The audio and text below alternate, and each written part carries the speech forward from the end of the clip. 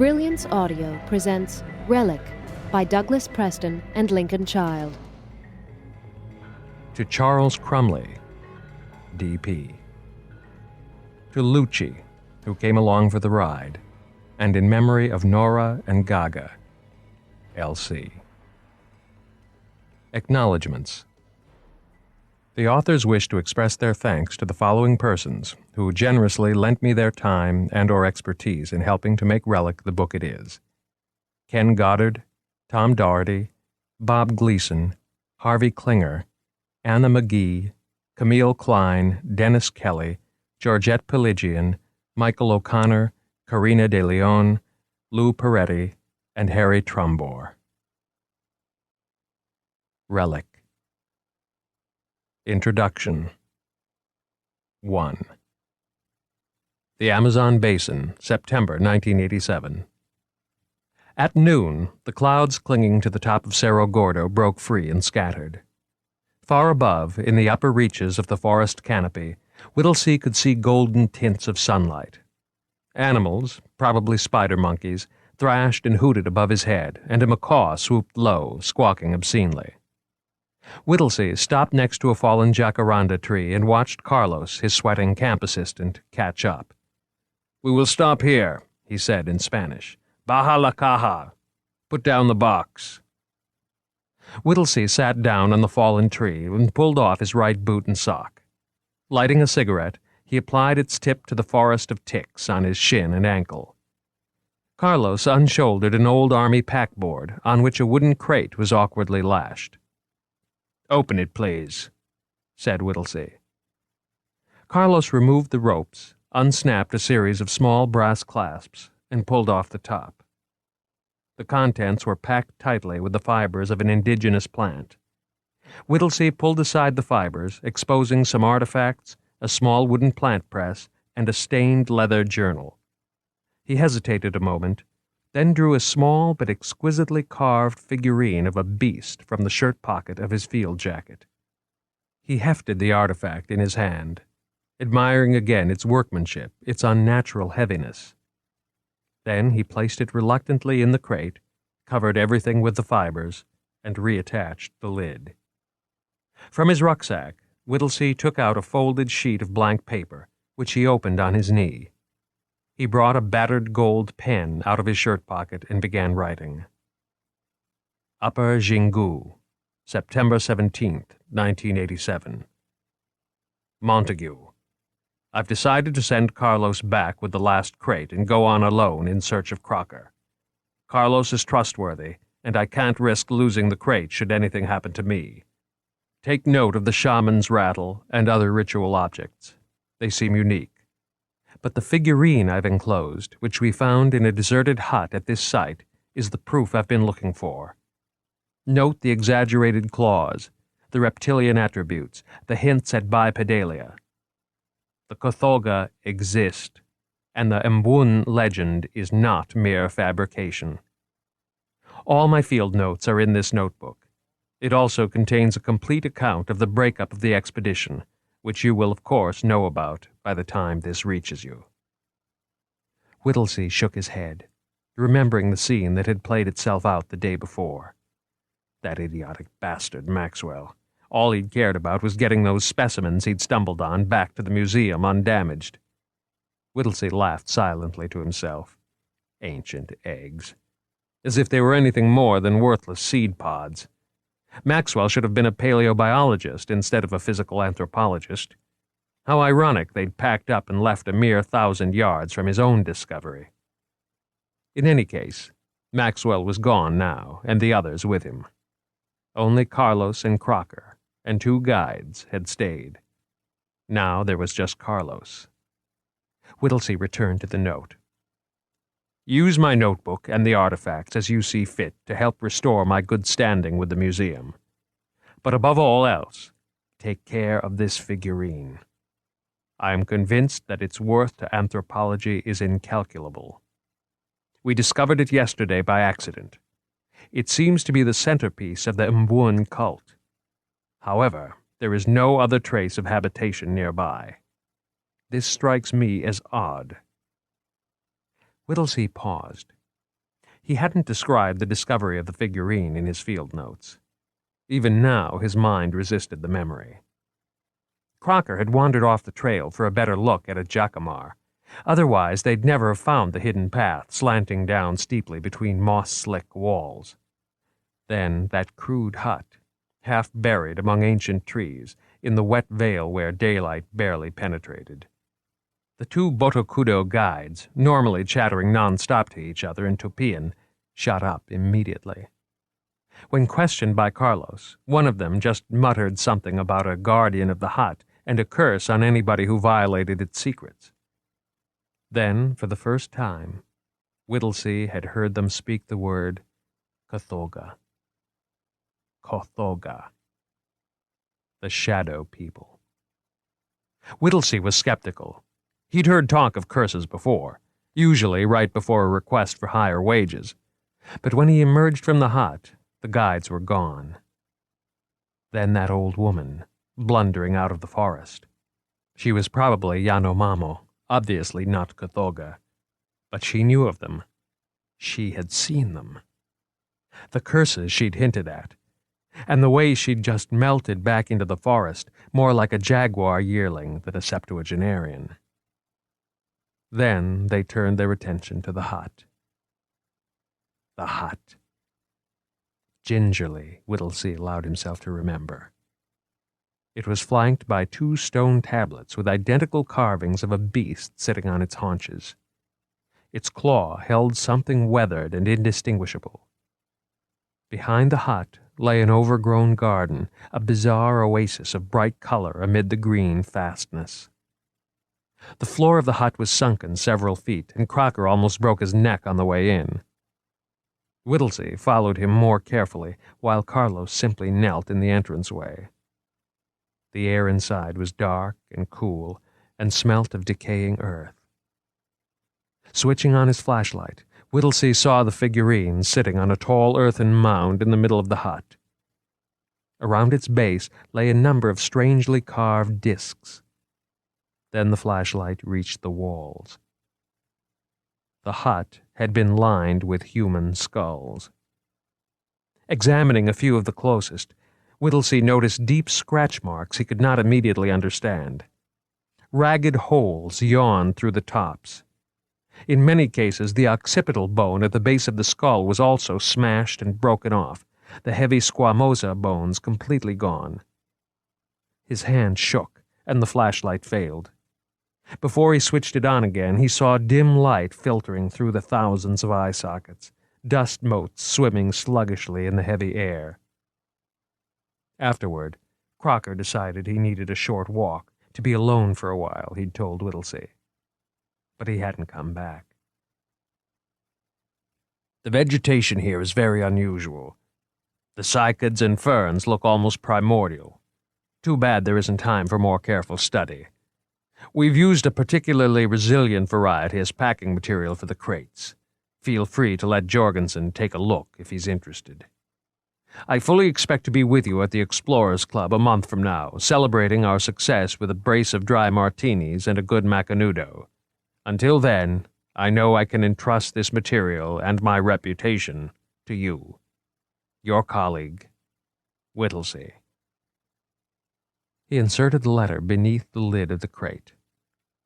Carlos, he said, I want you to take this crate back to Porto del Mos and wait for me there. If I'm not back in 2 weeks, talk to Colonel Soto. Tell him to ship it back with the rest of the crates by air to the museum, as agreed. He will draw your wages. Carlos looked at him. I do not understand, he said. You will stay here alone? Whittlesey smiled, lit a second cigarette, and resumed killing ticks. Someone has to bring the crate out. You should be able to catch up with Maxwell before the river. I want a couple of days to search for Crocker. Carlos slapped his knee. Es loco! I can't leave you alone. Si te dejo atrás, te morirías. You will die here in the forest, senor, and your bones will be left to the howler monkeys. We must go back together. That is best. Whittlesey shook his head impatiently. Give me the mercurochrome and the quinine, and the dried beef from your pack, he said, pulling the filthy sock back on and lacing his boot. Carlos started unpacking, still protesting. Whittlesey ignored him, absently scratching insect bites on the back of his neck and staring up toward Cerro Gordo. "They will wonder, senor. They will think I left you. It will be very bad for me," Carlos said rapidly, placing the items in Whittlesey's pack. "The Kaburi flies will eat you alive," he continued, moving over to the crate and lashing it shut. "You will catch malaria again and die this time. I will stay with you." Whittlesey stared at the shock of snow-white hair plastered to Carlos's sweaty forehead. That hair had been pure black yesterday, before Carlos looked into the hut. Carlos met his gaze for a moment, then lowered his eyes. Whittlesey stood up. "Adios," he said, and disappeared into the bush. By late afternoon, Whittlesey noticed that the thick, low clouds had returned to shroud Cerro Gordo. For the last several miles, he had been following an ancient trail of unknown origin, barely a narrow alley in the brush. The trail cleverly worked its way through the blackwater swamps surrounding the base of the Tepui, the soggy, jungle-clotted plateau that lay ahead. The trail had the logic of a human trail, Whittlesey thought. It moved with obvious purpose. Animal tracks often wandered, and it was heading for a steep ravine in the shoulder of the approaching Tepui. Crocker must have come this way. He stopped to consider, unconsciously fingering the talisman, a gold arrow overlaid by another of silver, that had hung around his neck since childhood. Besides the hut, they'd seen no sign of human habitation for the last several days except the long-deserted root-gatherer village. Only the Kothoga could have created this path. As he approached the plateau, he could see a few braids of water cascading down its steep flanks. He would camp at the bottom tonight and make the 1,000-meter ascent in the morning. It would be steep, muddy, and possibly dangerous. If he met the Kothoga, well, he would be trapped. But he had no reason to think the Kothoga tribe was savage. After all, it was this other creature, Mboon, to which local myth cycles ascribed all the killing and savagery. Strange. An unknown creature, supposedly controlled by a tribe nobody had seen. Could Mboon actually exist? He wondered. Conceivably, a small remnant could be alive in this vast rainforest. The area was virtually unexplored by biologists. Not for the first time, he wished that Crocker hadn't taken his own Mannlicher 30-06 when he'd left camp. But first, Whittlesey realized he had to locate Crocker. Then he could search for the Kothoga, prove they hadn't died out centuries before.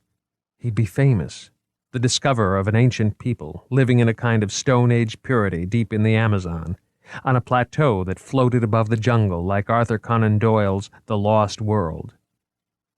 There was no reason to fear the Kothoga, except that hut. Suddenly, a sharp, sickly smell assailed his nostrils, and he stopped. There was no mistaking it. A dead animal, and a big one. He took a dozen steps as the smell intensified. His heart quickened with anticipation. Perhaps the Kothoga had butchered an animal nearby. There might be artifacts left at the site, tools, weapons, perhaps even something ceremonial in nature. He crept forward. The sweet, nauseating reek grew stronger. He could see sunlight in a patch of canopy high above his head, the sure sign of a nearby clearing. He stopped and tightened his pack, not wanting to be hampered in case he had to move fast. The narrow trail, walled in by bush, leveled off and took a sudden turn into the head of the small clearing. There, on the opposite side, was the carcass of the animal. The base of the tree it lay against had been ritually carved with a spiral, and a bundle of bright green parrot feathers lay on top of the gaping, greasy brown rib cage. But as he walked closer, he saw that the carcass was wearing a khaki shirt. A cloud of fat flies roared and swarmed about the open rib cage. Whittlesey noticed that a severed left arm was lashed to the tree trunk with a fibrous rope, the palm sliced open. A number of spent cartridge casings lay around the body. Then he saw the head. It lay face up under the corpse's armpit, the back of the skull torn away, the cloudy eyes staring upward, the cheeks bulging. Whittlesey had found Crocker. Instinctively, Whittlesey began stumbling backward. He saw how rows of claws had flayed the body with obscene, inhuman strength. The corpse looked stiff. Perhaps, if God was merciful, the Cathoga had already departed. Assuming it was the Cathoga. Then he noticed that the rainforest, normally overflowing with the sounds of life, was silent. With a start, he turned to face the jungle. Something was moving in the towering brush at the edge of the clearing, and two slitted eyes, the color of liquid fire, took shape between the leaves. With a sob and a curse, he drew his sleeve across his face and looked again. The eyes had vanished. There was no time to lose. He had to get back down the trail, away from this place. His path back into the forest lay directly ahead. He'd have to make a run for it. Just then he saw something on the ground he hadn't noticed before, and he heard movement, ponderous yet horrifyingly stealthy, through the brush in front of him. 2. Balem, Brazil, July 1988.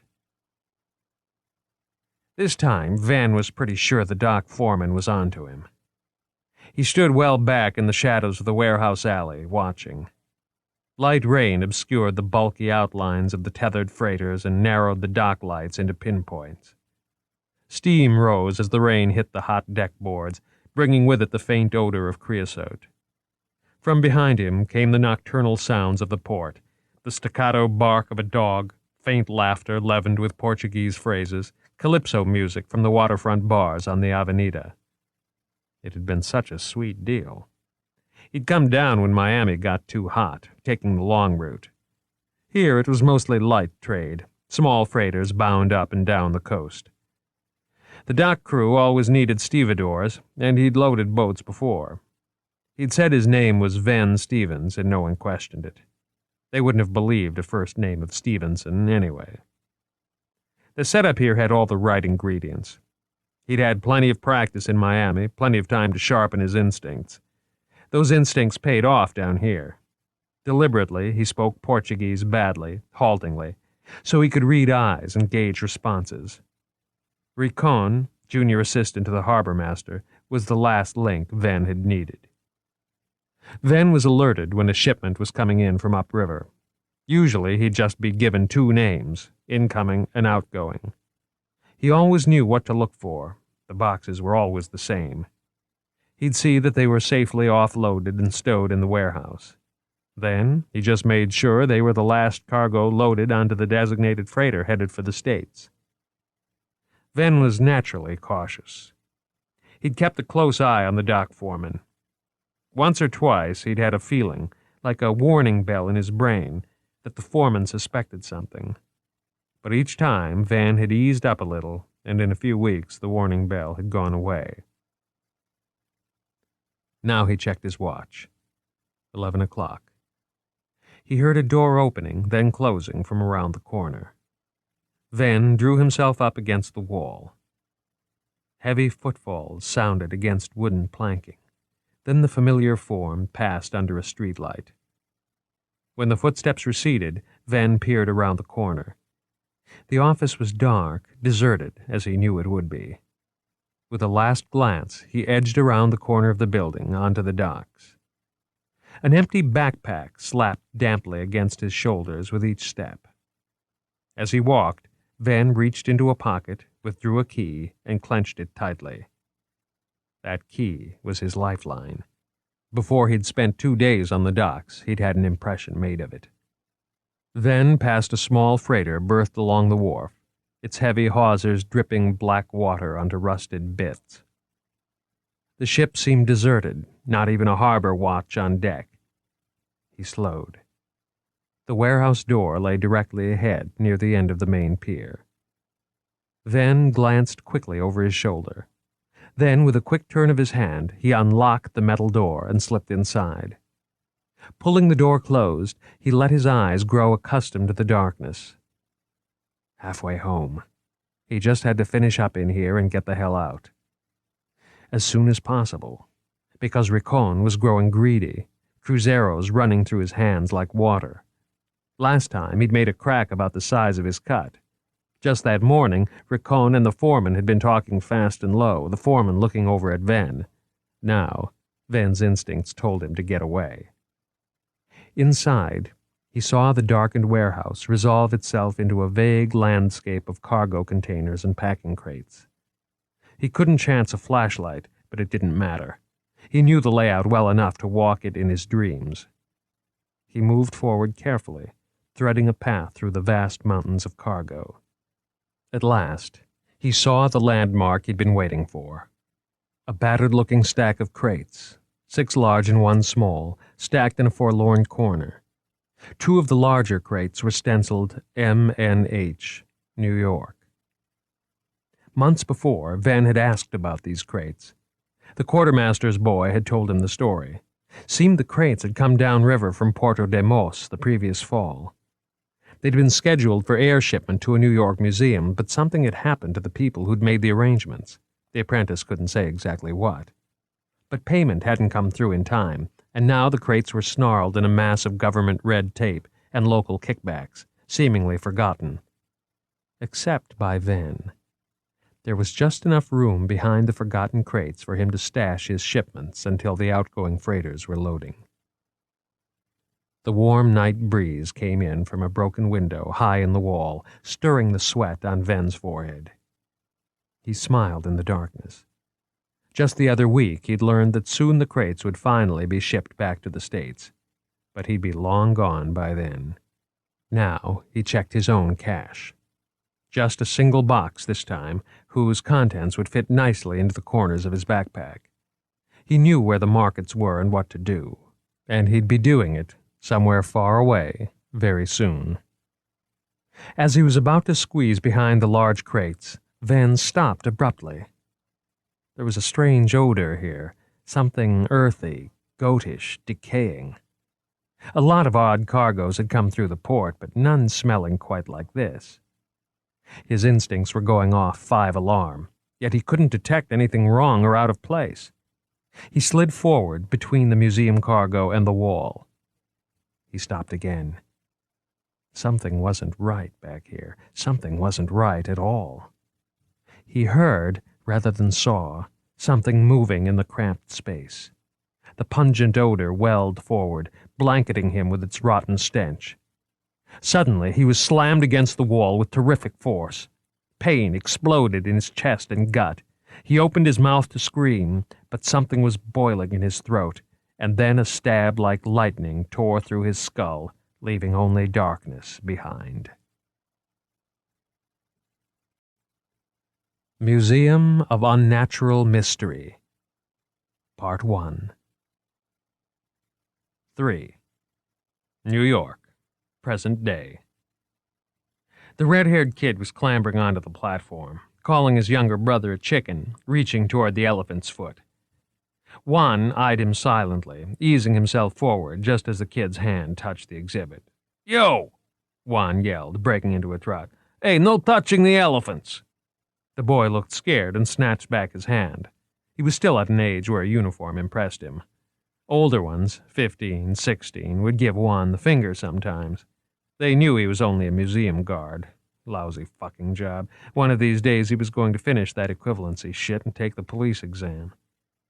He watched suspiciously as Red Hair and Little Brother walked around the cases in the darkened hall, looking at the stuffed lions.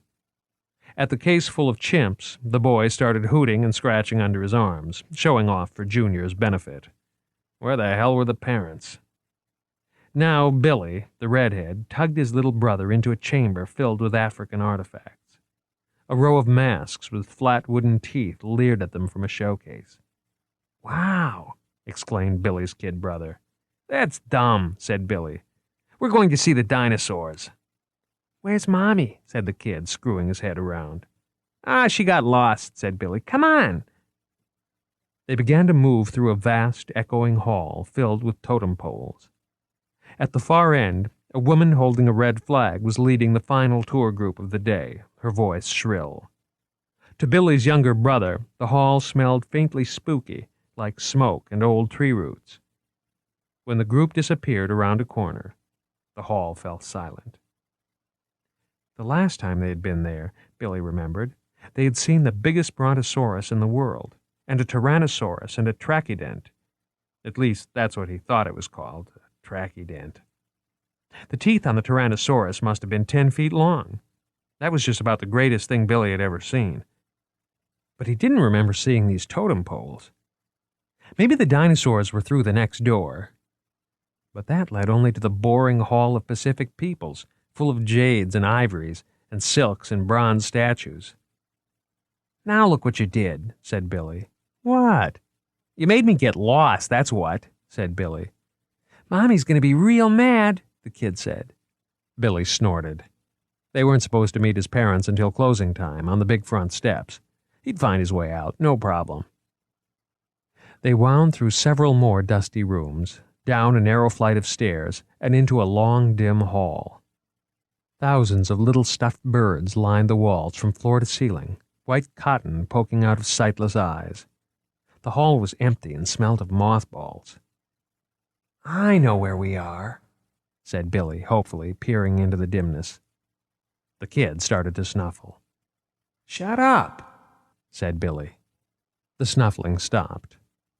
The hall took a sharp dogleg, ending in a darkened cul-de-sac full of dust and empty display cases. There were no visible exits except back through the long hall of dead birds.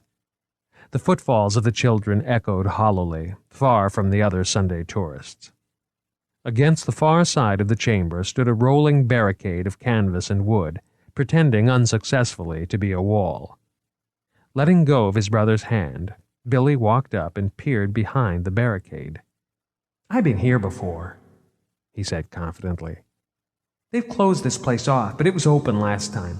I bet we're right below the dinosaurs. Let me see if there's a way up." "You're not supposed to go back there," the kid brother warned.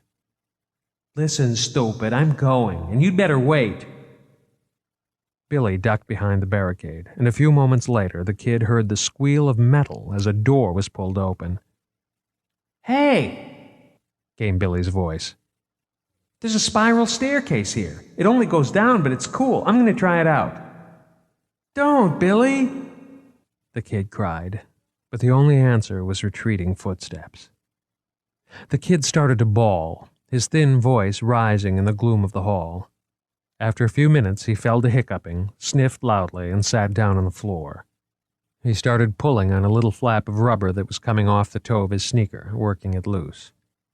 Suddenly he looked up. The hall was silent and airless. The lights in the cases threw black shadows on the floor. A forced air ducked, thumped, and began to rumble somewhere. Billy was gone for real now. The kid started to cry again, louder this time.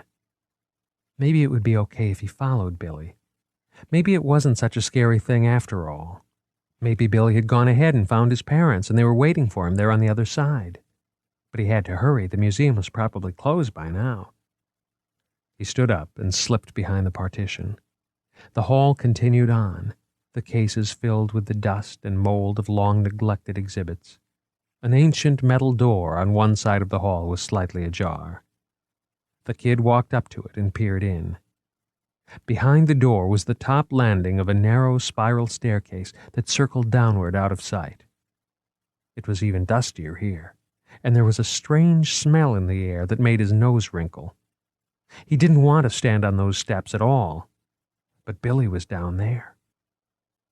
"Billy! Billy, come up! Please!" In the cavernous gloom, his echoes were the only answer. The child sniffled, then gripped the railing and began walking slowly down into darkness. 4. Monday. As Margo Green rounded the corner of West 72nd Street, the early morning sun struck her square in the face.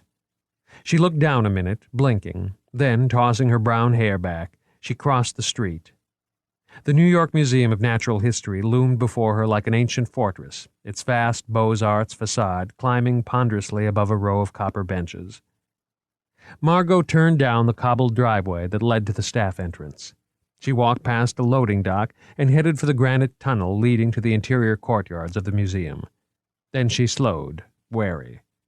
Flickering stripes of red light were painting the mouth of the tunnel in front of her. At the far end, she could see ambulances, police cars, and an emergency services vehicle all parked at random. Margot entered the tunnel and walked toward a glass pillbox.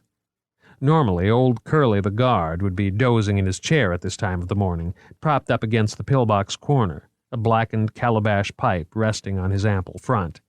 But today he was awake and standing. He slid the door open. "Morning, Doctor," he said. He called everyone doctor, from graduate students to the museum director, whether they owned that title or not. "What's up?" Margot asked. "Don't know," Curly said. "They just got here 2 minutes ago, but I guess I better see your ID this time." Margot rummaged in her carryall, wondering if she even had her ID. It had been months since someone had asked to see it. "I'm not sure I've got it with me," she said, annoyed that she hadn't cleaned her bag of last winter's detritus. Her carryall had recently won messiest bag in the museum status from her friends in the anthro department. The pillbox telephone rang and Curly reached for it. Margot found her ID and held it up to the window, but Curly ignored her, his eyes wide as he listened to the receiver. He put it down without saying a word, his whole body rigidly at attention. "Well?" Margot asked. "What's happened?"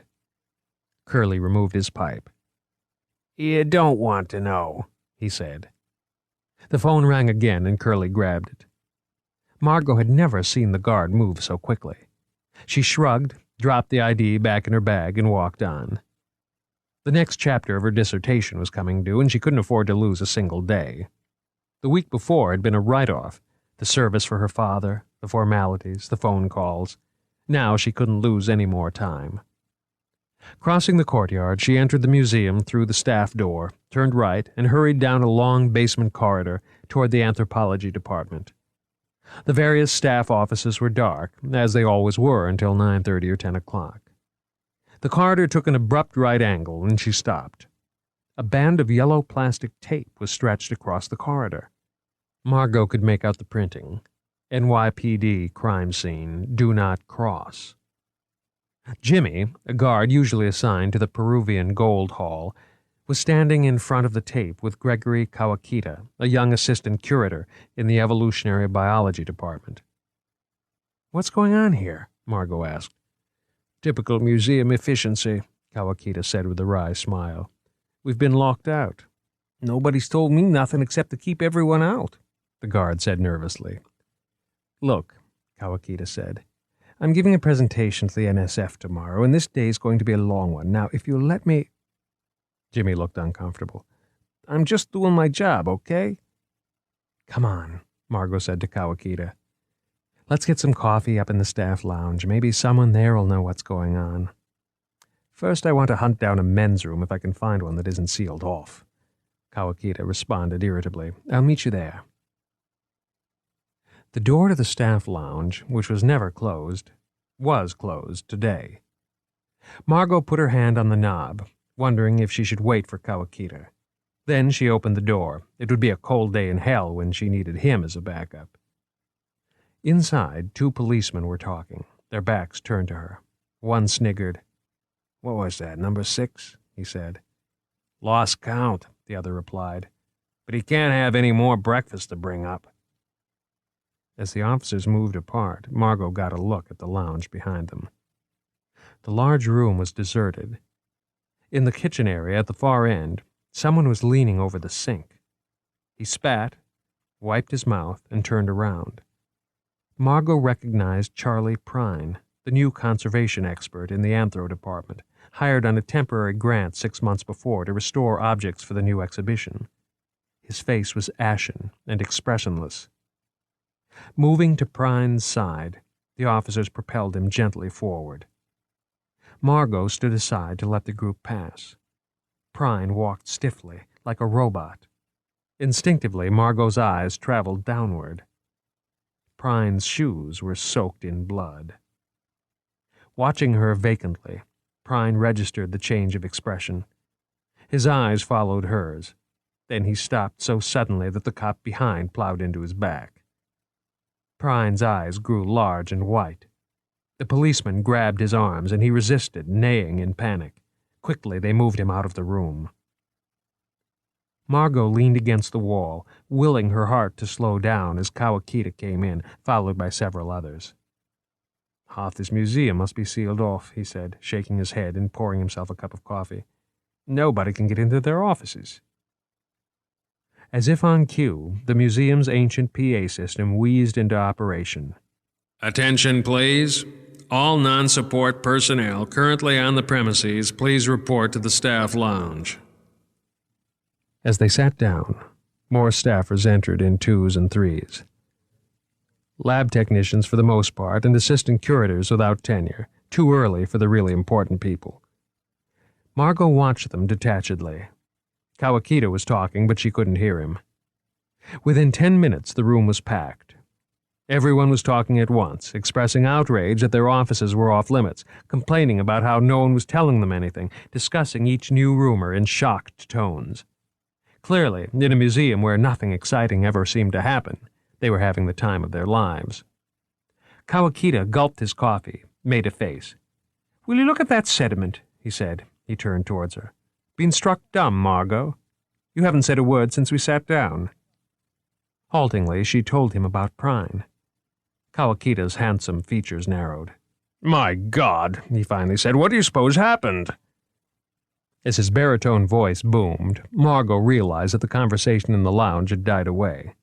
A heavy-set, balding man in a brown suit was standing in the doorway, a police radio shoved into one pocket of his ill-fitting jacket, an unlit cigar protruding from his mouth. Now he strode through, followed by 2 uniformed policemen. He centered himself at the front of the room, hiked up his pants, removed his cigar, picked a piece of tobacco off his tongue, and cleared his throat. "May I have your attention, please?" he said. "A situation has arisen that's going to require you to bear with us for a while." Suddenly, a voice rang out accusingly from the back of the room. "Excuse me, Mr.—" Margot craned her neck over the crowd. "Freed," Kawakita whispered. Margot had heard of Frank Freed, a testy ichthyology curator. The man in brown turned to look at Freed. "Lieutenant D'Agosta," he rapped out, "New York City Police Department." It was a reply that would have shut most people up. Freed, an emaciated man with long gray hair, was undaunted. "Perhaps," he said sarcastically, "we may be informed of what exactly is going on around here. I think we have a right—" "I'd like to brief you on what happened," D'Agosta resumed. "But at this point, all we can say is that a body has been found on the premises under circumstances we are currently investigating. If—" At the explosion of talk, D'Agosta wearily held up his hand.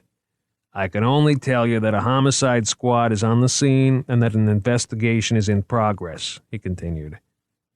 "Effective immediately, the museum is closed. For the time being, no one may enter and no one may leave. We expect this to be a very temporary condition." He paused. "If a homicide has occurred, there is a possibility that the killer is still inside the museum. We would merely ask you to remain here an hour or 2 while a sweep is conducted. A police officer will be around to take your names and titles."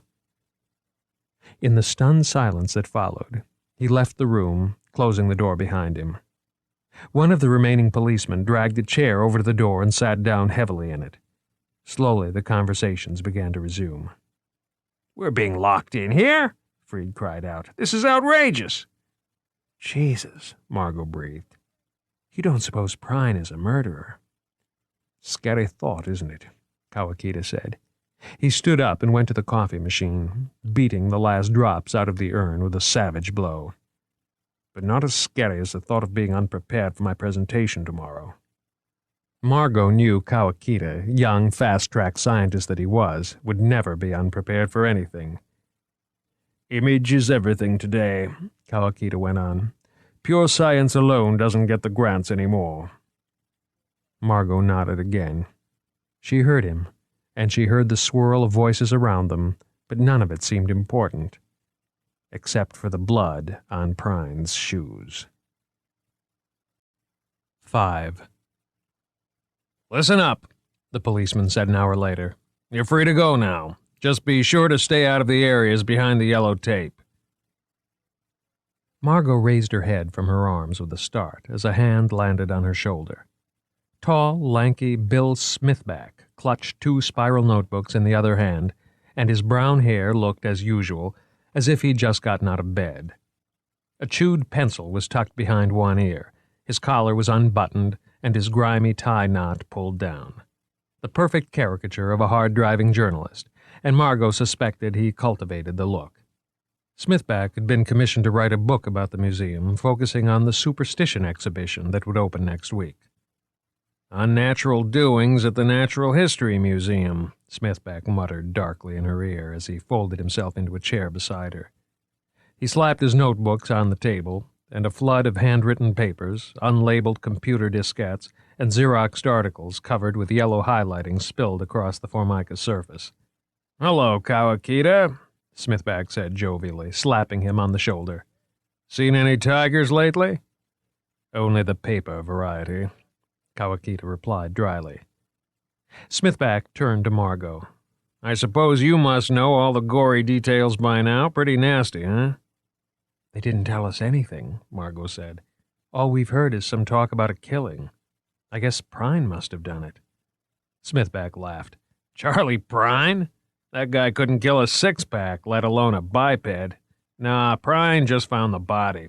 Or should I say, them." "Them? What are you talking about?" Smithback sighed. "You really don't know anything, do you? I was hoping you'd heard something sitting in here for hours." He sprang up and went over to the coffee urn. He tipped and rattled and cursed it and came back empty-handed. "They found the director's wife stuffed in a glass case in the primate hall," he said after settling himself in the chair again. "Been there 20 years before anyone noticed." Margot groaned. "Let's hear the real story, Smithback," she said. All right, he sighed. "Around 7:30 this morning, the bodies of 2 young boys were found dead in the old building basement." Margot pressed a hand to her mouth. "How did you learn all this?" Kawakita demanded. "While you 2 were cooling your heels in here, the rest of the world was stuck outside on 72nd Street, Smithback went on. "They'd shut the gates on us. The press was out there, too. Quite a few, in fact. The upshot is, Wright's going to give a press conference in the Great Rotunda at 10 to quell the rumors. All that zoo talk. We've got 10 minutes. "Zoo talk?" Margot pressed. "It's a zoo around here. Oh, God, what a mess." Smithback was savoring not telling what he knew. "Seems the murders were pretty savage. And you know the press. They've always assumed you've got all sorts of animals locked up in here." "I think you're actually enjoying this," Kawakita smiled. "A story like this would add a whole new dimension to my book," Smithback went on. "The Shocking True Account of the Grizzly Museum Killings by William Smithback, Jr., Wild Voracious Beasts Roaming Deserted Corridors. It could be a bestseller." "This isn't funny," Margot snapped. She was thinking that Prine's laboratory wasn't far from her own office in the old building basement. I know, Smithback said good-humoredly. "It is terrible. The poor kids.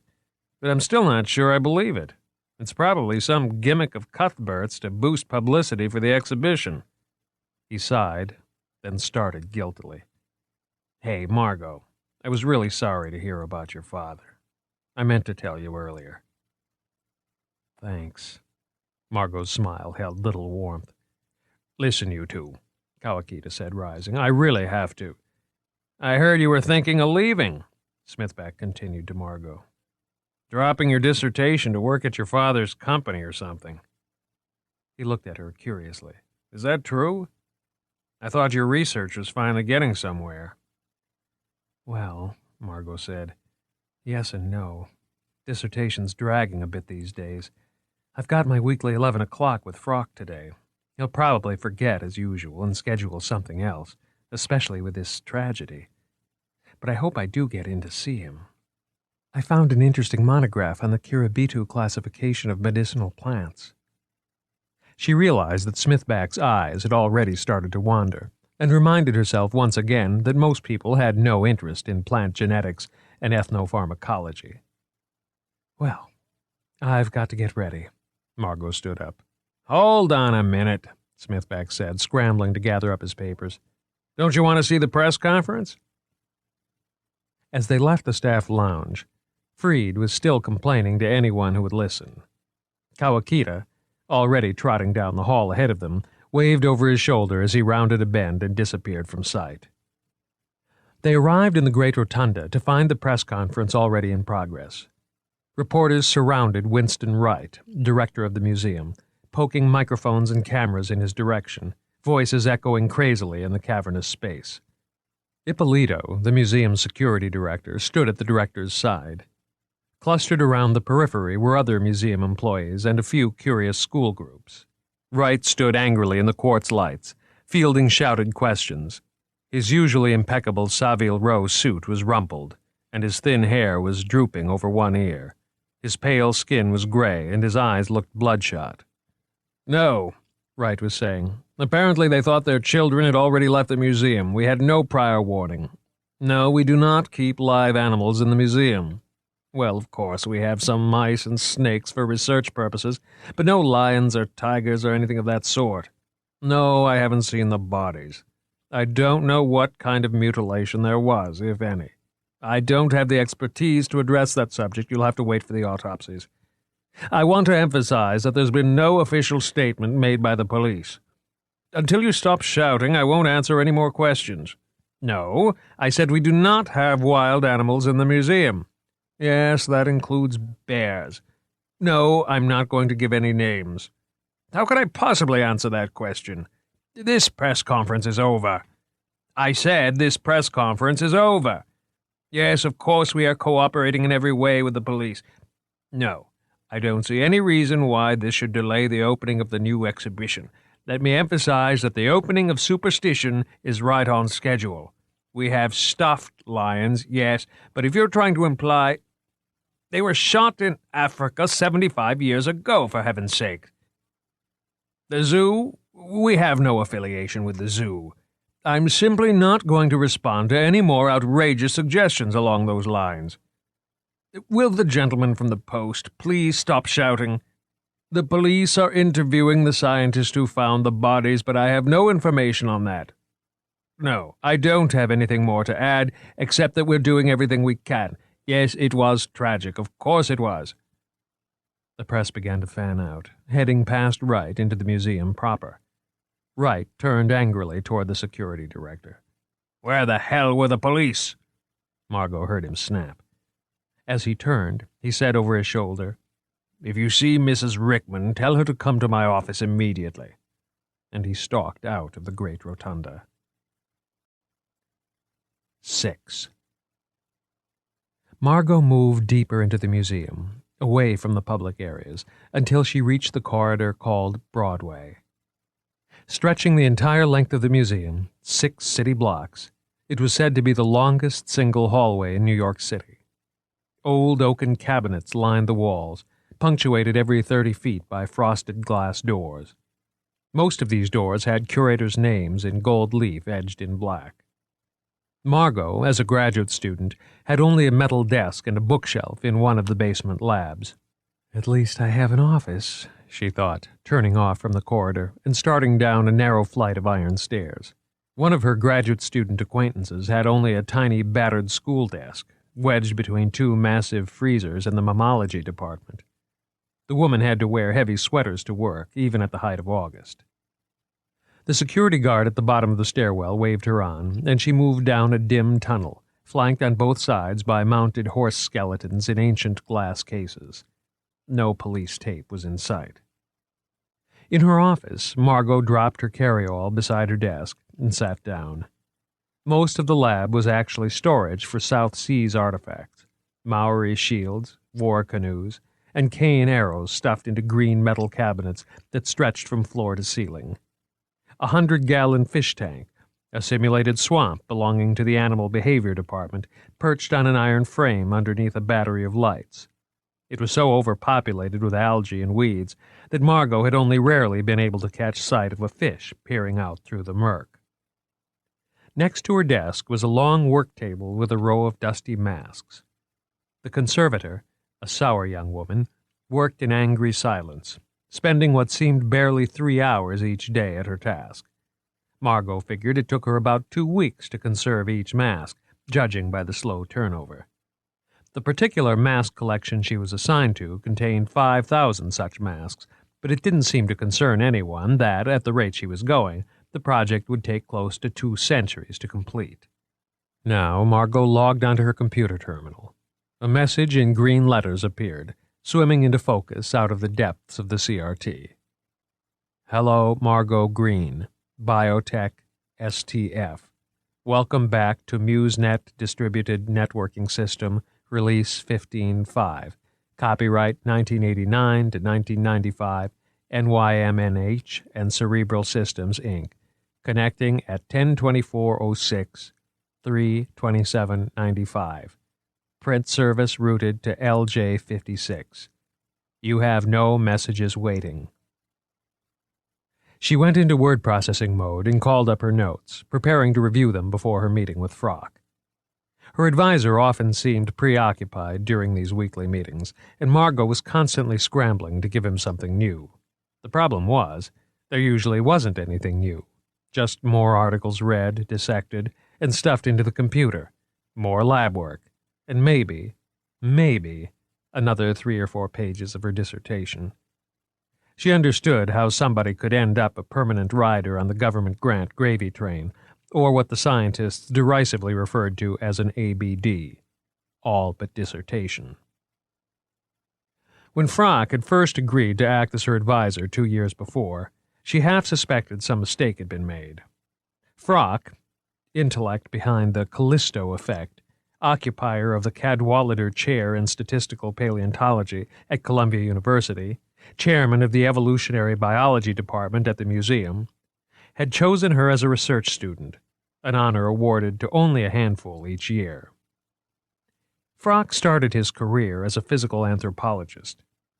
Confined to a wheelchair by childhood polio, he had nonetheless done pioneering fieldwork that was still the basis of many textbooks.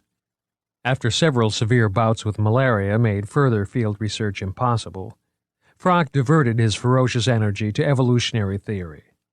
In the mid-1980s, he had started a firestorm of controversy with a radical new proposal. Combining chaos theory and Darwinian evolution, Frock's hypothesis disputed the commonly held belief that life evolved gradually. Instead, he postulated that evolution was sometimes much less gradual. He held that short-lived aberrations, monster species, were sometimes an offshoot of evolution. Frock argued that evolution wasn't always caused by random selection, that the environment itself could cause sudden, grotesque changes in a species. Although Frock's theory was backed by a brilliant series of articles and papers, much of the scientific world remained dubious. If bizarre forms of life exist, they asked, where are they hiding? Frock replied that his theory predicted rapid demise of genera as well as rapid development. The more the experts called Frock misguided, even crazy, the more the popular press embraced his idea. The theory became known as the Callisto effect, after the Greek myth in which a young woman is suddenly transformed into a wild creature. Although Frock deplored the widespread misconceptions of his work, he shrewdly used his celebrity to further his academic efforts. Like many brilliant curators, Frock was consumed by his research. Sometimes, Margot suspected, everything else, including her work, bored him. Across the room, the conservator got up and, without a word, left for lunch, a sure sign that it was approaching 11 o'clock. Margot scribbled a few sentences on a sheet of paper, cleared the screen, and scooped up her notebook. She had some new data about Kiribito plant classification that might intrigue Frock. Frock's office was in the southwest tower, at the end of an elegant Edwardian fifth-floor corridor, an oasis far from the labs and computer workstations that characterized much of the behind-the-scene museum.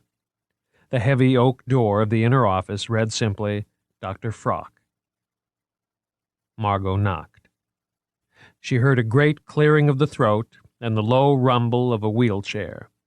The door opened slowly, and the familiar ruddy-complexioned face appeared, bushy eyebrows knitted in surprise.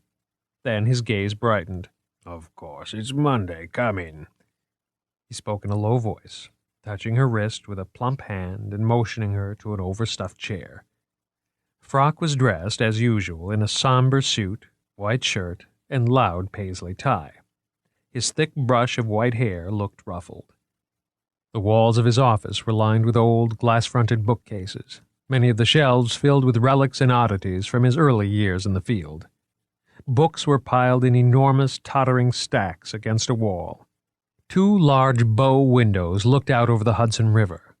Upholstered Victorian chairs sat on the faded Persian carpet, and on Frock's desk lay several copies of his latest book, Fractal Evolution. Next to the books, Margot recognized a large chunk of gray sandstone. Embedded in its flat surface was a deep depression, oddly smudged and elongated along one end, with 3 large indentations at the other. According to Frock, this was a fossil footprint of a creature unknown to science, the single piece of physical evidence to support his theory of aberrant evolution. Other scientists differed. Many didn't believe it was a fossil at all, calling it Frock's folly. Most of them had never seen it. "Clear away that stuff and sit down," Frock said, wheeling back to his favorite spot under one of the bow windows. "Sherry? No, of course you never do. Silly of me to forget." On the indicated chair lay several back issues of Nature and the typescript of an unfinished article titled Phyletic Transformation and the Tertiary Fern Spike. Margot moved them to a nearby table and sat down, wondering if Dr. Frock would mention something about the deaths of the 2 little boys. He looked at her for a moment, motionless. Then he blinked and sighed. "Well, Miss Green," he said, "shall we begin?" Disappointed, Margot flipped open her notebook. She skimmed her notes for a moment, then began explaining her analysis of Kirabitu plant classification and how it related to her next dissertation chapter. As she spoke, Frock's head gradually dropped to his chest, and his eyes closed. A stranger might think him asleep, but Margot knew Frock was listening with intense concentration. When she finished, he roused himself slowly. "Classification of medicinal plants by use rather than appearance," he murmured at last. "Interesting. That article reminds me of an experience I had among the Key tribe of Bechuanaland." Margot waited patiently for the reminiscence that was sure to follow. "The Key, as you know," Frock always assumed his listener was as familiar with the subject as he was, "at one time used the bark of a certain bush as a headache remedy. Charrière studied them in 1869 and noted their use of this bush in his field journals. When I showed up 3/4 of a century later, they had stopped using the remedy. They believed instead that headaches were caused by sorcery." He shifted in his wheelchair. "The accepted remedy was now for the kinfolk of the headache victim to identify the sorcerer, and naturally go off and murder him. Of course, the kin of the dead sorcerer were then required to avenge this death, so they often went right back and killed the person with the headache. You can imagine what eventually happened." "What?" Margot asked, assuming Frock was about to explain how all of this fit into her dissertation. "Why," Frock said, spreading his hands, "it was a medical miracle. People stopped getting headaches." His generous shirt front shook with laughter. Margot laughed, too. For the first time that day, she realized. "Oh, well, so much for primitive medicine," Frock said a little wistfully. "Back then, field work was still fun." He paused for a minute. "There will be a whole section on the Key tribe in the new Superstition exhibition, you know," he went on. "Of course, it will be terribly played up for mass consumption. They brought in some young fellow fresh from Harvard to curate the show. Knows more about computers and mass marketing than pure science, I'm told." Frock shifted again in his wheelchair. "In any case, Miss Green, I think what you've described will make a fine addition to your work. I suggest you obtain some samples of the Kiribitu plants from the herbarium and proceed from there." Margot was gathering her papers when Frock suddenly spoke again. "Bad business this morning." Margot nodded. Frock remained silent for a moment. "I fear for the museum," he said finally. Surprised, Margot said, "They were brothers. It's a tragedy for the family, but things will die down soon. They always do." "I think not," Frock said. "I've heard something about the condition of the bodies. The force used was of a non-normal nature." "Surely you don't think it was a wild animal?" Margot asked. Perhaps Frock was as crazy as everyone said. Frock smiled. "My dear, I make no assumptions. I will await further evidence. For the moment, I simply hope this unpleasantness will not influence your decision on whether to remain with the museum. Oh, yes, I've heard about it, and I was very sorry to get the news of your father's death. But you've displayed 3 gifts that are indispensable to a first-class researcher: a sense of what to look for, a sense of where to look for it, and the zeal to see your theories through." He moved the wheelchair closer to her. "Academic zeal is just as important as zeal in the field, Miss Green. Always remember that. Your technical training, your lab work has been excellent. It would be a shame if our profession were to lose someone of your talents." Margot felt a mix of gratitude and resentment. "Thank you, Dr. Frock," she replied. "I appreciate the kind words, and your concern." The scientist waved his hand, and Margot said goodbye. But at the door she heard Frock speak again. "Miss Green?" he asked. "Yes?" "Please, be watchful." 7. Outside, she nearly collided with Smithback. He leaned toward her, winking roguishly. "How about lunch?" "No," Margot said, "too busy." Twice in one day, she wasn't sure she could stand such a full dose of Smithback. "Come on," he urged. "I've got some more grisly details about the murders." "It figures." She quickened her pace down the hall, irritated that her curiosity was aroused. Smithback grabbed her arm. "I hear they're serving a delicious aged and oven-dried lasagna in the cafeteria." He steered her toward the elevator. The lunchroom was filled with the usual crowd of curators, beefy guards talking loudly, and assorted technicians and preparators in white lab coats. One curator was passing specimens around to a table of fellow scientists who were murmuring in admiration and interest. Margot took a closer look. The specimens were pickled parasitic worms, coiled in jars of cloudy formaldehyde. They sat down, and Margot tried to saw through the crust of her lasagna. "Just as I promised," Smithback said, picking up a piece in his hand and biting off a corner with a crunch. "Been on the steam table since 9 o'clock this morning, at least." He chewed noisily. "Well, the police finally made it official. There were 2 murders here last night. Brilliant to have figured it out. And you remember all those questions the reporters asked about wild animals? Well, there's also a chance they were mauled to death by a wild animal." "Not while I'm eating," Margot said. "That's right, literally shredded by the sound of it." Margot looked up. "Please." "I kid you not," Smithback continued. "And the heat is on to get this thing solved, particularly with the big exhibition coming up. I hear the cops have even enlisted a special coroner, someone who reads gaping claw wounds like Helen Keller reads Braille." "Damn it, Smithback," Margot said and dropped her fork. "I'm sick of this, your cavalier attitude and your gory particulars while I'm having lunch. Can't I eat first and hear about this stuff later?" "As I was saying," Smithback continued, ignoring the outburst, "she's supposedly an expert on big cats. Dr. Matilda Zevich. Some name, huh? Sounds fat." Despite her annoyance, Margot suppressed a smile. Smithback might be a jerk, but at least he was a funny jerk. She shoved her tray away. "Where'd you hear all this?" she asked. Smithback grinned. "I have my sources." He shoveled another piece of lasagna into his mouth. "Actually, I ran into a friend who writes for the news. Somebody got the story from a contact in the NYPD. It's going to be all over the afternoon papers. Can you imagine Wright's face when he sees that? Oh, God." Smithback cackled for a moment before filling his mouth again. He'd finished his own and was starting on Margot's. For a thin guy, he ate like a beast.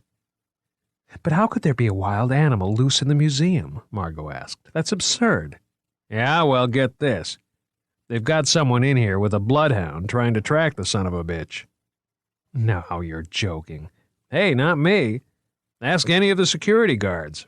There's 1,000,000 square feet in this joint where a big cat or something could be roaming, including 5 miles of forced air ducts big enough for a man to crawl around in. And under the museum is a warren of abandoned tunnels. They're taking it seriously." "Tunnels?" "Yep.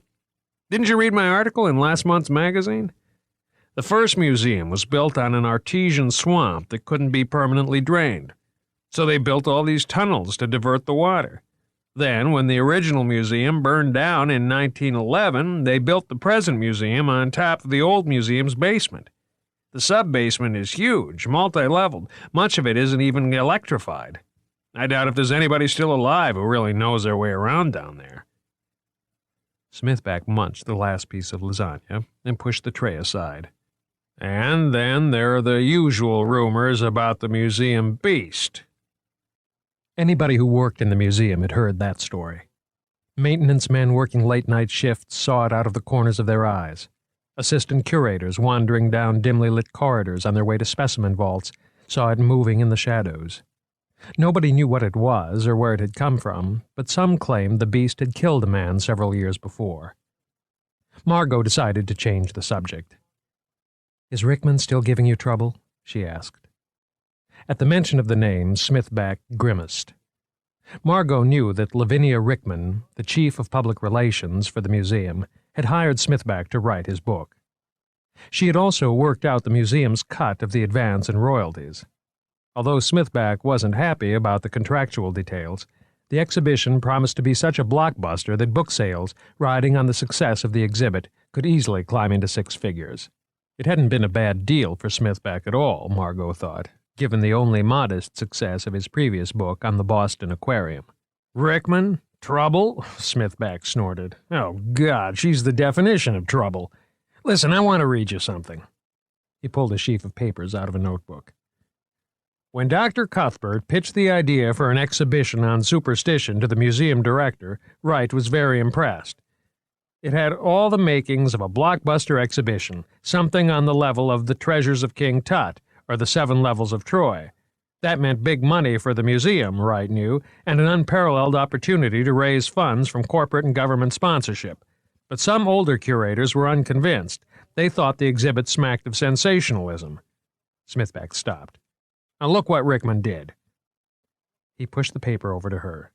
A big line sliced across the paragraph, and a marginal note in fat red marker read, "Out." Margot giggled. "What's so funny?" Smithback demanded. "She's butchering my manuscript. Look at this." He jabbed his finger at another page. Margot shook her head. "What Rickman wants is a snow job for the museum. You two won't ever see eye to eye."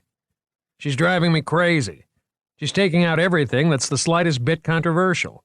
She wants me to spend all my time talking to that nerd who's curating the exhibition.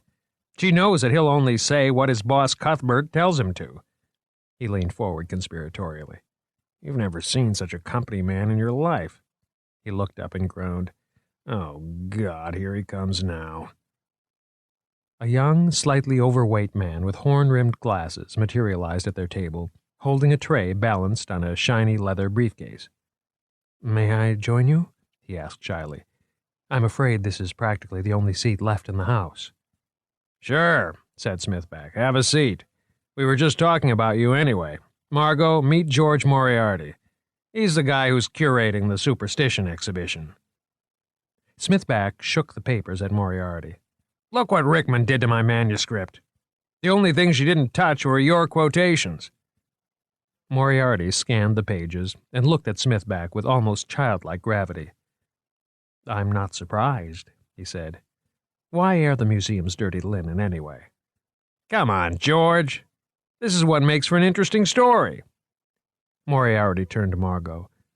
You're the graduate student working on primitive pharmacology, aren't you? He asked. That's right, she said, flattered. How did you know? I'm interested in the subject. He smiled and looked at her briefly. The exhibition has several cases devoted to pharmacology and medicine. I wanted to talk to you about one of them, actually. Sure. What did you have in mind? She looked at Moriarty more closely. He was about as average a museum character as she could imagine. Average height, a little pudgy, hair an average brown. His rumpled tweed jacket sported the heather tones that were regulation museum issue. The only things unusual about him were his large wristwatch, shaped like a sundial, and his eyes, an unusually clear hazel, shining with intelligence from behind his horn rims. Smithback sat forward, shifted irritably in his chair, and stared at the two. Well, he said, I'd like to stay on and witness this charming scene, but I'm interviewing someone in the bug room on Wednesday, and I need to finish my current chapter. George, don't sign any movie contracts for that exhibition of yours without talking to me first. He stood up with a snort and made for the door, threading a complex path between tables as he went. 8. Jonathan Ham peered down the basement corridor through a thick pair of glasses that badly needed cleaning. Leather leashes were wrapped around his black-gloved hands, and 2 hounds sat obediently at his feet. His assistant tracker stood beside him. Next to the assistant was Lieutenant D'Agosta, holding soiled, heavily creased blueprints, his 2 deputies leaning against the wall behind him. Police-issue pump-action Remington 12-gauges hung off their shoulders. D'Agosta rustled through the blueprints. Can't the dog smell which way to go? He asked irritably. Ham let out a long breath. Hounds. They're hounds, and they're not on a scent. They haven't been on a good scent since we began, or rather, they've been on too many scents. D'Agosta grunted, withdrew a sodden cigar from his jacket pocket, and began to raise it toward his mouth. Ham caught his eye. Oh, yeah, said D'Agosta. He pushed the cigar back into his pocket. Ham sniffed the air. It was damp, which was good. But that was the only good thing about this little picnic. First, there was the usual stupidity of the police. What kind of dogs are these? They'd asked. We wanted bloodhounds. These were hounds, he'd explained. A blue tick hound and a black and tan coonhound. Given the right conditions, these hounds could track a lost hiker after a 3-foot blizzard. But these, thought Ham, weren't exactly the right conditions. As usual, the crime scene had been fouled up. Chemicals, spray paint, chalk, 1,000 people tramping in and out. Besides, the area around the base of the staircase had been literally bathed in blood. Even now, 18 hours or so after the crime, the smell hung heavily in the air, agitating the hounds. They first tried to follow the scent from the crime scene itself. When that failed, Ham suggested they cut for scent, making a perimeter loop around the crime scene, hoping to pick up the trail as it exited. The hounds had never been trained to work indoors. Naturally, they were confused. But it wasn't his fault. The police wouldn't even tell him if they were looking for a human or an animal. Perhaps they didn't know themselves. Let's go this way, said D'Agosta. Ham passed the leashes to his assistant, who started walking ahead, the hounds nosing the ground. Next, the hounds had bayed up a storage room full of mastodon bones, and the paradichlorobenzene preservative that poured out when they opened the door had caused a half-hour delay while the hounds recovered their sense of smell. And that was just the first of a series of storage rooms full of animal pelts, gorillas in formaldehyde, a freezer full of dead zoo specimens, a whole vault full of human skeletons. They came to an archway with an open metal door leading onto a descending stone stairway. The walls were covered with a crust of lime and the stairway was dark. That must be the dungeon, one of the policemen said with a guffaw. This goes to the sub-basement, D'Agosta said, consulting the blueprints. He motioned to one of the officers, who handed him a long flashlight. The shallow stairs ended in a tunnel made of herringbone brickwork, its arched ceiling barely the height of a man. The tracker moved forward with the dogs, D'Agosta and Ham behind. The 2 policemen came last. There's water on the floor, said Ham. So what? D'Augusta said. "If there's been any water flowing through here, there won't be any scent." "I was told to expect puddles of water down here. It only floods when it rains, and it hasn't rained." "Oh, that's reassuring." They reached a place where 4 tunnels came together, and D'Augusta halted to consult the blueprints. "Somehow I thought you'd need to look at that." "Oh, yeah? Well, I've got a surprise for you. These blueprints don't cover the sub-basement." When one of the dogs whined and began furiously sniffing, Ham came suddenly to attention. "This way, quick!" The dogs whined again. "They've got something. It's a clear scent, it must be. Look at their hackles rise. Keep the light up here, I can't see a blessed thing." The dogs were straining, pulling forward, noses up and sniffing the air ahead. You see? It's an air scent.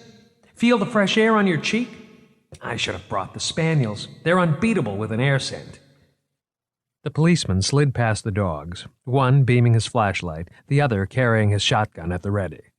Ahead, the tunnel forked again, and the dogs lunged to the right, breaking into a trot. "Hold it, Mr. Ham. There might be a killer out there."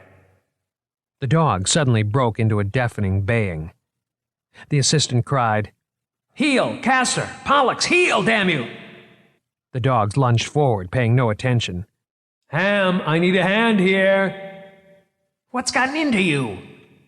cried Ham, wading into the frantic dogs, trying to grab their collars. "Castor, heel!" "Shut them up!" "He's loose!" cried the assistant as one of the dogs bolted into the darkness. They rushed after the retreating sound of the dog. "You smell it?" Ham said, stopping short. "Christ Jesus, you smell it?" A pungent, goatish odor suddenly enveloped them. The other dog was frantic with excitement, leaping and twisting, and suddenly breaking free. "Pollux! Pollux!" "Wait! Forget the fucking dogs for a second. Let's proceed with a little order here. You two, get in front again. Safety's off." The 2 men pumped their shotguns. In the echoing darkness ahead of them, the barking faltered, then stopped. There was a moment of silence. Then a terrible, unearthly shriek, like the screeching of tires, leapt from the inky tunnel. The 2 police officers looked at each other. The sound ended as suddenly as it began. "Castor! Oh my God, he's been hurt!" "Get back, Ham, goddammit!" At that moment, a shape suddenly hurtled at them from the darkness, and there were 2 stunning blasts from the shotguns, 2 flashes of light accompanied by deafening roars. The rumble echoed and died in the tunnel, and there was an intense silence. "You fucking idiot, you just shot my hound." Pollux lay 5 feet from them, blood pouring freely from his ruined head. "He was coming right at me," began one of the officers. "Jesus Christ! Stow that shit. There's still something out there." They found the other dog 100 yards down the tunnel. He was torn nearly in half, guts strung out in crazy patterns. "Jesus, will you look at that?" Ham said nothing. Just beyond the body, the tunnel branched. The group stopped, and D'Augusta continued to stare at the dog. "Without the dogs, there's no way of knowing which way it went. Let's get the hell out of here and let forensics deal with this mess." Ham said nothing. 9. Moriarty, suddenly alone with Margot in the cafeteria, seemed even more uncomfortable. "So?" Margot prompted after a brief silence. "Actually, I really did want to talk to you about your work." He paused. "You did?" Margot was unused to anyone showing interest in her project. "Well, indirectly. The primitive medicine cases for the exhibition are complete, except one. We've got this terrific collection of shamanistic plants and artifacts from the Cameroons we want to display in the last case, but they're badly documented. If you'd be willing to take a look?" "I'd love to," Margot said. "Great! When?" "Why not now? I've got some time." They left the staff cafeteria and moved down a long basement hall lined with rumbling steam pipes and padlocked doors. One of the doors bore the label Dinosaur Storeroom 4, Upper Jurassic. Most of the museum's dinosaur bone and other fossil collections were stored here in the basement since, she had heard, the great weight of petrified bone would cause the upper floors to collapse. "The collection's in one of the sixth-floor vaults," Moriarty said apologetically as they entered a service elevator. "I hope I can find it again. You know what a warren of storage rooms they've got up there." "Have you heard anything more about Charlie Prine?" Margot asked quietly. Moriarty shook his head. "Not much. Apparently he's not a suspect, but I don't think we'll see him back here for quite a while. Dr. Cuthbert told me before lunch that he was severely traumatized." He shook his head. "What an awful thing." On the 5th floor, Margot followed Moriarty along a wide passageway and up a flight of metal stairs. The narrow, labyrinthine catwalks that made up this section of the 6th floor had been built directly underneath the museum's long, pitched roofs. On either side were rows of low metal doors, behind which lay the hermetically sealed vaults of the perishable anthropology collections. In earlier times, a poisonous cyanic compound had periodically been pumped into the vaults to kill vermin and bacteria. Now, artifact preservation was handled with subtler methods. As the two threaded their way along the catwalks, they passed a number of objects stacked against the walls: a carved war canoe, several totems, a row of slitted log drums. Even with 1 million square feet of storage space, every square inch had been utilized, including stairwells, corridors, and the offices of junior curators.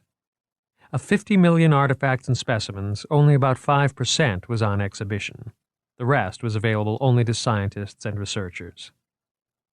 The New York Museum of Natural History consisted not of a single building, but several large buildings, connected over the years to form one sprawling, rambling structure. As Margot and Moriarty passed from one of the buildings into another, the ceiling ascended, and the catwalk became a branching corridor. A dim light filtered down from a row of dirty skylights, illuminating shelves filled with plaster casts of aboriginal faces. "God, this place is huge," said Margot, feeling a sudden cold thrust of fear, glad that she was 7 stories above the dark spaces where the little boys had met their deaths. "Largest in the world," Moriarty said, unlocking a door stenciled Central Africa D2. He switched on a naked 25-watt bulb. Peering in, Margot could see a tiny room stuffed with masks, shaman's rattles, painted and beaded skins, and a group of long sticks topped by grimacing heads. Along one wall was a row of wooden cabinets. Moriarty nodded toward them. "The plants are in there. This other stuff is the shaman paraphernalia. It's a great collection, but Eastman, the guy who assembled the Cameroon stuff, wasn't exactly the most careful anthropologist when it came to documentation." "This is incredible," said Margot. "I had no idea—" "Listen," Moriarty interrupted. "When we began researching this exhibition, you wouldn't believe the things we found. There are close to 100 anthropology vaults in this section alone, and I swear some of them haven't been opened in 40 years. Moriarty was suddenly more confident and animated. Margot decided that if he dumped the tweed jacket, shed a few pounds, and swapped the horn rims for contacts, he could almost be cute. But Moriarty was still talking. "Just last week, we found one of only a couple of existing examples of Yucca gear pictograph writing, right next door. As soon as I get time, I'll be writing a note for the JAA. Margot smiled. He was so excited he could have been talking about discovering an unknown Shakespeare play. She was sure that only a dozen readers of the Journal of American Anthropology would be interested, but Moriarty's enthusiasm was refreshing. "Anyway," Moriarty said, pushing his glasses up his nose, "I just need someone to help me make sense of this Cameroon stuff for the display case write-up." "What do you want me to do?" Margot asked, temporarily forgetting the next chapter of her dissertation. His enthusiasm was infectious. "That's easy," said Moriarty. "I've got the rough script for the case right here." He extracted a document from his briefcase. "See?" he said, running a finger down the covering sheet. "This sets out what, ideally, we want the case to say. We call it the storyline. All you have to do is flesh this out, plugging in a few of the artifacts and some of the plants." Margot scanned the document. It was starting to sound a little more time-consuming than she'd anticipated. "How long do you think this will take, by the way?" "Oh, 10 to 15 hours, max. I've got the accession listings and some descriptive notes right here, but we've got to hurry. The opening is just a few days away. Back came the memory of her next chapter. Now, wait a minute, she said. This is a big job, and I've got a dissertation to write. The dismay on Moriarty's face was almost comical. It hadn't even occurred to him that she might have other things to do. You mean you can't help? Maybe I can squeeze it in, she murmured. His face brightened. Great! Listen, while we're on the 6th floor, let me show you some of the other stuff up here. He led her to another vault and inserted a key. The door rasped open to a dazzling display of painted buffalo skulls, rattles, feather bundles, and even a row of what she recognized as raven skeletons tied up with rawhide. Jesus, Margot breathed. There's a whole religion in here, Moriarty said. Wait till you see what we're putting on display. This is just the stuff left behind. We've got one of the best Sundance shirts anywhere. And look at this. He pulled open a drawer. Original wax cylinder recordings of the Sundance cycle songs. Every one, recorded in 1901. We've put them on tape, and we're going to play them in the Sioux Room. What do you think? Great exhibition, huh? It certainly caused a fuss in the museum, Margot replied cautiously. Actually, there isn't as much controversy as people seem to make out, Moriarty said. There's no reason why science and entertainment can't meet as friends. Margot couldn't resist. I'll bet your boss, Cuthbert, put you up to that line. Well, he's always felt that exhibitions should be more accessible to the general public. People may attend this because they expect ghosts and goblins and a spooky show, and they'll get them. But they'll go away with more than you might expect. Besides, the show's going to generate a lot of cash for the museum. What's wrong with that? Nothing, Margot smiled. She'd leave the baiting to Smithback. But Moriarty wasn't finished. I know the word superstition has a bad connotation in some people's minds, he said. It smacks of exploitation, and it's true that some of the effects we're putting together for the show are, well, a bit sensational. But an exhibit called Aboriginal Religion just wouldn't sell, would it? He looked at her with mute appeal. I don't think anyone objects to the title, Margot said. I guess there are a few people who don't feel your ends are truly scientific. He shook his head. Just the crusty old curators and the crackpots, like Frock, for example. They chose the superstition exhibition over his proposal for one on evolution, so of course he doesn't have a good word to say about it. Margot's smile faded. Dr. Frock is a pretty brilliant anthropologist, she said. Frock? Dr. Cuthbert says he's gone off the deep end. The man's bloody daft, he says. Moriarty imitated Cuthbert's Scottish accent. The sound echoed unpleasantly down the dim corridors. I don't think Cuthbert is half the genius you feel he is, Margot said. Now, please, Margot, he's top-rate. Not compared to Dr. Frock, he isn't. What about the Callisto effect? Margot asked. That's some of the most cutting-edge work being done today. Does he have a single speck of proof to back up his speculations? Have you seen evidence of any unknown monstrous species roaming the earth? Moriarty shook his head again, sending his glasses plunging dangerously down his nose. Theoretical hype. I mean, theory has its place, but it has to be backed up with fieldwork. And that sidekick of his, Greg Kawakita, just encourages Frock with that extrapolation program he's developing. I suppose Kawakita's got his own reasons, but it's pretty sad, really, to see a great mind take such a bad detour. I mean, just look at Frock's new book, Fractal Evolution. Even the title sounds more like a kid's computer game than science. Margot listened with rising indignation. Perhaps Smithback had been right about Moriarty after all. Well, she said, considering my affiliations to Dr. Frock, I don't suppose you'd want me messing with your exhibit. I might add too much hype to the script. She turned and walked briskly out the door and down the corridor. Moriarty looked shocked. Too late, he remembered that Frock was her major advisor. He danced after her. Oh, no, I didn't mean, he stammered. Please, I was just, you know that Frock and Cuthbert don't get along. I guess I've picked up some of that. He looked so horrified that Margot felt her anger fade. I didn't know they had that much of a problem with each other, she said, allowing Moriarty to stop her. Oh, yes, from way back. You know that ever since Frock came forward with this Callisto effect, his star has been falling in the museum. Now he's a department head in name only, and Cuthbert pulls the strings. Of course, I've just heard one side of the story. I'm very sorry, really. You will do the case for me, right? On the condition, Margot countered, that you get me out of this maze. I've got to get back to work. Oh, sure, sorry, Moriarty said. The gaff had brought back all of his shyness, and as they began retracing their way to the 5th floor, he was silent. So, tell me more about your exhibition. Margot tried to put him at ease. I've heard a little about some fabulously rare artifacts that will be on display. I guess you must mean the Cathoga tribe material, Moriarty said. Only one expedition has ever found any traces of them.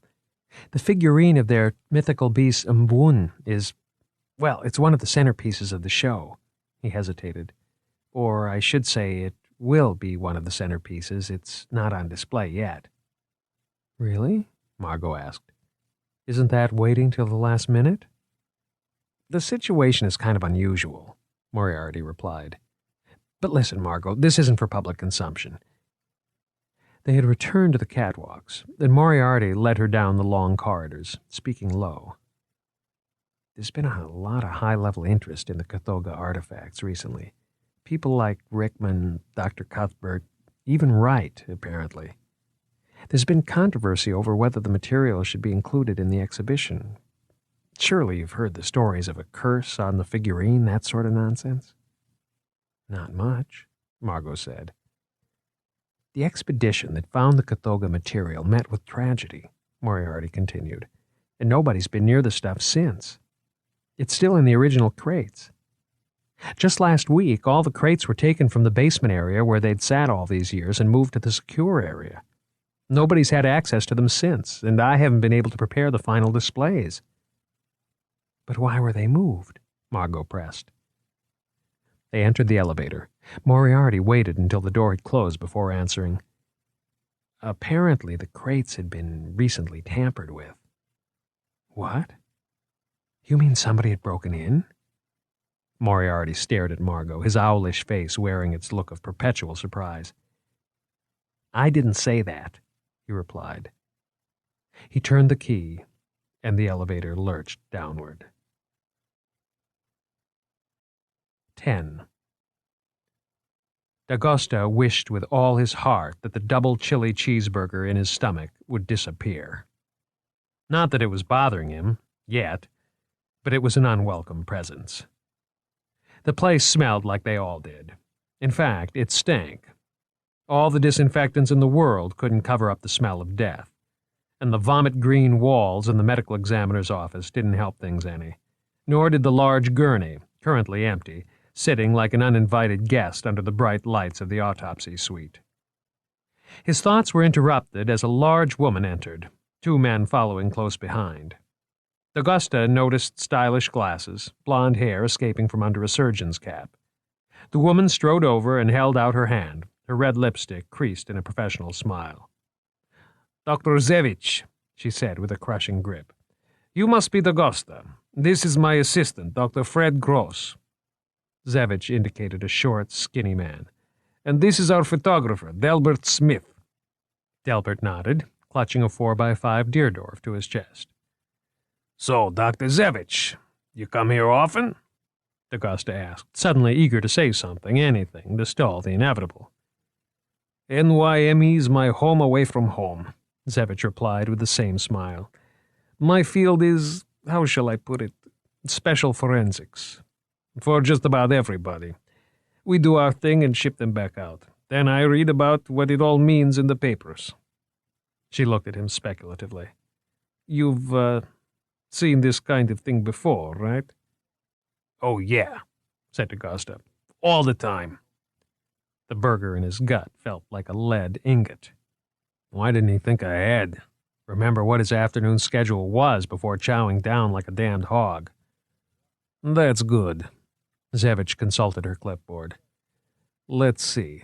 Parental consent? Good. Looks like everything's in order. Fred, start with 5B.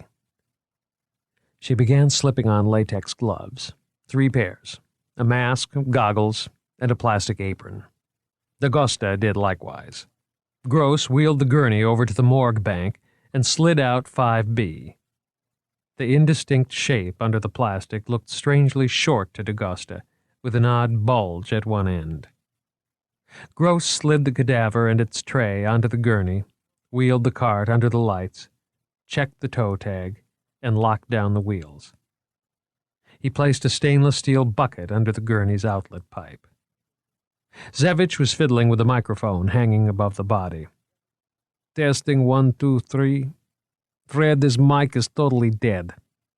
Fred bent over the reel-to-reel. "I can't understand it. Everything's turned on." D'Agosta cleared his throat.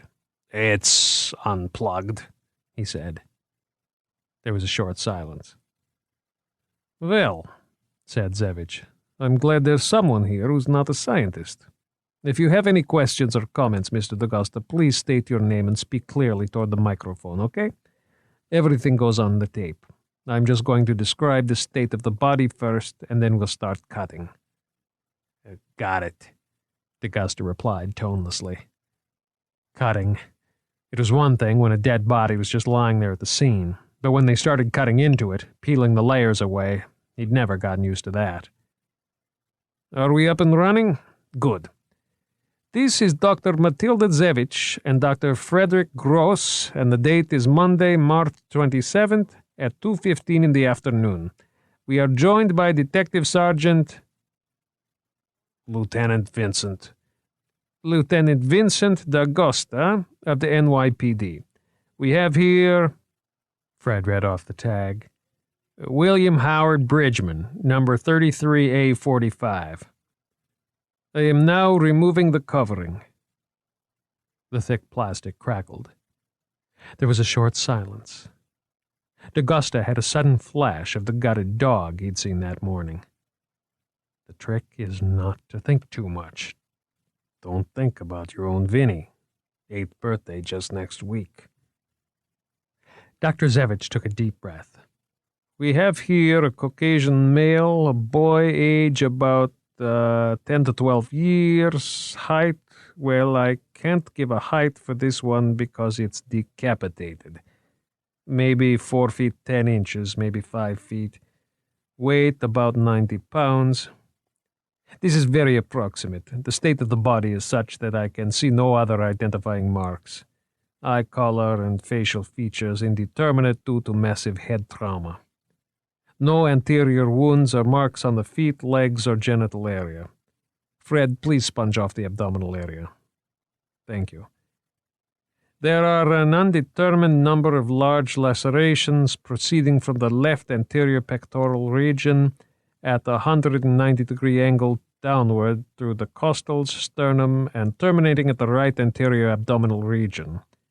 This is a massive wound, perhaps 2 feet long and a foot wide.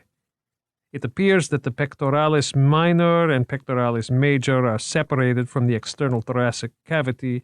The external and internal intercostals are separated, and the body is eviscerated to a great degree. The sternal process has been split and the rib cage exposed. Massive hemorrhaging in the aortal. It's hard to see before cleaning and exploration.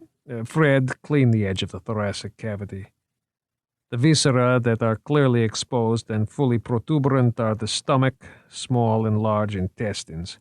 The retroperitoneal organs appear to be in situ.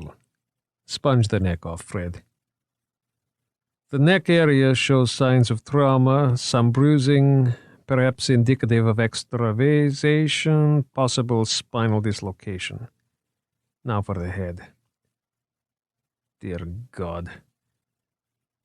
In the silence, Fred cleared his throat. The head is decapitated between the axial process and the atlas. The entire occipital portion of the calvarium and half the parietal process have been crushed, or rather seemingly punched through and removed by means unknown, leaving a hole perhaps 10 inches in diameter. The skull is empty. The entire brain appears to have fallen out or been extracted through this hole. The brain, or what is left of it, is in a pan here to the right of the head, but there is no indication of its original position vis-a-vis the body. It was found in pieces near the body, said DaGosta. Thank you, Lieutenant, but where's the rest of it? That's all there was. No, something's missing. You got full scene of crime series for this? Of course, said DaGosta, trying not to show his annoyance. The brain is severely traumatized. The cerebrum is... Fred, bring me a number 2 scalpel and transverse speculum. The brain appears to have been severed at the medulla oblongata. The pons ferolii is intact but separate. The cerebellum shows surface lacerations but is otherwise intact. There's little evidence of bleeding, indicating post-mortem trauma. There's the body of fornix attached. The cerebrum has been completely severed from the mesencephalon, and the mesencephalon has been bisected and... Look, Fred, there's no thalamoid region. And no pituitary. That's what's missing. What's that? Asked DaGosta. He willed himself to look more closely. The brain, sitting in a stainless steel pan, looked a hell of a lot more liquid than solid. He turned away. Baseball. Think about baseball. A pitch, the sound of a bat. The thalamus and the hypothalamus, the body's regulator. The body's regulator, repeated DaGosta. The hypothalamus regulates body temperature, blood pressure, heartbeat, and the metabolism of fats and carbohydrates. Also the sleep-wake cycle. We think it holds the centers of pleasure and pain. It's a very complicated organ, Lieutenant. She looked fixedly at him, anticipating a question. DaGosta mumbled dutifully, How does it do all that? Hormones. It secretes hundreds of regulatory hormones into the brain and bloodstream. Yeah, DaGosta replied. He stepped back, the baseball soaring deep into center field, the center fielder dropping back, glove raised. Fred, come over here and look at this, Zavich said sharply. Fred bent over the pan. It looks like... Well, I don't know. Come on, Fred, Zavich coaxed. Well, it looks almost like... Fred paused. Like a bite was taken out. Exactly. Photographer! Delbert rushed forward. Get this. Looks just like when one of my kids takes a bite out of a cake. DaGosta leaned forward, but he could see nothing special in the gray, bloody mess. It's semicircular, like a human's, but it appears larger, more ragged than you'd expect. We'll take sections. Let's test for the presence of salivase enzymes, Fred, just in case. Take this to the lab, tell them to flash freeze it and microsection here, here, and here. 5 sections each. Stain at least one with eosinophil. Strain one with salivase activating enzyme. Anything else you or they can think of. As Fred laughed, Zavich continued. I am now bisecting the cerebrum. The posterior lobe is bruised, consistent with removal from the cranium. Photograph. The surface shows 3 parallel lacerations or incisions, approximately 4 millimeters apart, about half an inch deep. I am parting the first incision. Photograph. Lieutenant, see how these lacerations start wide and then converge? What do you think? I don't know, DaGosta said, peering a little closer. It's just a dead brain, he thought. Long fingernails, maybe? Sharpened fingernails? I mean, do we have a homicidal psychopath on our hands? Fred returned from the lab, and they continued working on the brain for what seemed an eternity to DaGosta. Finally, Zavich told Fred to put it in the refrigerator. I will now examine the hands. She spoke into the microphone. She removed a plastic bag from the right hand and carefully resealed it. Then she lifted the hand, rotated it, examined the fingernails. There is foreign matter under the thumb, the index, and ring fingers. Fred, 3 well slides. He's just a kid, DaGosta said. You'd expect his fingernails to be dirty. Perhaps, Lieutenant, Zevich replied. She scraped the material into small depressions in the slides, one finger at a time. Fred, the stereo zoom, I want to look at this. Zevich placed the slide on the stage, peered down, and adjusted the instrument. Normal fingernail dirt under the thumb, from the looks of it. Same with the others. Fred, full analysis, just in case. There was nothing of interest on the left hand. I will now, Zevich continued, examine the longitudinal trauma to the anterior portion of the body. Dell, photographs here, here, and here, and whatever else you think will show the wound best. Close-ups of the areas of penetration. It looks like the killer has done our Y incision for us, wouldn't you say, Lieutenant? Yeah, D'Agosta said, swallowing hard. There were a series of rapid flashes. Forceps, Zevich continued. 3 ragged lacerations begin just above the left nipple in the greater pectoral, penetrating and eventually separating the muscle. I am opening and probing the first laceration at the point of entry. Clamp there, Fred. I am now probing the wound. There is unidentified foreign matter here. Fred, a glassine. It looks like clothing material, perhaps from the victim's shirt. Photograph. The flash popped, and then she held up a small piece of what looked like bloody lint, dropping it into the glassine envelope. She continued probing in silence for a few moments. There is another piece of foreign material deep in the muscle, about 4 centimeters directly below the right nipple. It is lodged on a rib. It appears to be hard. Photograph. Stick a flag in there, Fred. She extracted it and held it up. A bloody lump poised at the end of the long forceps. D'Agosta ventured forward. What is it? Rinse it off, maybe, and see. She glanced at him with a slight smile. Fred, bring me a beaker of sterile water. As she dipped the object in and stirred, the water turned brownish red. Keep the water. We'll see if there's anything else in it, she said, holding her find to the light. Jesus H. Christ, said D'Agosta. It's a claw. A fucking claw.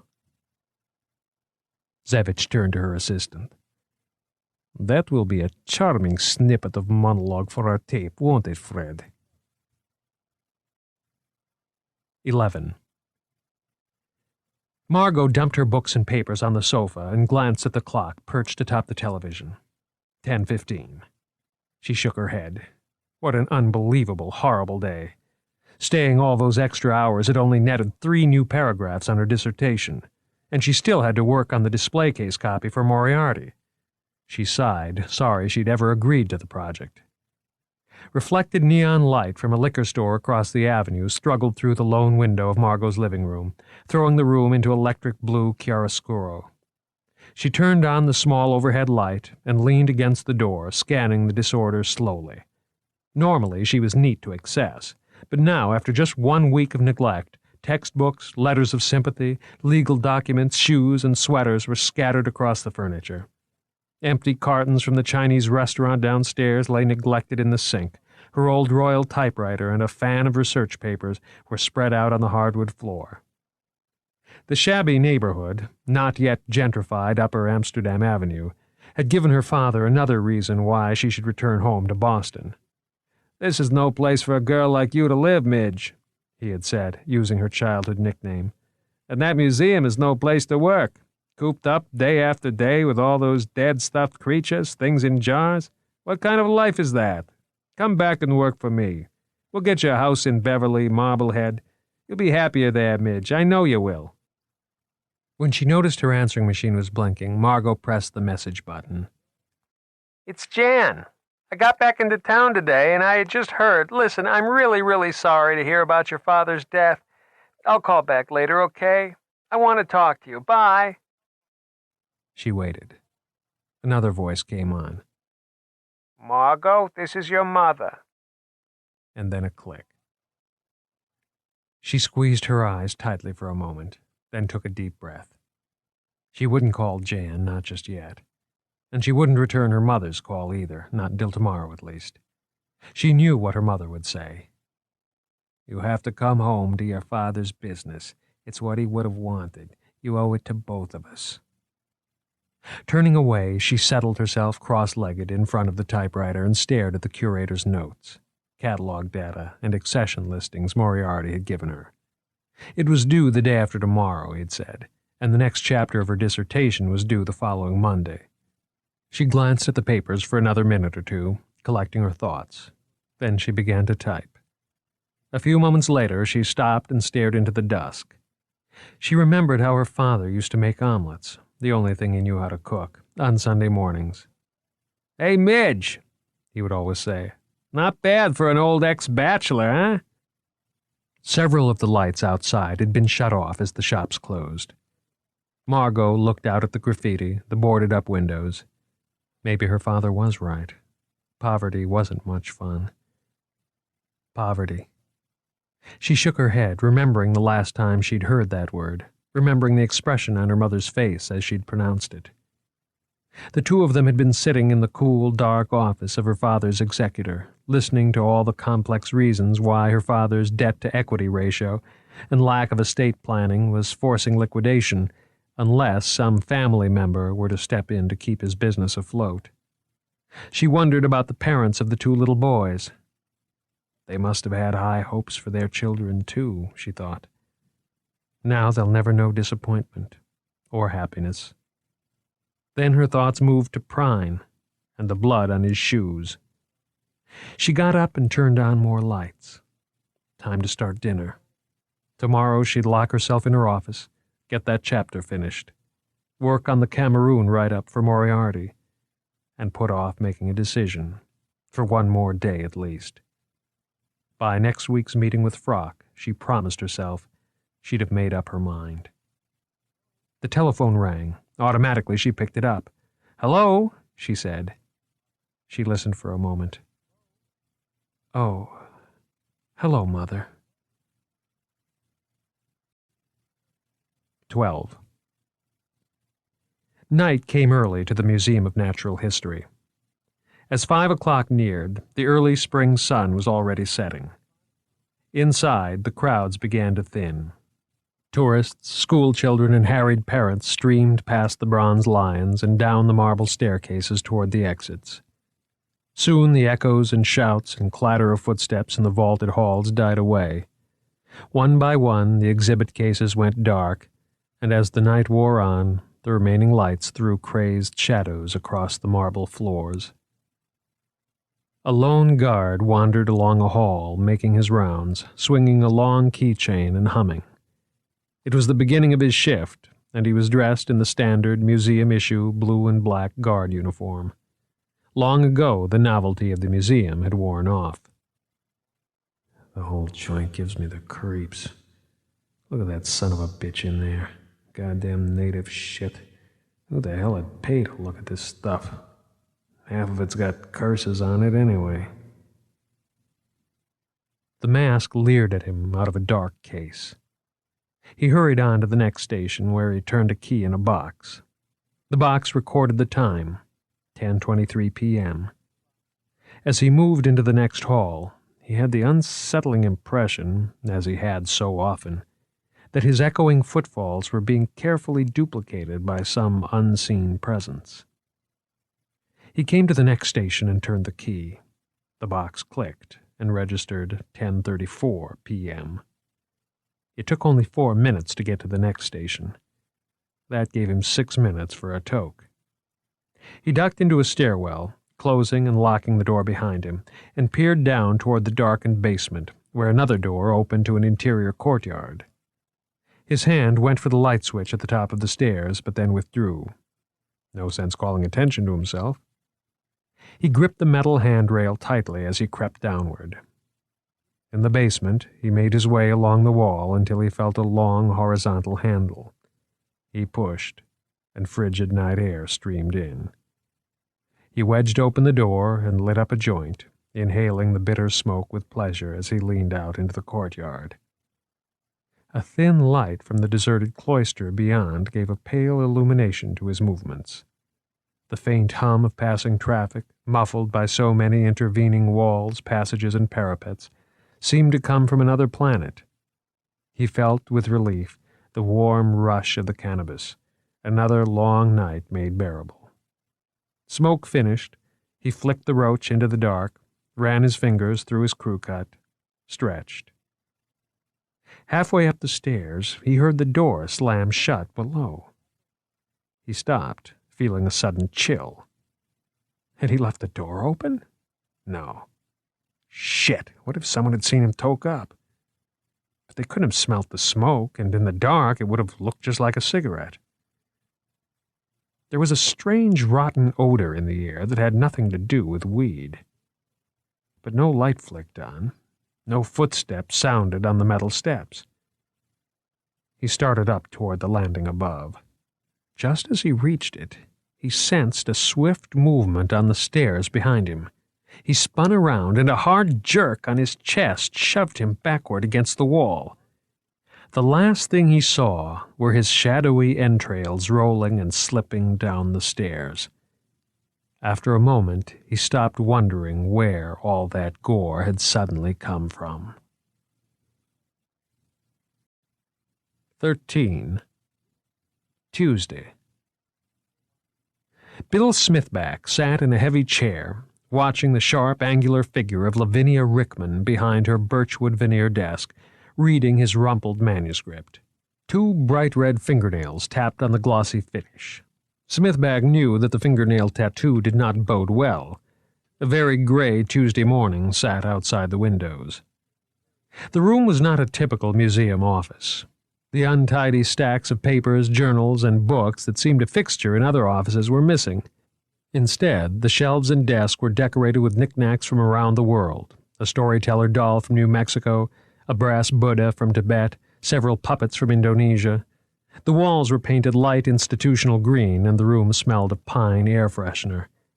Additional curios were arranged on both sides of her desk, as formal and symmetrical as shrubs in a French garden, an agate paperweight, a bone letter opener, a Japanese netsuke, and in the center of the motif hovered Rickman herself, bent primly over the manuscript.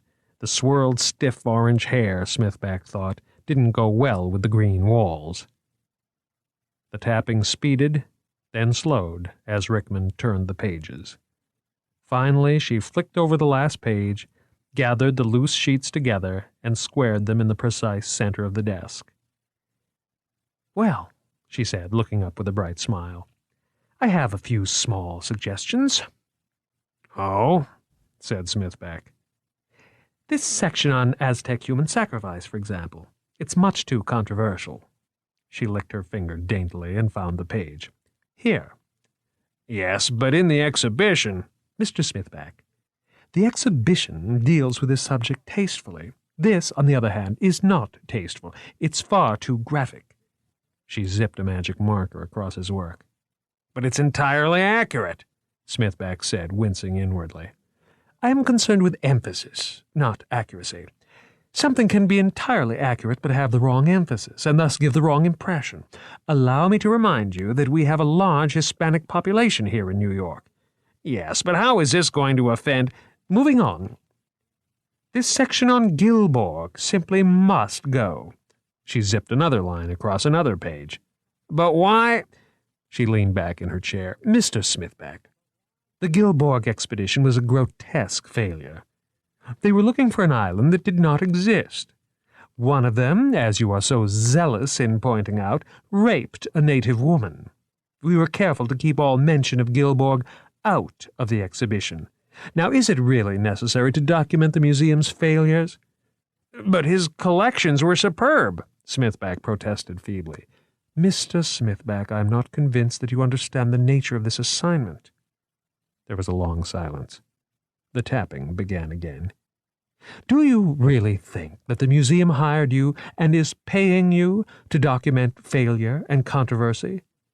"But failure and controversy are part of science, and who's going to read a book that—" There are many corporations that give money to the museum, corporations that might very well be disturbed by some of this," Mrs. Rickman interrupted.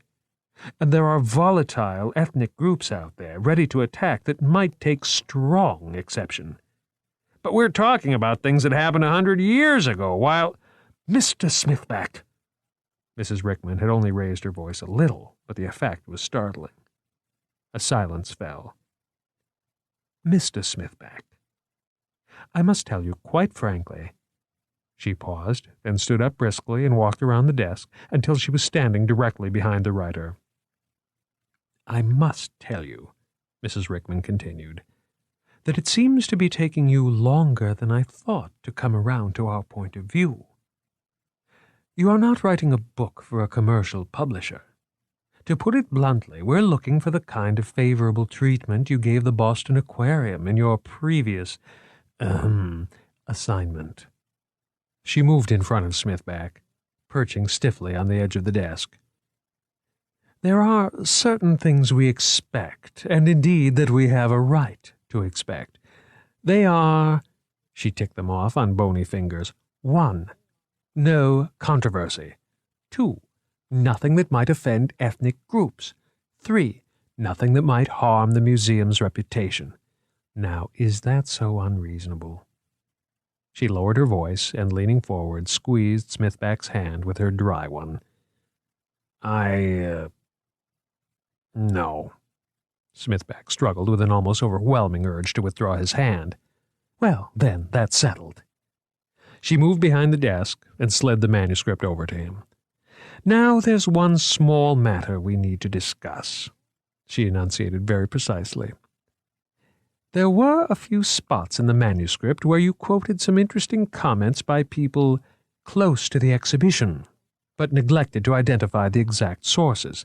Nothing important, you understand, but I'd like a list of those sources. For my files, nothing more." She smiled expectantly. Alarms rang in Smithback's head. "Well," he replied carefully, "I'd like to help you out, but the ethics of journalism won't let me." He shrugged his shoulders. "You know how it is." Mrs. Rickman's smile faded quickly, and she opened her mouth to speak. Just then, to Smithback's relief, the phone rang. He got up to leave, gathering his manuscript together. As he was closing the door, he heard a sharp intake of breath. "Not another!" The door hissed shut. 14. D'Agosta just couldn't get used to the Hall of the Great Apes. All those big grinning chimps, stuffed, hanging out of the fake trees, with their hairy arms and hilarious realistic dicks and big human hands with real fingernails. He wondered why it had taken so long for scientists to figure out that man was descended from the apes. Should have been obvious the first time they clapped eyes on a chimp. And he'd heard somewhere that chimps were just like humans, violent, excitable, always beating hell out of each other, even murdering and eating each other. Jesus, he thought, there must be some other way to get around the museum without going through this hall. "This way," said the guard. "Down this stairway. It's pretty awful, Lieutenant. I was coming in at—" "I'll hear that later," said D'Agosta. After the kid, D'Agosta was ready for anything. "You say he's wearing a guard's uniform. You know him?" "I don't know, sir. It's hard to tell." The guard pointed down the dim stairs. The stairway opened onto some kind of courtyard. The body lay at the bottom, in shadow. Everything was streaked and splattered in black. The floor, the walls, the overhead light. D'Agosta knew what the black was. "You," he said, turning to one of several policemen following him. "Get some lights in here. I want the place dusted and swept for fibers pronto. Is the SOC unit on its way? The man's obviously dead, so keep the ambulance people out for a while. I don't want them messing things up." D'Agosta looked down the stairs again. "Jesus H. Christ," he said. "Whose footprints are those? Some jackass just walked right through that pool of blood, it looks like. Or maybe our murderer decided to leave us a fat clue." There was a silence. "Are those yours?" He turned to the guard. "What's your name?" "Norris. Eric Norris. As I was saying, Yes or no? Yes, but... Shut up. Are those the shoes? Yes. See, I was... Take the shoes off. You're ruining the carpet. Fucking door shaker, D'Agusta thought. Take them to the forensics lab. Tell them to seal them in a crime bag. They'll know what to do. Wait for me there. No, don't wait for me there. I'll call you later. I'll have a few questions for you. No, take the fucking shoes off right here. He didn't want another prying on his hands. What was it about this museum? People like to go around wading in blood? You'll have to walk over there in your socks. Yes, sir. One of the cops behind D'Agusta snickered. D'Agusta looked at him. You think it's funny? He tracked blood all over the place. It's not funny. D'Agusta moved halfway down the stairwell.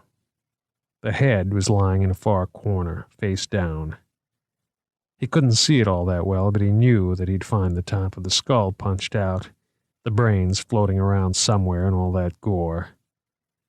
God, what a mess a body could be if it wanted to.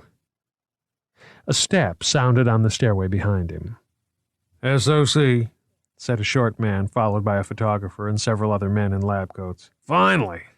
I want lights there, and there, and wherever else a photographer wants them. I want a perimeter set up. I want it set up 5 minutes ago. I want every speck of lint and grain of sand picked up. I want trace cam used on everything. I want... Well, what else do I want? I want every test known to man. And I want that perimeter observed by everyone. Got it? No fuck-ups this time. D'Agusta turned. Is the crime lab team on the premises? And the coroner's investigator? Are they out for coffee and croissants? He patted the breast pocket of his jacket, looking for a cigar. Put cardboard boxes over those footprints. And you guys, when you're done, squeegee a trail around the body so we can walk without tracking blood everywhere. Excellent. D'Agusta heard a low, mellifluous voice behind him. Who the hell are you? He said, turning to see a tall, slender man, wearing a crisp black suit, leaning against the top of the stairwell. Hair so blonde it was almost white was brushed straight back above pale blue eyes. The Undertaker? Pendergast, the man said, stepping down and holding out his hand. The photographer, cradling his equipment, pushed past him. Well, Pendergast, you better have a good reason to be here, otherwise... Pendergast smiled. Special Agent Pendergast. Oh, FBI. Funny, why aren't I surprised? Well, how do, Pendergast? Why the hell don't you guys phone ahead? Listen, I got a headless, de-brained stiff down there. Where's the rest of you, anyway? Pendergast withdrew his hand. There's just me, I'm afraid. What? Don't kid me, you guys always travel around in packs. The lights popped on, and the gore around them was bathed in brilliance. Everything that previously appeared black was suddenly illuminated, all the various shades of the body's secret workings made visible. Something D'Agusta suspected was Norris's breakfast was also visible, lying amidst a wash of body fluids. Involuntarily, D'Agusta's jaw started working. Then his eye caught a piece of skull with the dead guard's crew cut still on it, lying a good 5 feet from the body. Oh, Jesus, said D'Agusta, stepping back. And then he lost it. Right in front of the FBI guy, in front of SOC, in front of the photographer, he blew his own breakfast. I can't believe it, he thought. First time in 22 years, and it's happening at the worst possible moment. The coroner's investigator appeared on the stairs, a young woman in a white coat and plastic apron. Who's the officer in charge? She asked, sliding on her gloves. I am, said D'Agusta, wiping his mouth. He looked at Pendergast. For a few more minutes, anyway. Lieutenant D'Agusta. Dr. Collins, the investigator replied briskly. Followed by an assistant, she walked down to an area near the body that was being squeegeed free of blood. Photographer, she said, I'm turning the body over. Full series, please. D'Agusta averted his gaze.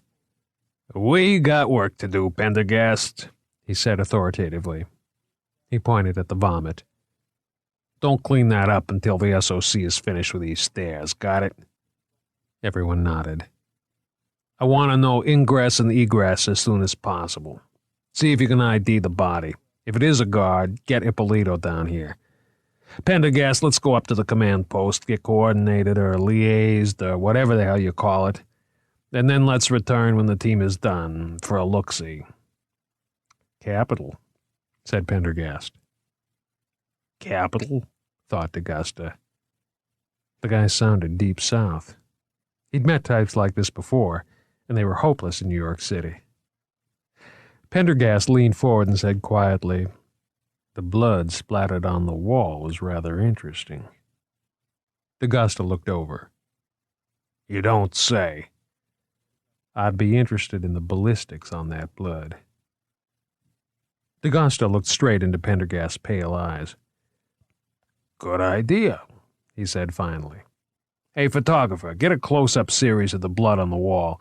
And McHenry, sir. I want a ballistic analysis done on that blood. Looks like it was moving fast at a sharp angle. I want the source pinpointed, speed, force, a full report." "Yes, sir. I want it on my desk in 30 minutes. McHenry looked a little unhappy. "Okay, Pendergast. Any more ideas?" "No, that was my only one." "Let's go." In the temporary command post, everything was in place. D'Augusta always saw to that. Not one piece of paper was loose, not one file was out, not one tape recorder sitting on a desk. It looked good, and now he was glad that it did. Everyone was busy, the phones were lit up, but things were under control. Pendergast slipped his lean form into a chair. For a formal-looking guy, he moved like a cat.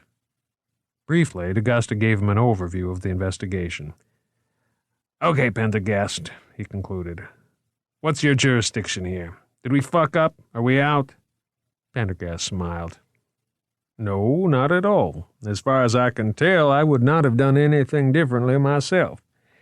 You see, Lieutenant, we've been in the case from the very beginning, only we didn't realize it." "How so?" "I'm from the New Orleans field office, New Orleans, Louisiana. We were working on a series of killings down there, some very odd killings.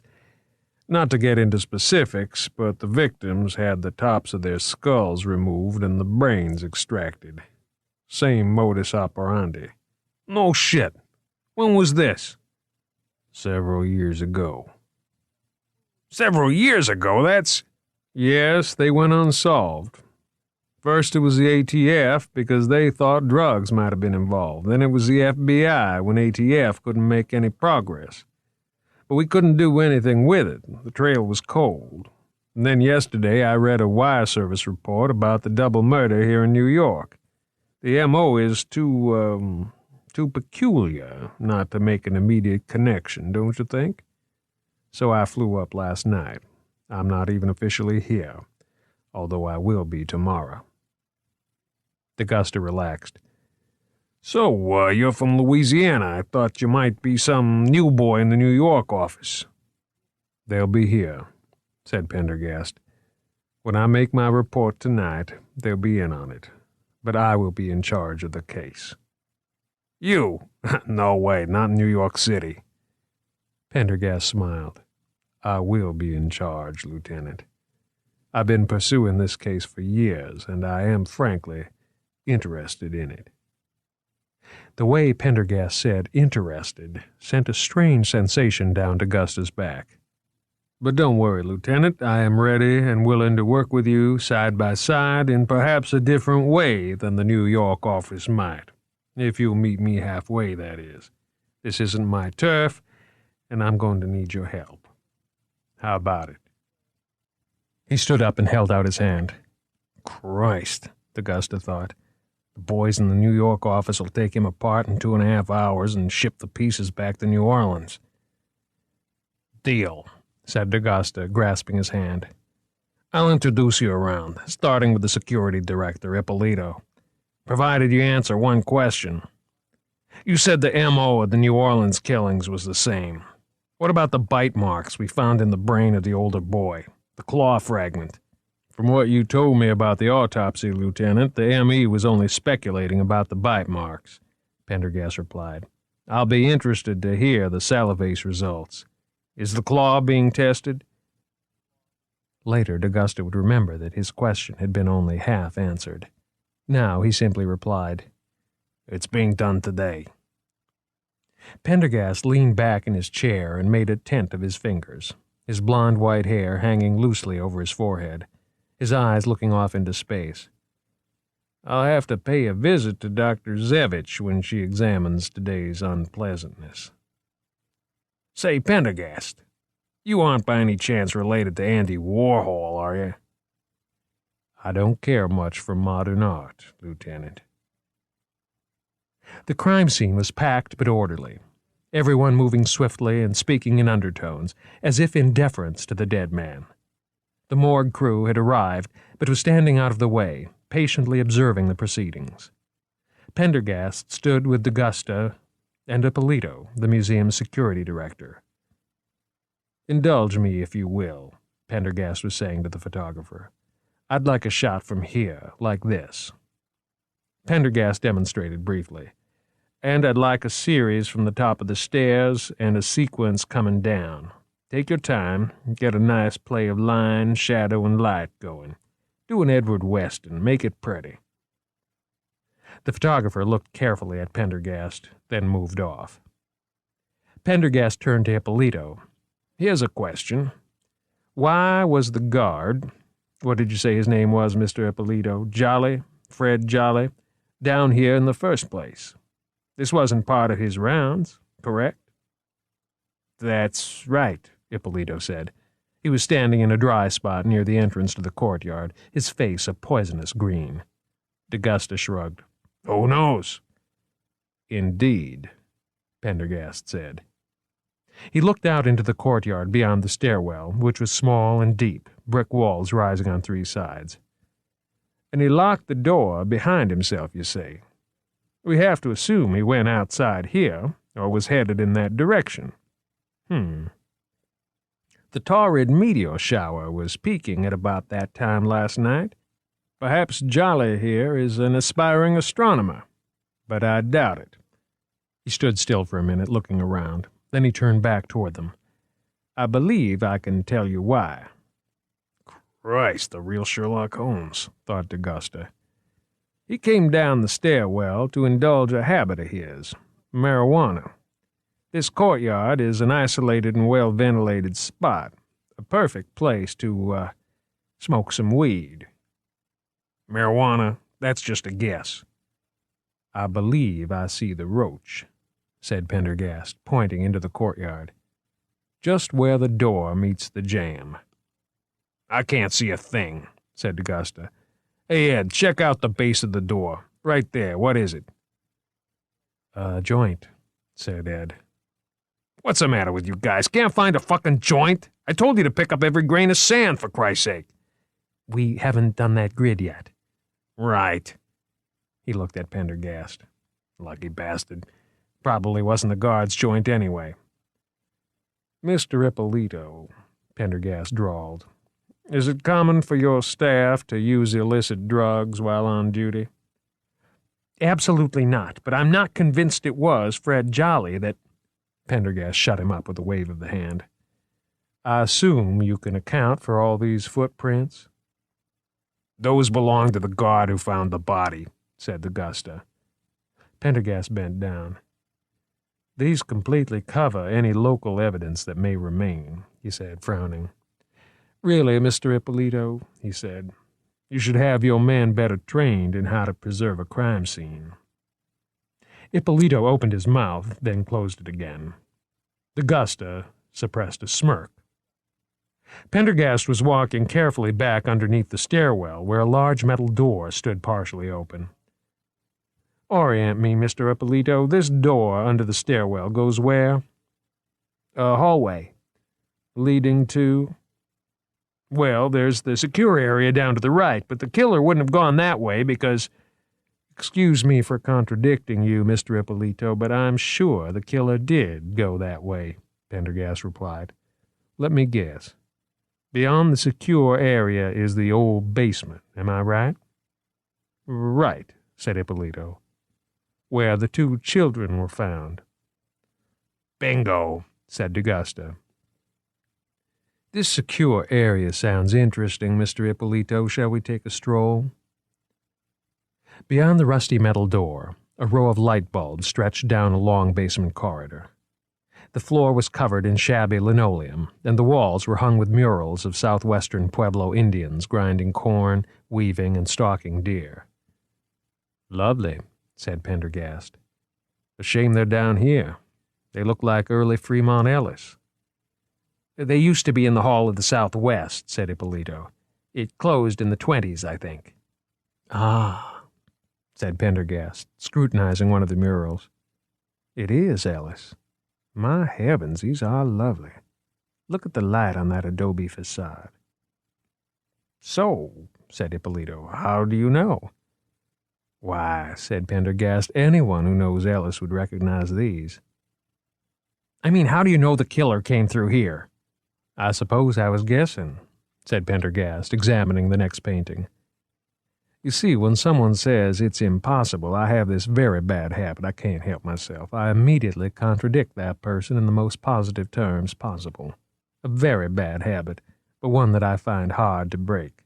But, of course, now we do know the killer came through here." "How?" Ippolito seemed confused. "Look at this marvelous rendition of old Santa Fe. Have you ever been to Santa Fe?" There was a momentary silence. No," said Ippolito. "There is a mountain range behind the town called the Sierra de Sangre de Cristo. It means the Blood of Christ Mountains in Spanish." "So?" "Well, the mountains do look quite red in the setting sun, but not, I dare say, that red. That's real blood, and it's fresh. A shame, really, it's ruined the painting." "Holy shit," said D'Augusta. "Look at that."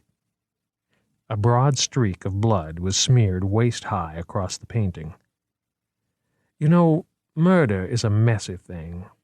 We should find traces of blood all along this corridor. Lieutenant, we'll need the crime lab people in here. I think we have your egress at any rate." He paused. "Let's finish our little tour and then call them in. I'd like to go ahead and look for evidence if you don't mind." "Be my guest," said D'Augusta.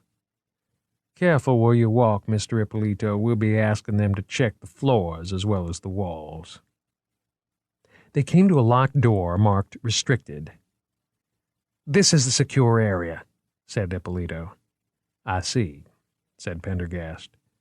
"And what exactly is the point of this secure area, Mr. Ippolito? Is the rest of the museum insecure?"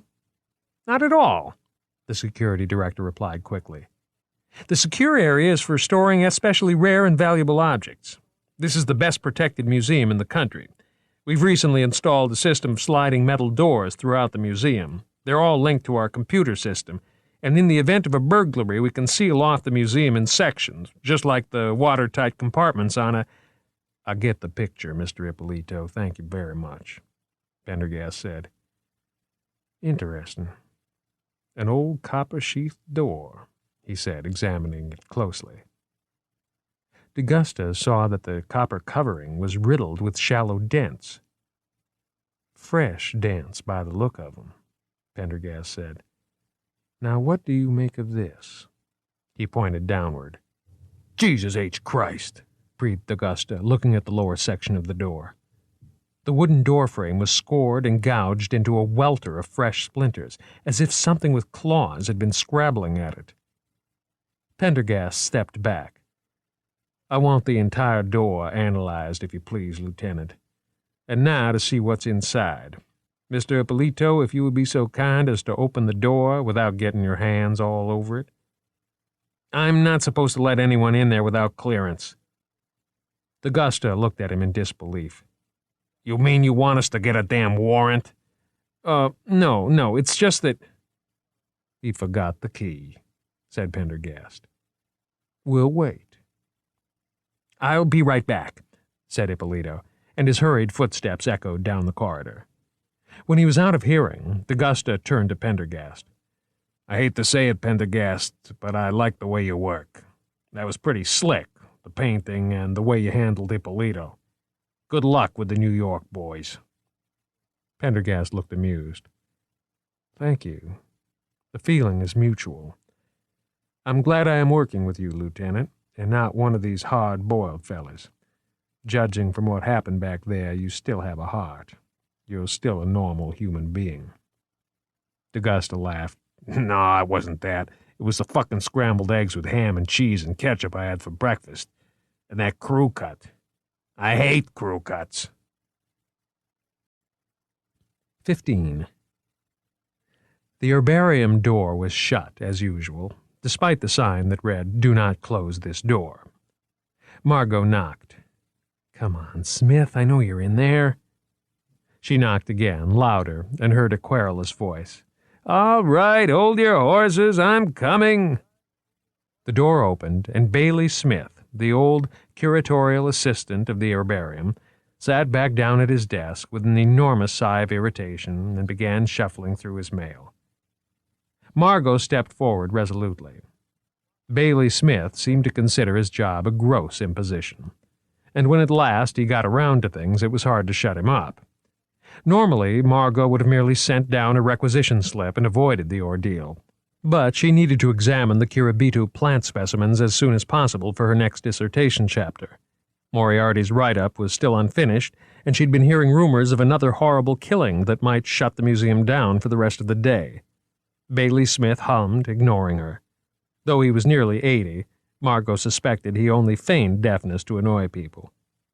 Mr. Smith, she called out, I need these specimens, please. She pushed a list over the countertop. Right away, if possible. Smith grunted, rose from his chair, and slowly picked up the list, scanning it disapprovingly. May take a while to locate, you know. How about tomorrow morning? Please, Mr. Smith, I've heard they might close down the museum at any moment. I really need these specimens. Scenting the chance to gossip, the old man became friendlier. Terrible business, he said, shaking his head. In my 42 years here, I've never seen anything like it.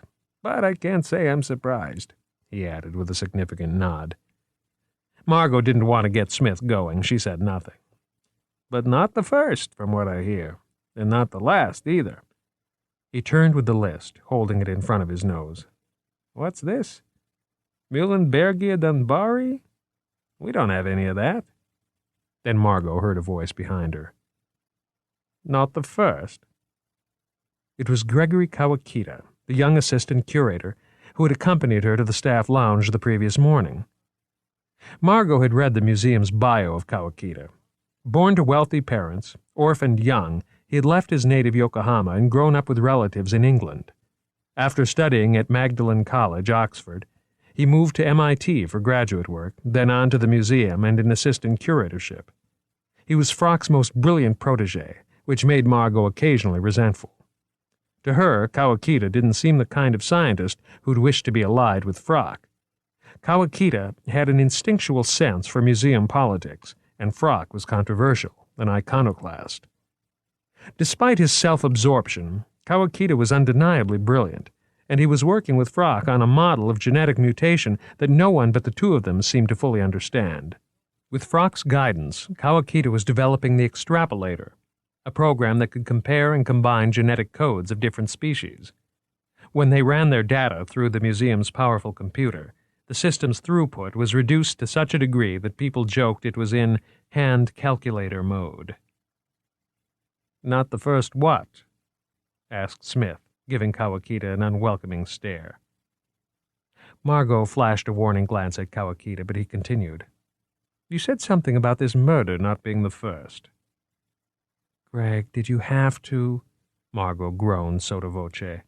I'll never get my plant specimens now.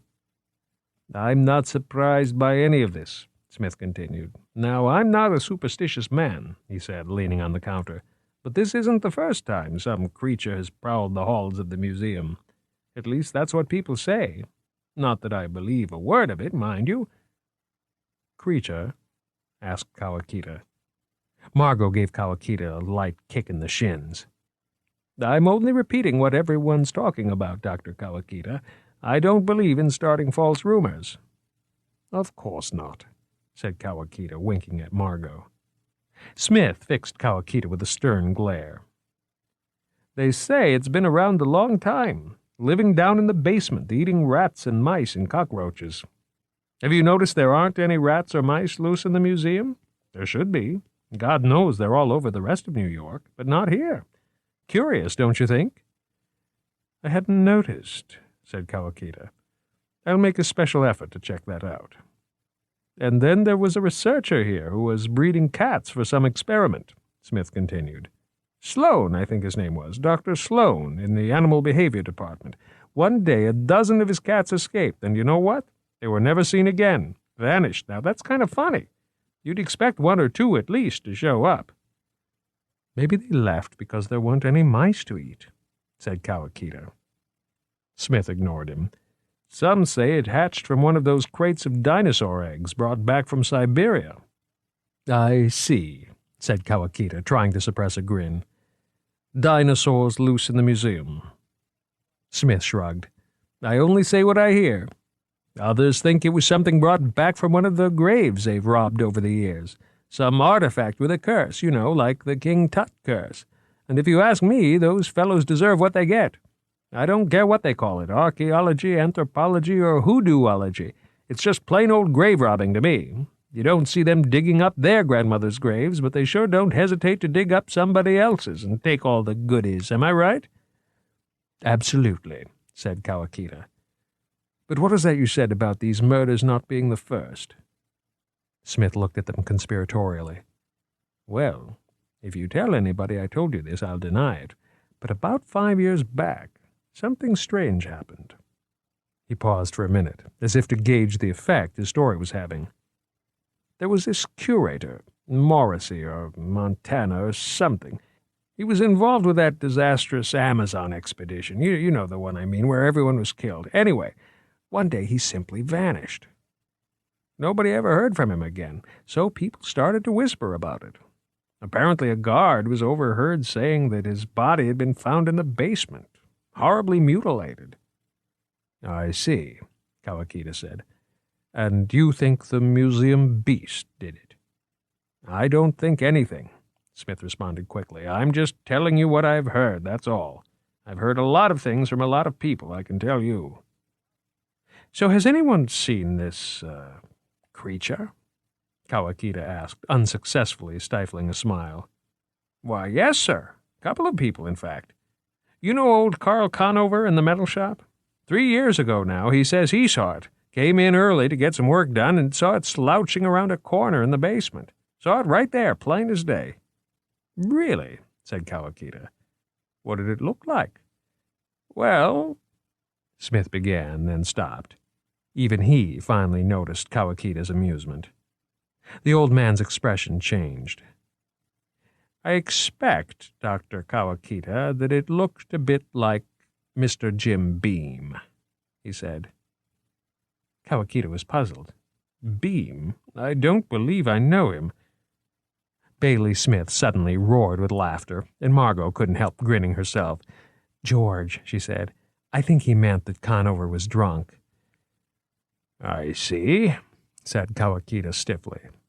"Of course." All his good humor had vanished. Doesn't like having the joke turned on him, Margot thought. He can dish it out, but he can't take it. "Well, anyway," said Kawakita briskly, "I need some specimens." "Now wait just a minute," Margot protested as Kawakita pushed his own list onto the counter. The old man eyed it and peered at the scientist. "Week after next, okay?" he asked. 16. Several floors above, Lieutenant Augusta sat in a huge leather sofa in the curator's study. He smacked his lips contentedly, propped one chubby leg upon the knee of the other, and looked around. Pendergast, absorbed in a book of lithographs, was reclining in an armchair behind a desk. Above his head, in a gold rococo frame, hung a massive Audubon painting depicting the mating ritual of the snowy egret. Oak paneling with a century's patina ran along the walls above a beadboard wainscot. Delicate gilded lights of hand-blown glass hung just below the pressed tin ceiling. A large fireplace of elaborately carved dolomite limestone dominated one corner of the room. Nice place, D'Augusta thought. Old money, old New York, it has class. Not the place to smoke a two-bit cigar. He lit up. It's come and gone 2:30, Pendergast, he said, exhaling blue smoke. Where the hell do you think Wright is? Pendergast shrugged. Trying to intimidate us, he said, turning another page. D'Augusta looked at the FBI agent for a minute. You know these museum big shots. They think they can keep anybody waiting, he said finally, watching for a reaction. Wright and his cronies have been treating us like second-class citizens since yesterday morning. Pendergast turned another page. I had no idea the museum had a complete collection of Piranesi's forum sketches, he murmured. D'Augusta snorted to himself. This should be interesting, he thought. Over lunch, he'd made a few surreptitious calls to some friends in the bureau. Turned out they'd not only heard of Pendergast, but they'd heard several rumors about him. Graduated with honors from some English university. Probably true. A special forces officer who had been captured in Vietnam and had later walked out of the jungle, the only survivor of a Cambodian death camp. D'Augusta wasn't sure about that one, but he was revising his opinion nevertheless. Now the massive door opened silently, and Wright came in, the security director at his heels. Abruptly, Wright sat down opposite the FBI agent. You're Pendergast, I suppose, the director sighed. Let's get this over with. D'Augusta sat back to watch the fun. There was a long silence while Pendergast turned pages. Wright shifted. If you're busy, he said irritably, we can come back another time. Pendergast's face was invisible behind the large book. No, he said finally. Now is a good time. Another page was leisurely turned, then another. D'Augusta watched with amusement as the director reddened. The security director isn't needed for this meeting, came the voice from behind the book. Mr. Ippolito is part of the investigation. The agent's eyes suddenly appeared over the spine of the book. I'm in charge of the investigation, Dr. Wright, Pendergast said quietly. Now, if Mr. Ippolito would be so kind... Ippolito glanced nervously at Wright, who flicked his hand in dismissal. Look, Mr. Pendergast, Wright began as the door closed. I've got a museum that needs running, and I don't have much time. I hope this can be brief. Pendergast laid the book open carefully on the desk in front of him. I've often thought, he said slowly, that this early classicist stuff of Piranesi's was his best. Do you agree? Wright looked utterly astonished. I fail to see, he stammered, what that has to do with...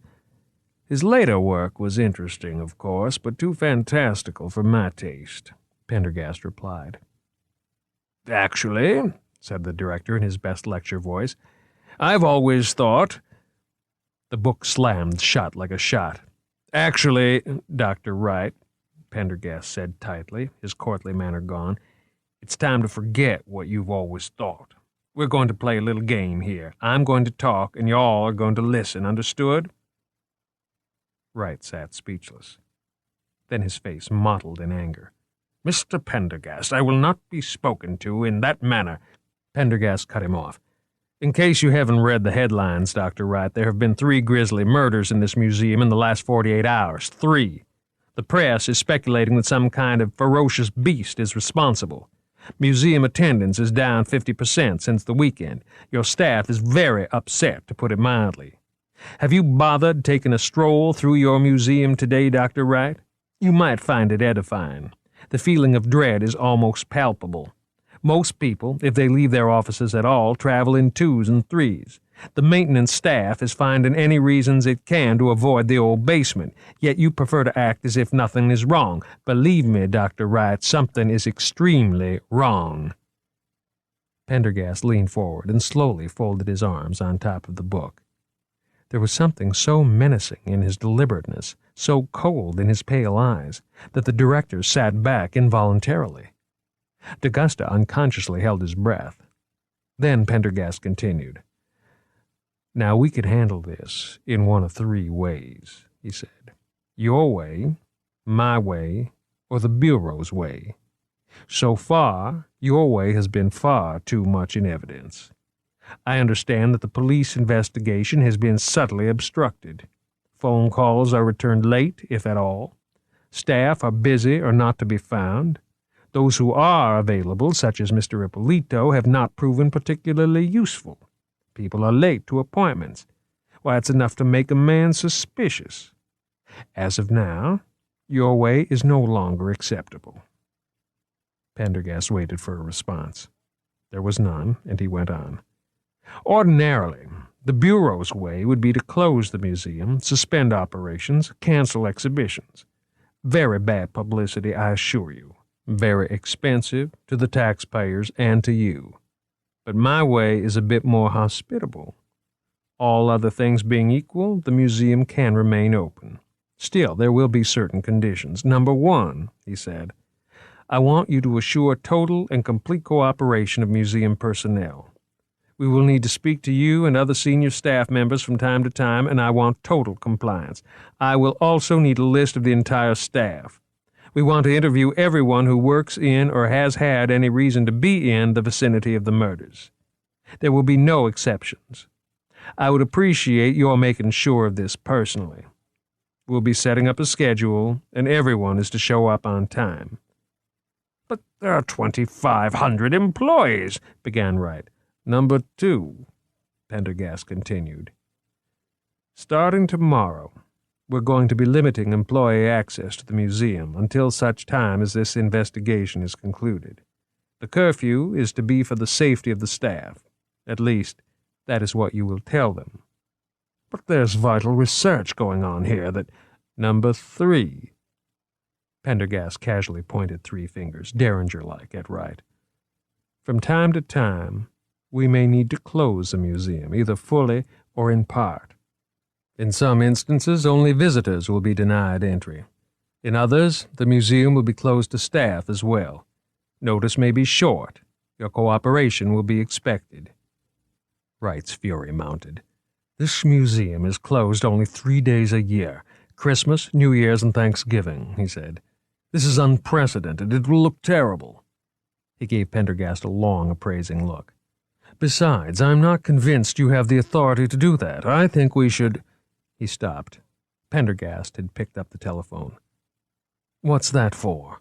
Wright demanded. Dr. Wright, this is growing tiresome. Perhaps we should discuss this with the Attorney General. Pendergast started to dial. Just a moment, said Wright. Surely we can discuss this without involving other people. That's up to you, said Pendergast as he finished dialing. For heaven's sake, put down that phone, Wright said angrily. Of course, we'll cooperate fully. Within reason. Very good, Pendergast said. And if in the future you start to feel that anything is unreasonable, we can always do this again. He replaced the receiver gently. If I'm going to cooperate, Wright continued, I think I've a right to be informed about just what's been done since this latest atrocity. As far as I can see, you've made precious little progress. Certainly, Doctor, Pendergast said. He looked at the papers on the desk. According to your time clocks, the most recent victim, Jolly, met his demise shortly after 10:30 last night, he said. The autopsy should confirm this. He was, as you know, lacerated in a fashion similar to the previous victims. He was killed while making his rounds, although a stairwell where he was found wasn't part of his normal route. He may have been investigating a suspicious noise or something of that nature. He may have just stopped for some reefer. A recently smoked marijuana cigarette was found near the archway directly outside the stairwell exit. We will naturally be testing the body for drug use. God, that's all we need, said Wright. But haven't you found any useful clues? What about this wild animal business? Pendergast held his palm up and waited for silence. I would prefer not to speculate until we discuss the available evidence with experts. Some of these experts may be from among your own staff. For the record, we found no signs as yet that any kind of animal had been in the vicinity. The body was found lying at the bottom of the stairwell, although it was clear that the attack occurred near the top, as blood and viscera were found along the length of the stairs. He either rolled or was dragged to the bottom. But don't take my word for it, Dr. Wright, Pendergast said, picking up a manila envelope from the desk. See for yourself. He pulled out a glossy photograph and laid it carefully on the tabletop. Oh, my God, Wright said, staring at the photograph. Heaven help us. The right-hand wall of the stairwell was covered with splattered blood, Pendergast said. Here's a photograph.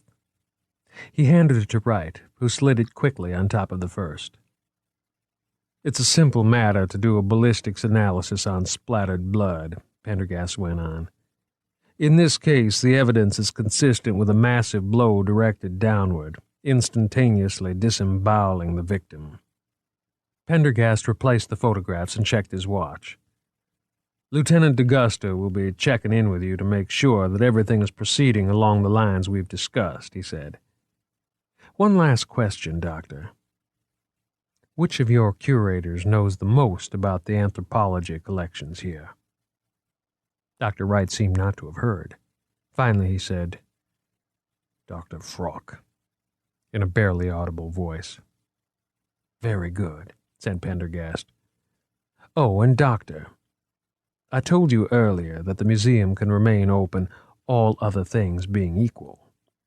But if anybody else dies inside these walls, the museum will have to be shut down immediately. The matter will be out of my hands, understood? After a long moment, Wright nodded. Excellent, Pendergast replied. I'm very aware, Doctor, that your superstition exhibition is scheduled to open this coming weekend, and that you have a large preview planned for Friday evening. I'd like to see your opening proceed unvexed, but everything will depend on what we discover in the next 24 hours. Prudence may require us to delay the opening party. Wright's left eyelid began to twitch. That's quite impossible.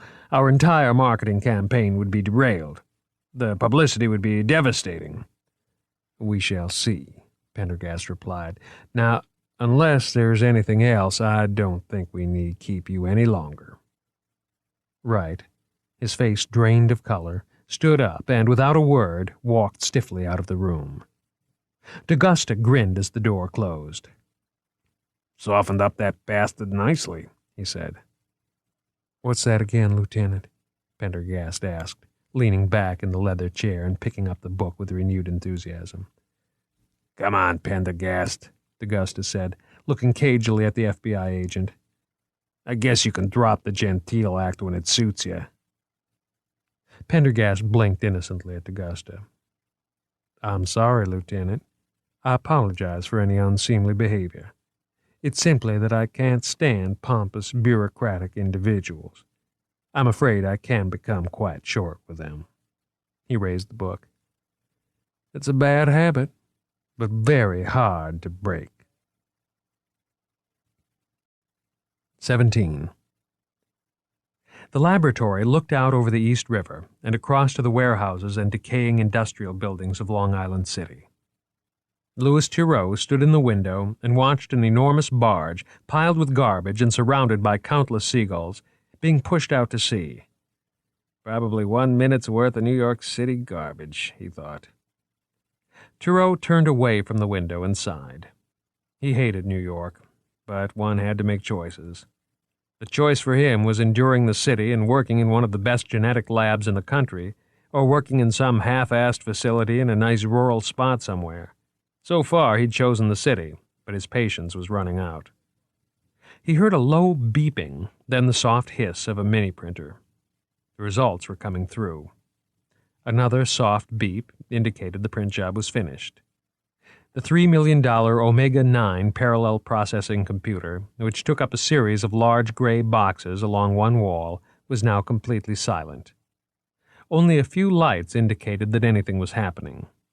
It was a special, hardwired model designed for sequencing DNA and mapping genes. Thoreau had come to the lab 6 months before specifically because of this machine. He fetched the paper out of the bin and scanned it. The first page was a summary of the results, followed by a sequence of nucleic acids found in the sample. Next to those were columns of letters that identified primer sequences and mapped genes from the target group. The target group, in this case, was unusual. Big cats. They had asked for gene matches with Asiatic tiger, jaguar, leopard, bobcat. Thoreau had thrown in the cheetah, since its genetics were so well known. The outgroup chosen was, as usual, Homo sapiens, a control to check that the genetic matching process had been accurate and the sample sound. He scanned the summary. Well, this is complete bullshit, thought Thoreau. The sample matched the outgroup a lot more than it matched the target group, the opposite of what should have happened. Only a 4% chance that the genetic material was from a big cat, but a 33% chance it was from a human being. 33%. Still low, but within the realm of probability. So that meant trying GenBank for a match. GenLab was the DNA database. The database, 200 gigs and growing, contained DNA sequences, primers, and mapped genes for thousands of organisms, from the Escherichia coli bacterium to Homo sapiens. He would run the data against the GenLab database and see just what this DNA was from. Something close to Homo sapiens, it looked like. Not high enough to be an ape, but maybe something like a lemur. Thoreau's curiosity was piqued. Till now, he didn't even know that his laboratory did work for the police department. What the hell made them think this sample came from a big cat, he wondered. The results ran to a hefty 80 pages. The DNA sequencer printed out the identified nucleotides in columnar format, indicating species, identified genes, and unidentified sequences.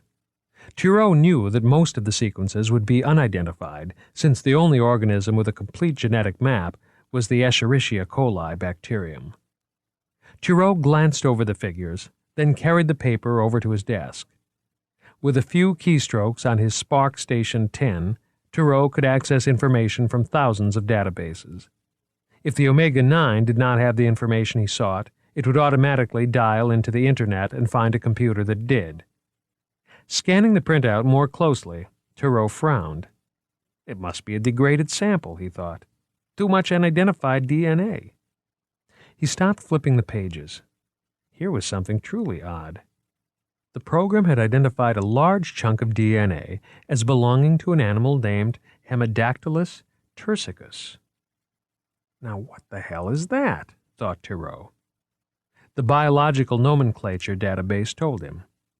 Common name, Turkish gecko. What? Thought Thoreau. He typed, expand. Hemidactylus tursicus, Turkish gecko. Original range, Northern Africa. Present biological range, Florida, Brazil, Asia Minor, Northern Africa. Medium-sized lizard of the gecko family, Geckonidae. Arboreal, nocturnal, lacking movable eyelids.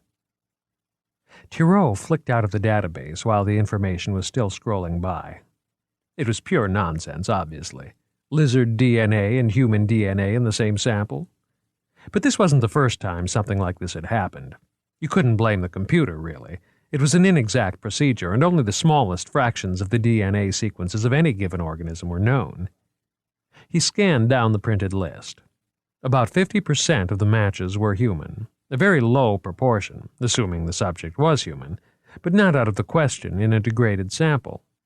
And there was always the possibility of contamination.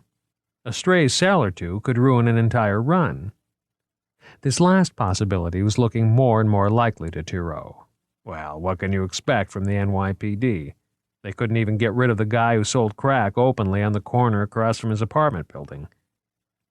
He continued his scan. Wait, he thought, here's another long sequence. Tarantola mauritanica. He punched up the database, entered the name. The screen read, Tarantola mauritanica. Wall gecko. Give me a break, Thoreau thought. This is some kind of a joke. He glanced at the calendar. April 1st was Saturday. He started to laugh. It was a very good joke. A very, very good joke. He didn't think old Buckholz had it in him. Well, he had a sense of humor, too. He started his report. Sample LA-33. Summary. Sample conclusively identified as Homo geckopians. Common name, Gecko Man. When he finished the report, he sent it upstairs immediately. Then he went out for coffee, still chuckling. He was proud of how he'd handled it. He wondered where in the world Buckholz got his gecko samples from. Probably sold them in pet stores. He could see Buckholz blending up sample cells from 2 or 3 geckos in the Ultra Blender with a few drops of his own blood. Let's see what our new man Thoreau makes of this, he'd probably been thinking. Thoreau, carrying the coffee up in the elevator, had to laugh out loud. He found Buckholz waiting for him in the lab. Only Buckholz wasn't laughing. 18. Wednesday. Frock sat in his wheelchair, dabbing his forehead with a Gucci handkerchief. "Sit down, please," he said to Margot. "Thank you for coming so promptly. It's dreadful, just dreadful." "The poor guard," she replied. Nobody in the museum was talking about anything else. "Guard?" Frock looked up. "Oh, well, yes, quite a tragedy. No, I mean this." He held up a memorandum. "All sorts of new rules," said Frock. "Very inconvenient. Effective today, staff are only allowed in the building between 10 and 5. No working late or on Sundays. There will be guards stationed in each department. You'll be expected to sign in and out of anthropology each day. They're asking everybody to carry IDs at all times.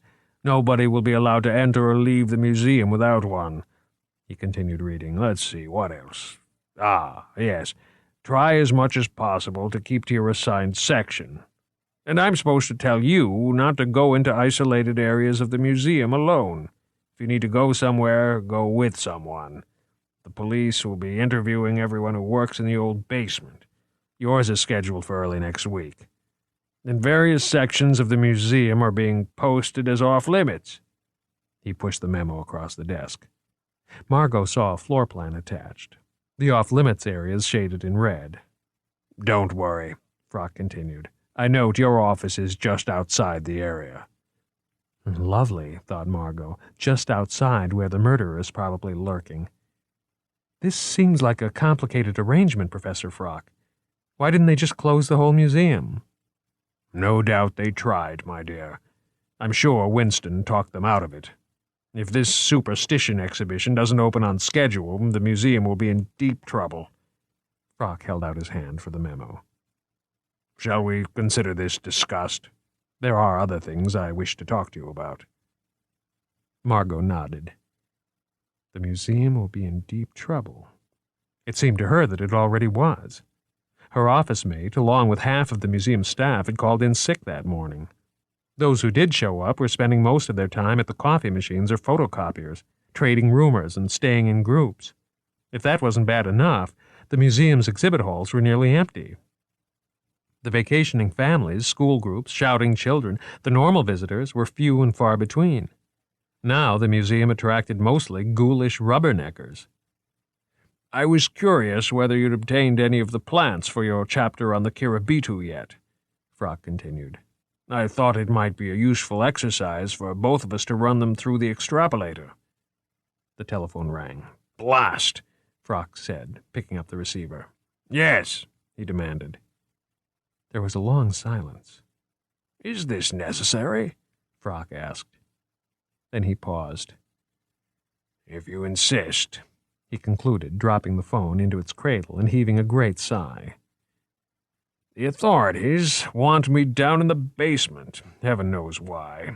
Somebody named Pendergast. Would you mind wheeling me down? We can chat along the way." In the elevator, Margot continued. "I was able to get a few specimens from the herbarium, though not as many as I'd wanted.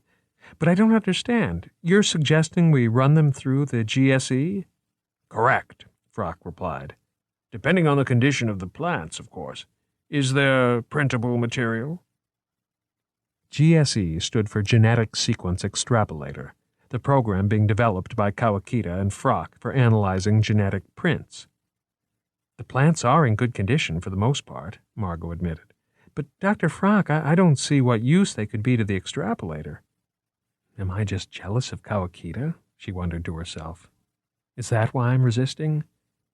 My dear Margot, your situation is tailor-made, Frock exclaimed, using her first name in his excitement. You can't replay evolution, but you can simulate it with computers. Perhaps these plants are allied genetically, along the same lines as the Kiribitu shamans have developed for their own classification. Wouldn't that make an interesting sidebar for your dissertation? I hadn't thought of that, Margot said. We're beta testing the program now, and this is exactly the kind of scenario we need, Frock continued eagerly. Why don't you talk to Kawakita about working together? Margot nodded. Privately, she thought that Kawakita didn't seem like the type who wanted to share his spotlight, or even his research, with anybody. The elevator door opened onto a checkpoint manned by 2 police officers armed with shotguns. Are you Dr. Frock? One asked. Yes, Frock replied irritably. Come with us, please. Margot wheeled Frock through several intersections, arriving at last at a second checkpoint. Behind the barricade stood 2 more policemen and a tall, thin man in a somber black suit, blonde white hair combed severely back from his forehead.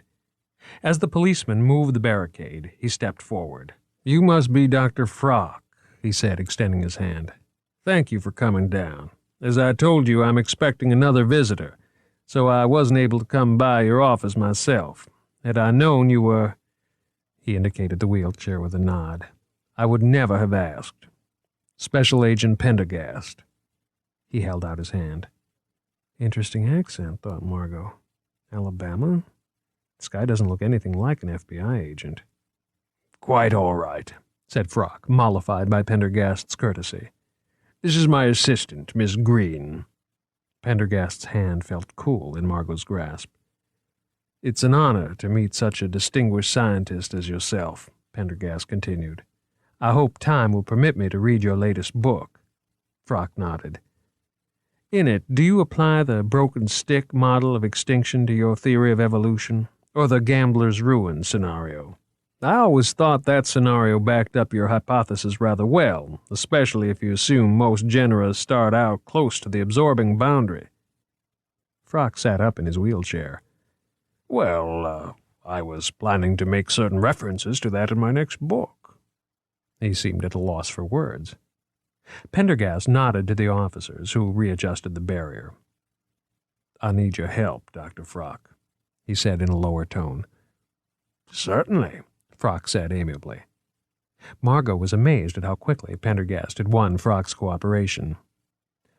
I must ask, first of all, that this discussion be kept among ourselves for the time being, said Pendergast.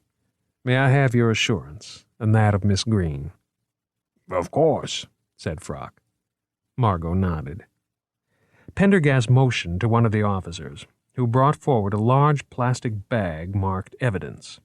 From it he removed a small, dark object, which he handed to Frock.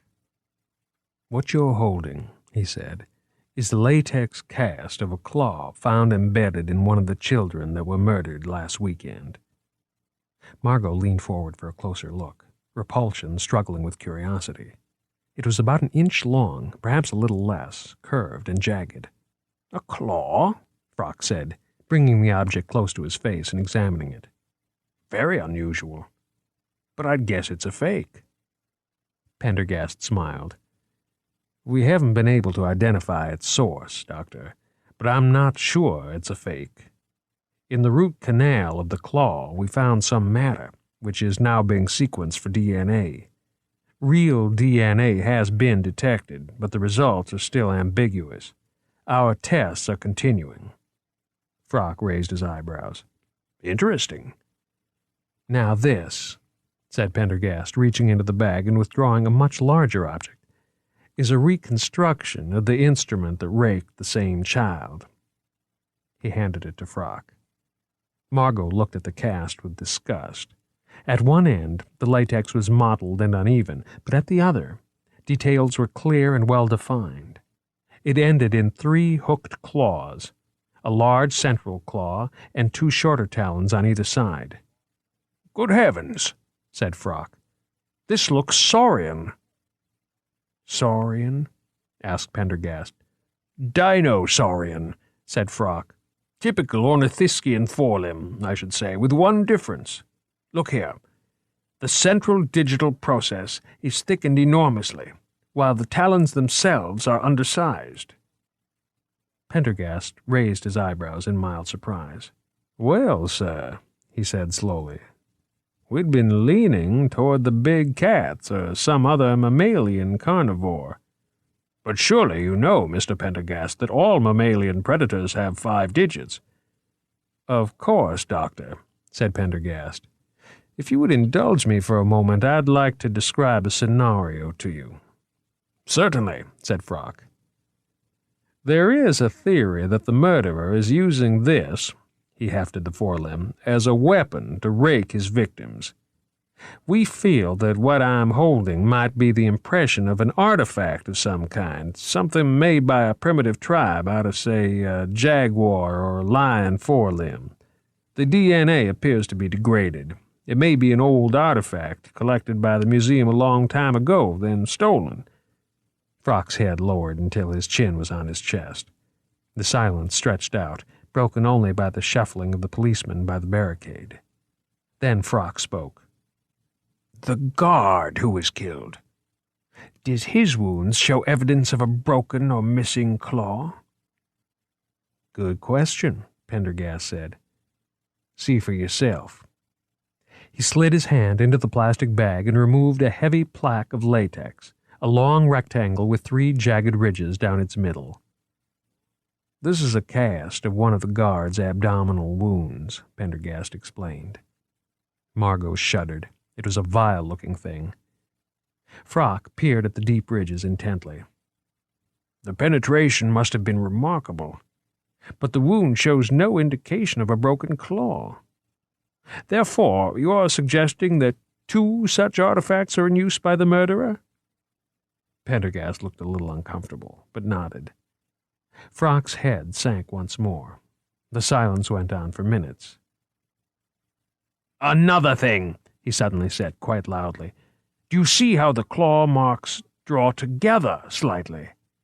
How they are farther apart at the top than at the bottom?" "Yes," said Pendergast.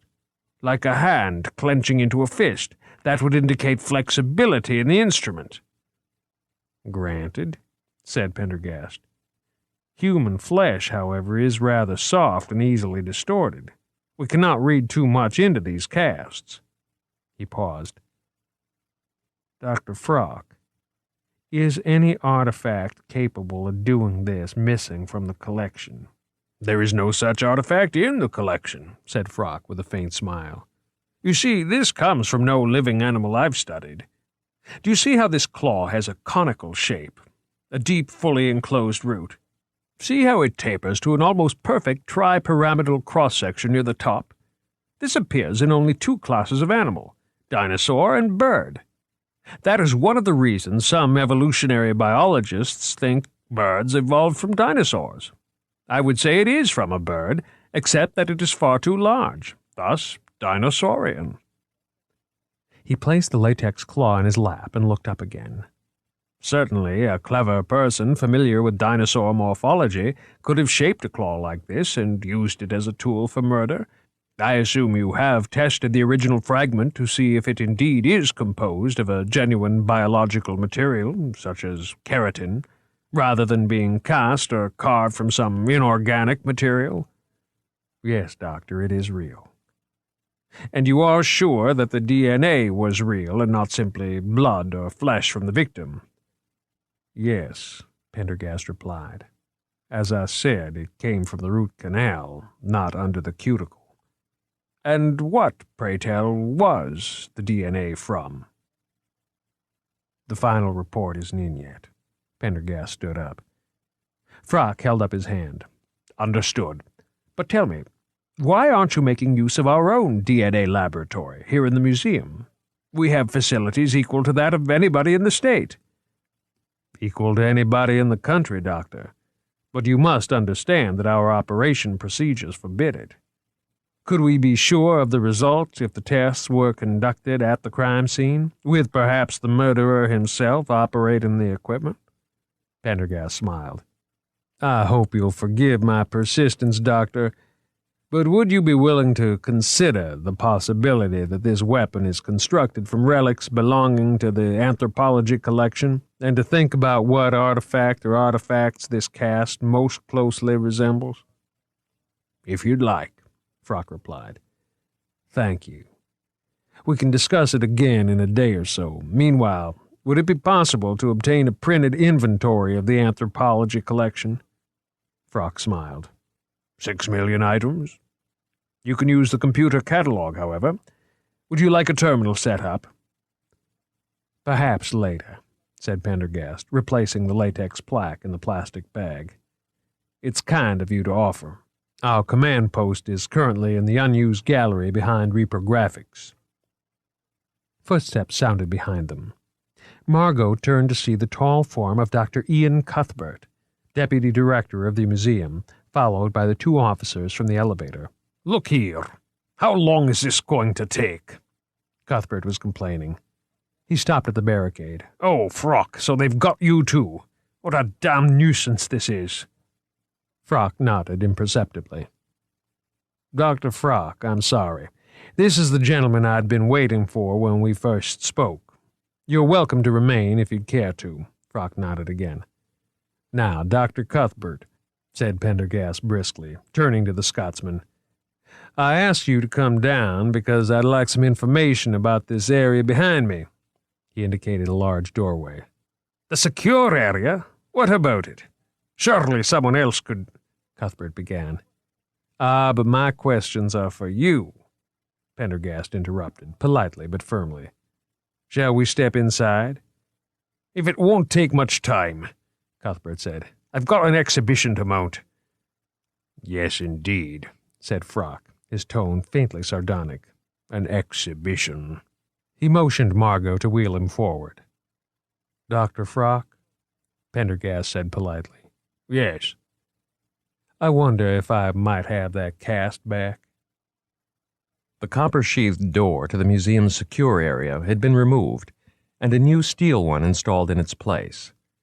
Across the hall was a small door labeled Pachydermy. Margot wondered how the staff had been able to fit huge elephant bones through it.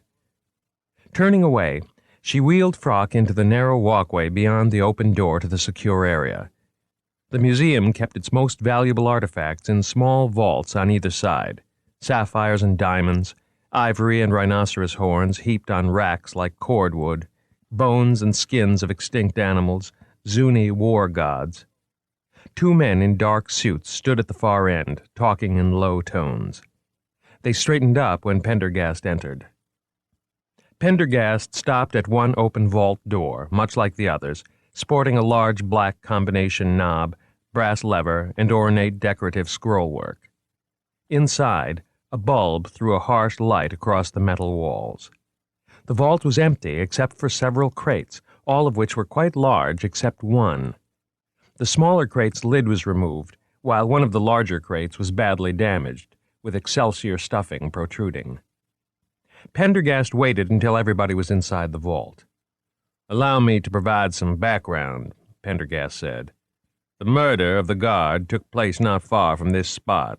It appears that afterward, the murderer came down the hallway just outside. The murderer attempted to break down the door that leads to the secure area. He may have tried before. The attempts were unsuccessful. At first, we weren't sure what the killer was after. As you know, there is a lot of valuable material in here." Pendergast motioned to one of the policemen, who came over and handed him a piece of paper. "So we asked around, and found that nothing has come in or out of the secure area for 6 months, except these crates. They were moved into this vault last week, on your orders, Dr. Cuthbert." "Mr. Pendergast, allow me to explain," said Cuthbert. "One moment, if you please," said Pendergast. "When we inspected the crates, we found something very interesting." He pointed to the damaged crate. "Notice the slats. The 2x6s here are deeply scored by claw marks. Our forensic people tell me the marks on the victims were probably made by the same object or instrument." Pendergast stopped and looked intently at Cuthbert. "I had no idea," said Cuthbert. "Nothing had been taken. I merely thought that—" His voice trailed away. "I wonder, Doctor, if you could enlighten us as to the history of these crates." "That's easily explained," said Cuthbert. "There's no mystery about it. The crates are from an old expedition." "I gathered that," Pendergast said dryly. "Which expedition?"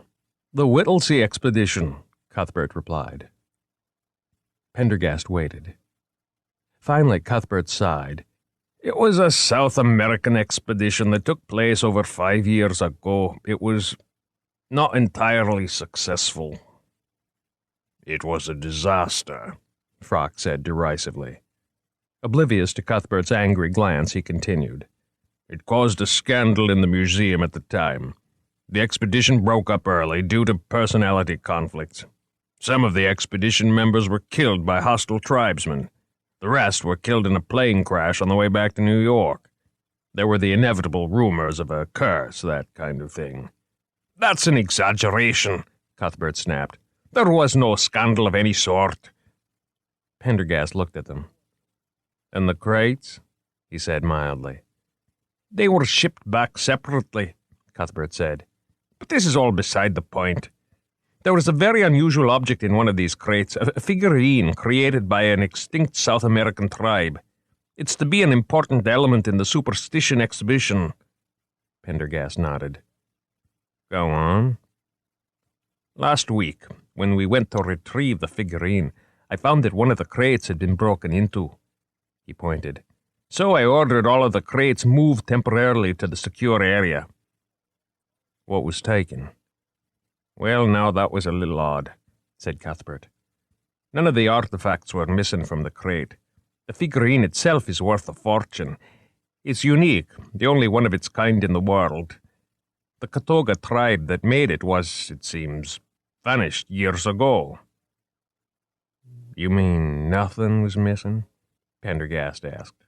"Well, nothing important. The only thing that seemed to be missing were the seed pods, or whatever they were. Maxwell, the scientist who packed them, died in the plane crash near Asuncion." "Seed pods?" asked Pendergast. "I honestly don't know what they were. None of the documentation survived except for the anthropological material. We had Whittley's journal, you see, but that was all. There was a little reconstructive work done when the crates first came back, but since then—" He stopped. "You better tell me about this expedition," said Pendergast. "There's not much to tell. They had originally assembled to search for traces of the Katoga tribe and to do a survey and general collection in a very remote area of the rainforest. I think the preliminary work estimated that 95% of the plant species in the area were unknown to science. Whittley, an anthropologist, was the leader. I believe there was also a paleontologist, a mammalogist, perhaps an entomologist, a few assistants. Whittley and an assistant named Crocker disappeared and were probably killed by tribesmen.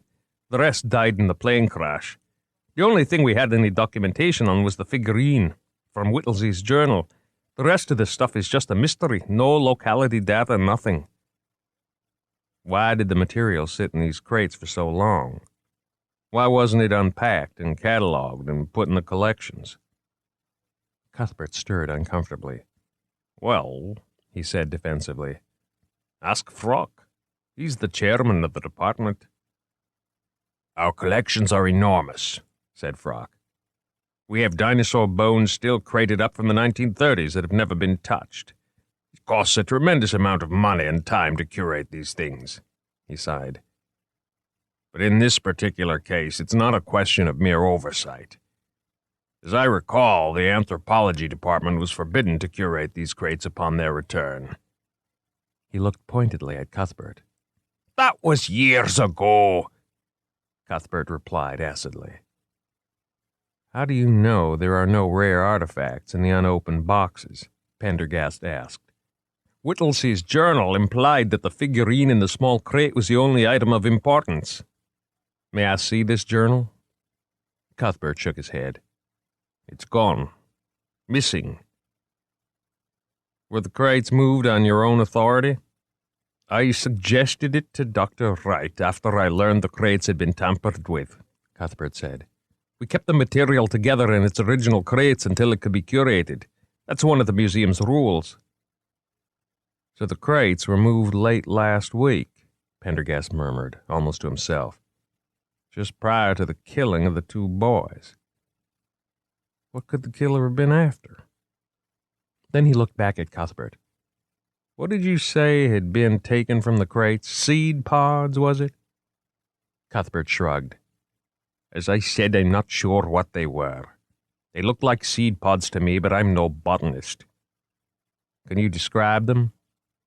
It's been years, I don't really remember. Big, round, heavy, rugose on the outside, light brown color. I've only seen the inside of the crate twice, you understand. Once when it first came back, then last week looking for Mbun. That's the figurine. Where's the figurine now? Pendergast asked. It's being curated for the show. It should be on display already. We're sealing the exhibition today. Did you remove anything else from the box? No. The figurine is the unique piece of the lot. I would like to arrange to see it, said Pendergast. Cuthbert shifted irritably on his feet. You can see it when the show opens. Frankly, I don't know what you're up to. Why waste time on a broken crate when there's a serial killer loose in the museum and you chaps can't even find him? Frock cleared his throat. Margot, bring me closer, if you will, he asked. Margot wheeled him over to the crates. With a grunt, he bent forward to scrutinize the broken boards. Everyone watched. Thank you, he said, straightening up. He eyed the group one at a time. Please note that these boards are scored on the inside as well as the outside, he said finally. Mr. Pendergast, are we not making an assumption here? He finally said. I never make assumptions, replied Pendergast with a smile. But you are, Frock persisted. All of you are making an assumption that someone or something broke into the crate. There was a sudden silence in the vault. Margot could smell the dust in the air and the faint odor of excelsior. And then Cuthbert began to laugh raucously, the sound swelling harshly through the chamber. As they approached Frock's office once again, the curator was unusually animated. Did you see that cast? He said to Margot. Avian attributes, dinosaurian morphology. This could be the very thing. He could scarcely contain himself. But, Professor Frock, Mr. Pendergast believes it was constructed as a weapon of some sort, Margot said quickly. As she said it, she realized that she wanted to believe it too. Stuff, Frock snorted. Didn't you get the sense, looking at that cast, of something tantalizingly familiar, yet utterly foreign? We're looking at an evolutionary aberration, the vindication of my theory. Inside the office, Frock immediately produced a notebook from his jacket pocket and started scribbling. But, Professor, how could such a creature— Margot stopped as she felt Frock's hand close over hers. His grip was extraordinarily strong. My dear girl, he said, there are more things in heaven and earth, as Hamlet observed. It isn't always for us to speculate. Sometimes we must simply observe. His voice was low, but he trembled with excitement. We can't miss this opportunity, do you hear? Damn this steel prison of mine. You must be my eyes and ears, Margot. You must go everywhere, search up and down, be an extension of my fingers. We must not let this chance pass us by. Are you willing, Margot? He gripped her hand tighter. 19. The old freight elevator in Section 28 of the museum always smelled like something had died in it, Smithback thought. He tried breathing through his mouth. The elevator was huge, the size of a Manhattan studio, and the operator had decorated it with a table, chair, and pictures cut from the museum's nature magazine. The pictures focused on a single subject. There were giraffes rubbing necks, insects mating, a baboon displaying its rump, native women with pendulous breasts. You like my little art gallery? the elevator man asked with a leer. He was about 60 years old and wore an orange toupee. It's nice to see someone so interested in natural history, Smithback said sarcastically. As he stepped out, the smell of rotting flesh hit him with redoubled force. It seemed to fill the air like a Maine fog. How do you stand it? He managed to gasp to the elevator man. Stand what? The man said, pausing as he rolled the hoistway doors shut. A cheerful voice came ringing down the corridor. Welcome!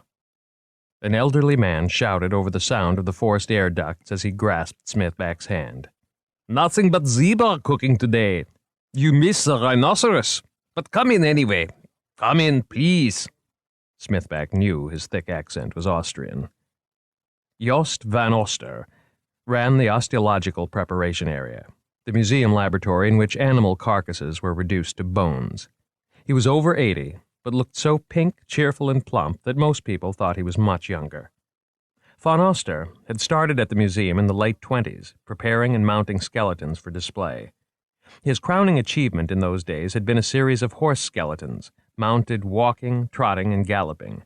It was said that these skeletons had revolutionized the way animals were exhibited. Van Oster had then turned to creating the lifelike habitat groups popular in the 40s, making sure every detail, down to the saliva on an animal's mouth, looked perfectly real. But the era of the habitat group had passed, and Van Oster had eventually been relegated to the bug room. Disdaining all offers of retirement, he cheerfully presided over the osteological lab, where animals, now mostly collected from zoos, were turned into clean white bones for study or mounting. However, his old skills as a master habitat sculptor were still intact, and he had been called in to work on a special shaman life group for the Superstition exhibition. It was the painstaking preparation of this display group that Smithback wanted to include as one chapter in his book. Following Van Oster's gesture, Smithback stepped into the preparation area. He'd never seen this famous room before. So glad you could come see my workshop, Van Oster said. Not many people down here now, what with these dreadful killings. Very glad indeed. The workshop looked more like a bizarre industrial kitchen than anything else. Deep stainless steel tanks lined one wall. On the ceiling near the tanks hung massive pulleys, chains, and grappling hooks for handling the larger carcasses. A drain was drilled into the center of the floor, a small broken bone caught in its grill. In a far corner of the workshop, a stainless steel gurney stood, bearing a large animal.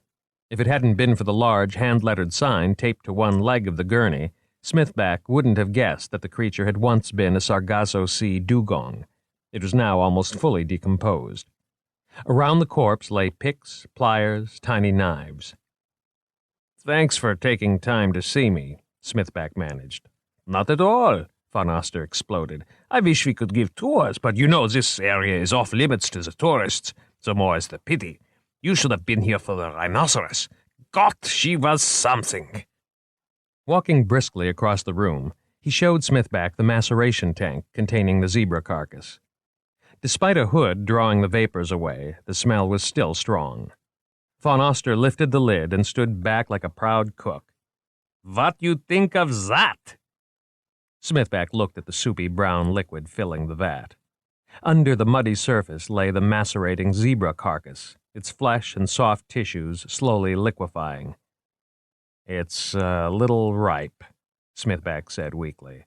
What do you mean ripe? It's just perfect. Under here we got the burner. It keeps the water at an even 95 degrees. See, first we gut the carcass and drop it in the vat here. Then it rot, and in 2 weeks we pull the plug and drain everything down the sink. What we got left is this big pile of greasy bones. So then we refill the vat and add a little alum and boil those bones. You don't want to boil them too long. They get soft. Van Oster paused again for air. You know, just like when they cook the chicken too long. Chewy. Bad. But those bones still greasy, so we wash them with the benzene. That makes them pure white. Mr. Van Oster, Smithback began.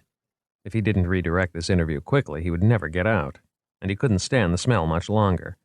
I was wondering if you could tell me a little about the shaman group you worked on. I'm writing a book about the Superstition exhibit. You remember our conversation? Yeah, of course. He charged over to a desk and pulled out some drawings. Smithback switched on his microcassette recorder. First, you paint the background on a double-curved surface, so you get no corners, see? You want the illusion of depth. Von Oster began describing the process, his voice pitched with excitement. This is going to be good, Smithback thought. The guy's a writer's dream. Von Oster went on for a long time, stabbing the air, making sweeping gestures, taking deep breaths between his heavily accented sentences. When he was finished, he beamed at Smithback. Now, you want to see the bugs? He asked. Smithback couldn't resist. The bugs were famous. It was a process von Oster himself had invented, but was now in use by all the large natural history museums in the country. The beetles would strip a small carcass of its flesh, leaving behind a cleaned, perfectly articulated skeleton. The safe room that housed the beetles was hot and humid and little larger than a closet. The beetles, called dermestids, came from Africa and lived in white porcelain tubs with slick sides, roofed with screens. The beetles slowly crawled over rows of dead, skinned animals. What are those things? Smithback asked, peering at the bug-covered carcasses inside the tubs. Bets, said von Oster. Bets for Dr. Heisman's. It will take about 10 days to clean up those bets. Between the odors and the bugs, Smithback had had enough. He stood up and extended his hand toward the old scientist. I gotta go. Thanks for the interview, and those bugs are really something. You're most welcome, von Oster responded. Now, wait. Interview, you say? Who are you writing this book for? The idea had suddenly occurred to him that he'd been interviewed. For the museum, said Smithback. Rickman's in charge of it. Rickman? Von Oster's eyes suddenly narrowed. Yes. Why? Smithback asked. You working for Rickman? Von Oster said. Not really. She's just, well, interfering mostly, Smithback said. Von Oster broke into a pink grin. Ah, she poisons that one. Why are you working for her? That's just the way it happened, Smithback said, gratified at an ally. You wouldn't believe the kind of crap she's put me through. Oh, God. Von Oster clapped his hands.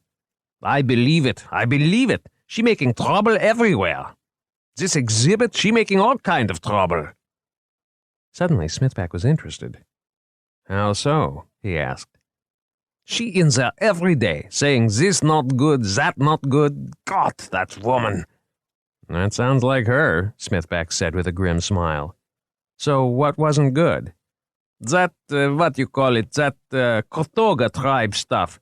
I was in there just yesterday afternoon, and she was carrying on. Everybody leaves the exhibition. We bring in Kotoga figurine. Everybody had to drop work and leave. The figurine? What figurine? What's so sensitive about it?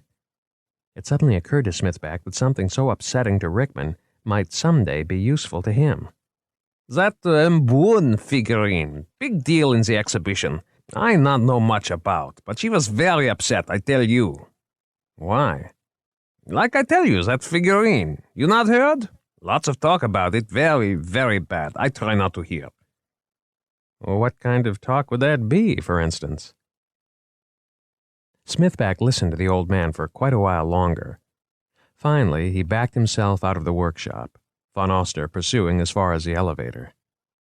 As the doors rolled shut, the man was still talking. You unlucky working for her, he called after Smithback just before the elevator lurched upward. But Smithback didn't hear him. He was busy thinking. 20. As the afternoon drew to a close, Margot looked up wearily from her terminal. Stretching, she punched a command to the printer down the hall, then sat back, rubbing her eyes. Moriarty's case write-up was finally done. A little rough around the edges, perhaps, not as comprehensive as she would have liked, but she couldn't afford to spend any more time on it. Secretly, she was rather pleased, and found herself eager to take a printout up to Moriarty's office on the 4th floor of the Butterfield Observatory, where the project team for the Superstition exhibition was housed. She thumbed through her staff directory, looking for Moriarty's extension. Then she reached for her phone and dialed the 4-digit number. Exhibition Central. There were loud goodbyes in the background. Is George Moriarty there? Margot asked. I think he's down at the exhibition. We're locking up here. Any message? No, thanks, Margot replied, hanging up. She looked at her watch. Almost 5. Curfew time. But the exhibition was being unveiled Friday evening, and she'd promised Moriarty the material. As she was about to get up, she remembered Frock's suggestion that she call Greg Kawakita. She sighed, picking up the phone again. Better give him a try. Chances are he'd be out of the building now, and she could just leave a message on phone mail. Greg Kawakita speaking, came the familiar baritone voice. Greg, this is Margo Green. Stop sounding so apologetic. It's not like he's a department head or anything. Hi, Margo. What's up? She could hear the clacking of keys coming over the line. I have a favor to ask. It's a suggestion of Dr. Frock's, actually. I'm doing an analysis of some plant specimens used by the Kiribitu tribe, and he suggested I run them through your extrapolator. Perhaps it will find some genetic correspondences in the samples. There was a silence. Dr. Frock thought it might be a useful test of your program as well as a help to me, she urged. Kawakita paused. Well, you know, Margo, I'd like to help you out, I really would, but the extrapolator really isn't in shape yet to be used by just anybody. I'm still chasing down bugs, and I couldn't vouch for the results. Margot's face burned. Just anybody? I'm sorry, that was a poor choice of words. You know what I mean. Besides, it's a really busy time for me, and this curfew won't help matters any. Tell you what, why don't you check with me again in a week or two, okay? Talk to you then. The line went dead. Margot stood up, grabbed her jacket and purse, and went down the hall to retrieve her printout. She knew he was planning to postpone her indefinitely. Well, to hell with Kawakita. She'd hunt Moriarty down and give him the copy before she left. If nothing else, it might get her that guided tour of the exhibition, maybe find out what all the fuss was about. A few minutes later, Margot walked slowly across the deserted Salou Memorial Hall. 2 guards were stationed at the entrance, and a single docent stood inside the information center, locking away ledgers and arranging sale items in preparation for the next day's visitors. Assuming there are any, thought Margot. 3 policemen stood just under the huge bronze statue of Salou, talking among themselves. They didn't notice Margot. Margot found her thoughts returning to the morning's talk with Frock. If the killer wasn't found, the security measures could get stricter. Maybe her dissertation defense would be delayed, or the entire museum could be closed. Margot shook her head. If that happened, she was Massachusetts-bound for sure. She headed for the Walker Gallery and the rear entrance to the Superstition exhibition. To her dismay, the large iron doors were closed, and a velvet rope was suspended between 2 brass posts in front of them. A policeman stood beside the sign, motionless. "Can I help you, miss?" he said. His nameplate read F. Beauregard. "I'm going to see George Moriarty," Margot replied. "I think he's in the exhibition galleries. I have to give him something." She brandished the printout in front of the policeman, who looked unimpressed. "Sorry, miss," he said. "It's past 5. You shouldn't be here. Besides," he said more gently, "the exhibition's been sealed until the opening." "But," Margot began to protest, then turned and walked back toward the rotunda with a sigh. After rounding a corner, she stopped. At the end of the empty hallway, she could see the dim vastness of the hall. Behind her, Officer F. Beauregard was out of sight around the corner. On impulse, she veered sharply left through a small, low passage that opened into another parallel walkway. Maybe it wasn't too late to find Moriarty after all. She moved up a wide flight of stairs and, looking carefully around before proceeding, walked slowly into a vaulted hall devoted to insects. Then she turned right and entered a gallery that ran around the second level of the Marine Hall.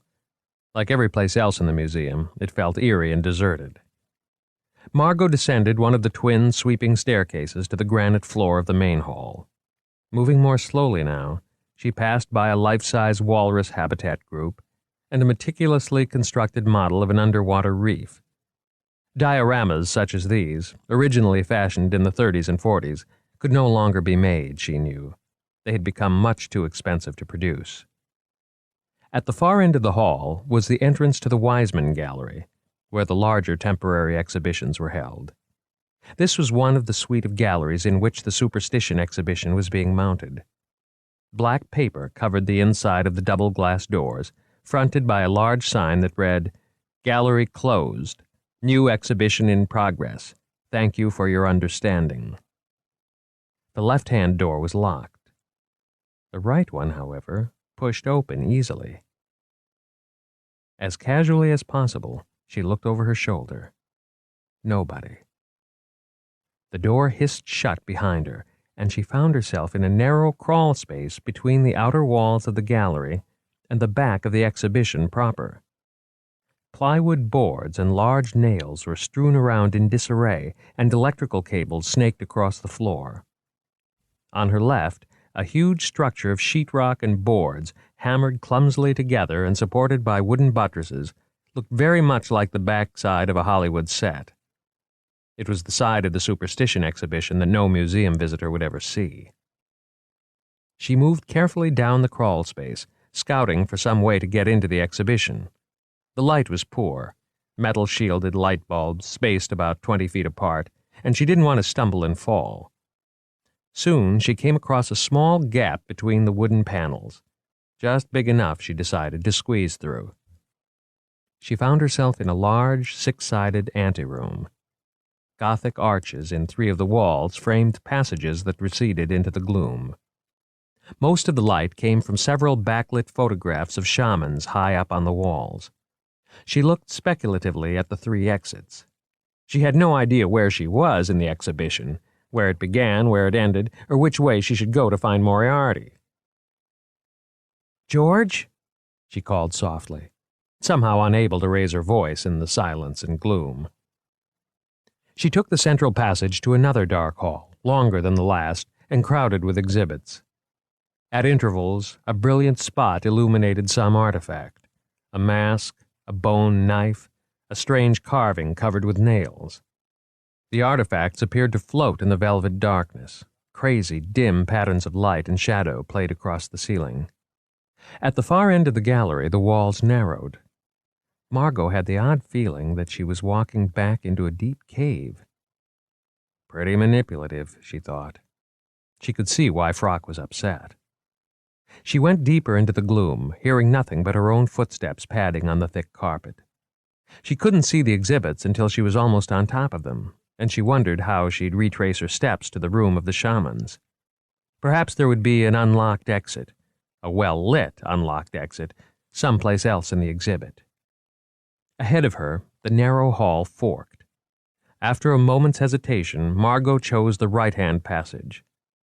As she continued, she noticed small alcoves to either side, each containing a single grotesque artifact.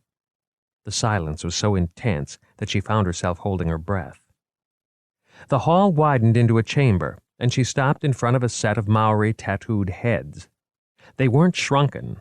The skulls were clearly still inside, preserved, the label said, by smoking. The eye sockets were stuffed with fibers, and the mahogany-colored skins glistened. The black, shriveled lips were drawn back from the teeth. There were 6 of them, a crowd grinning hysterically, bobbing in the night.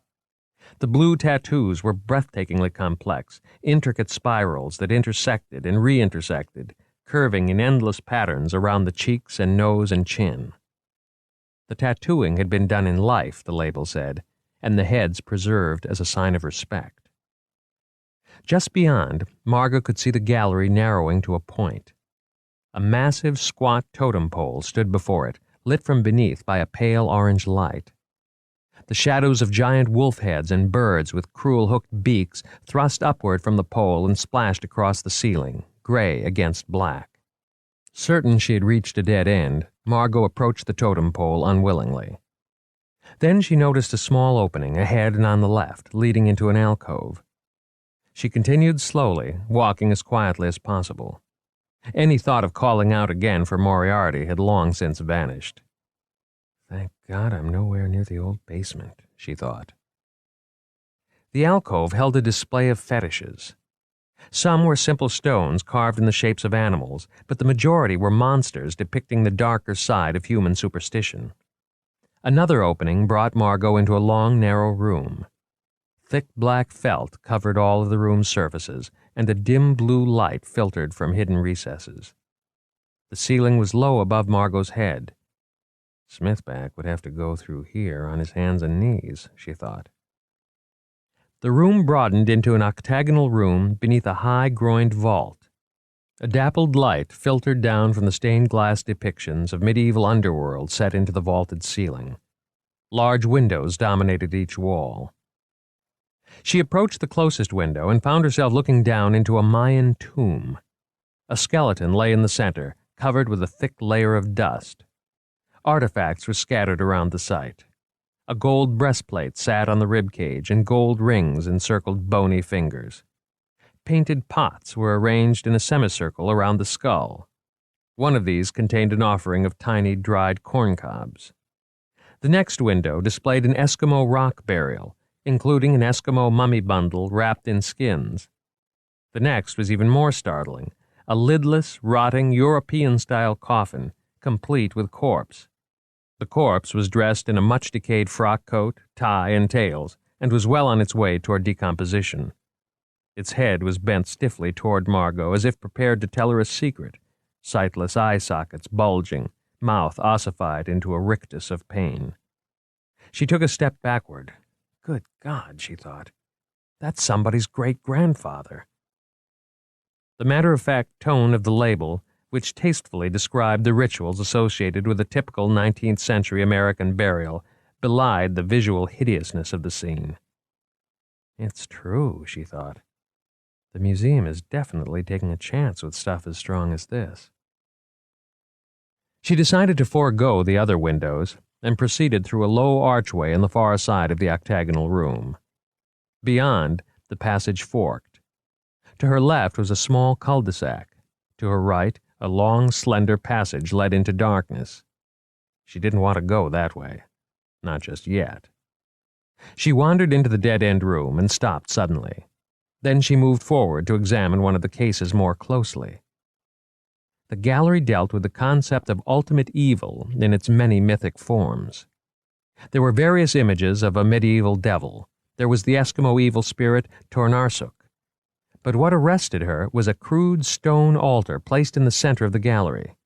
Sitting on the altar, lit by a yellow spot, was a small figurine, carved in such detail it took Margot's breath away.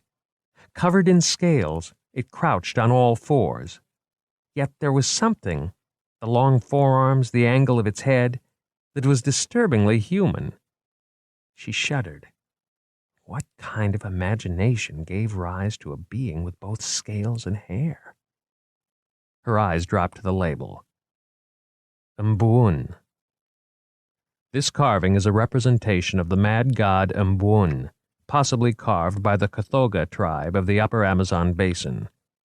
This savage god, also known as he who walks on all fours, was much feared by the other indigenous tribes of the area.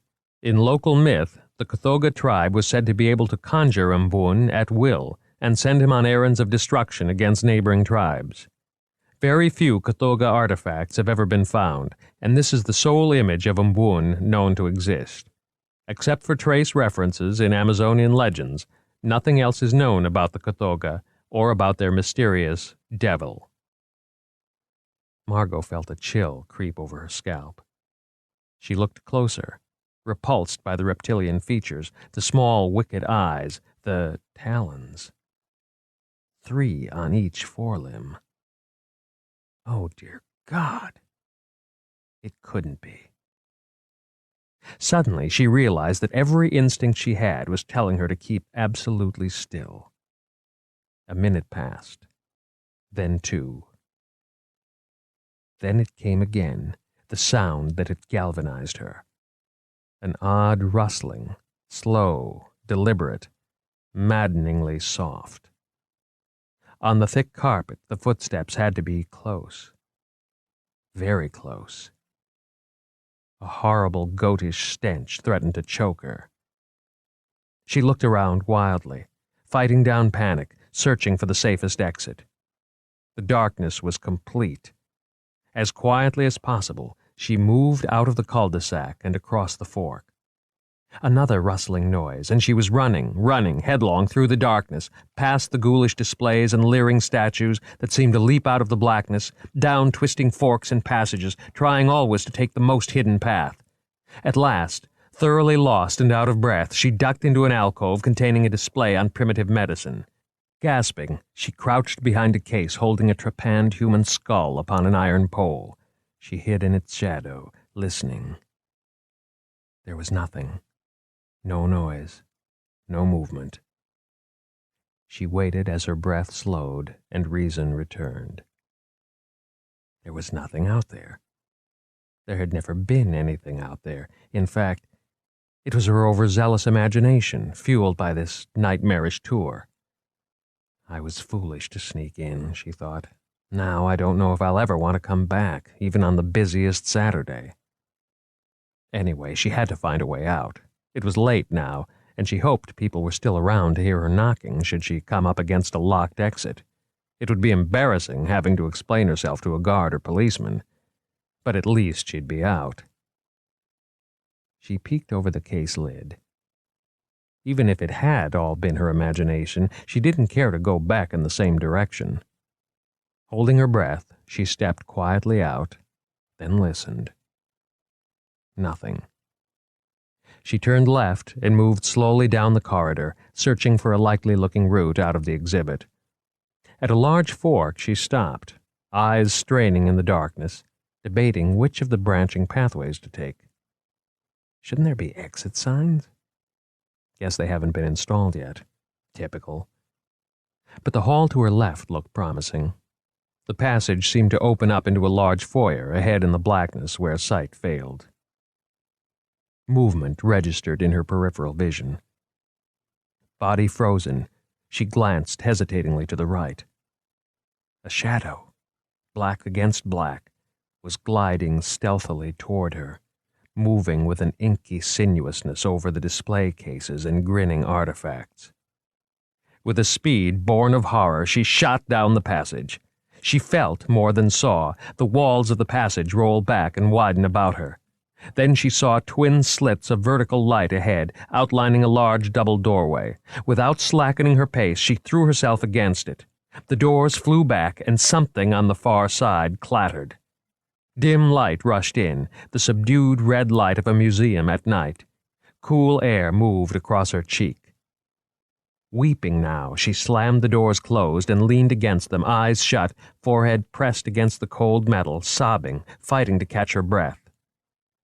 From the crimson gloom behind her came the unmistakable sound of something clearing its throat. Superstition Exhibition Part 2 21. "What's going on here?" came the stern voice. Margot whirled around and almost collapsed with relief. "Officer Beauregard, there's—" she began in mid-sentence. F. Beauregard, who was writing the brass posts that the swinging door had knocked over, looked up at the sound of his name. "Hey, you're the girl who tried to get in earlier."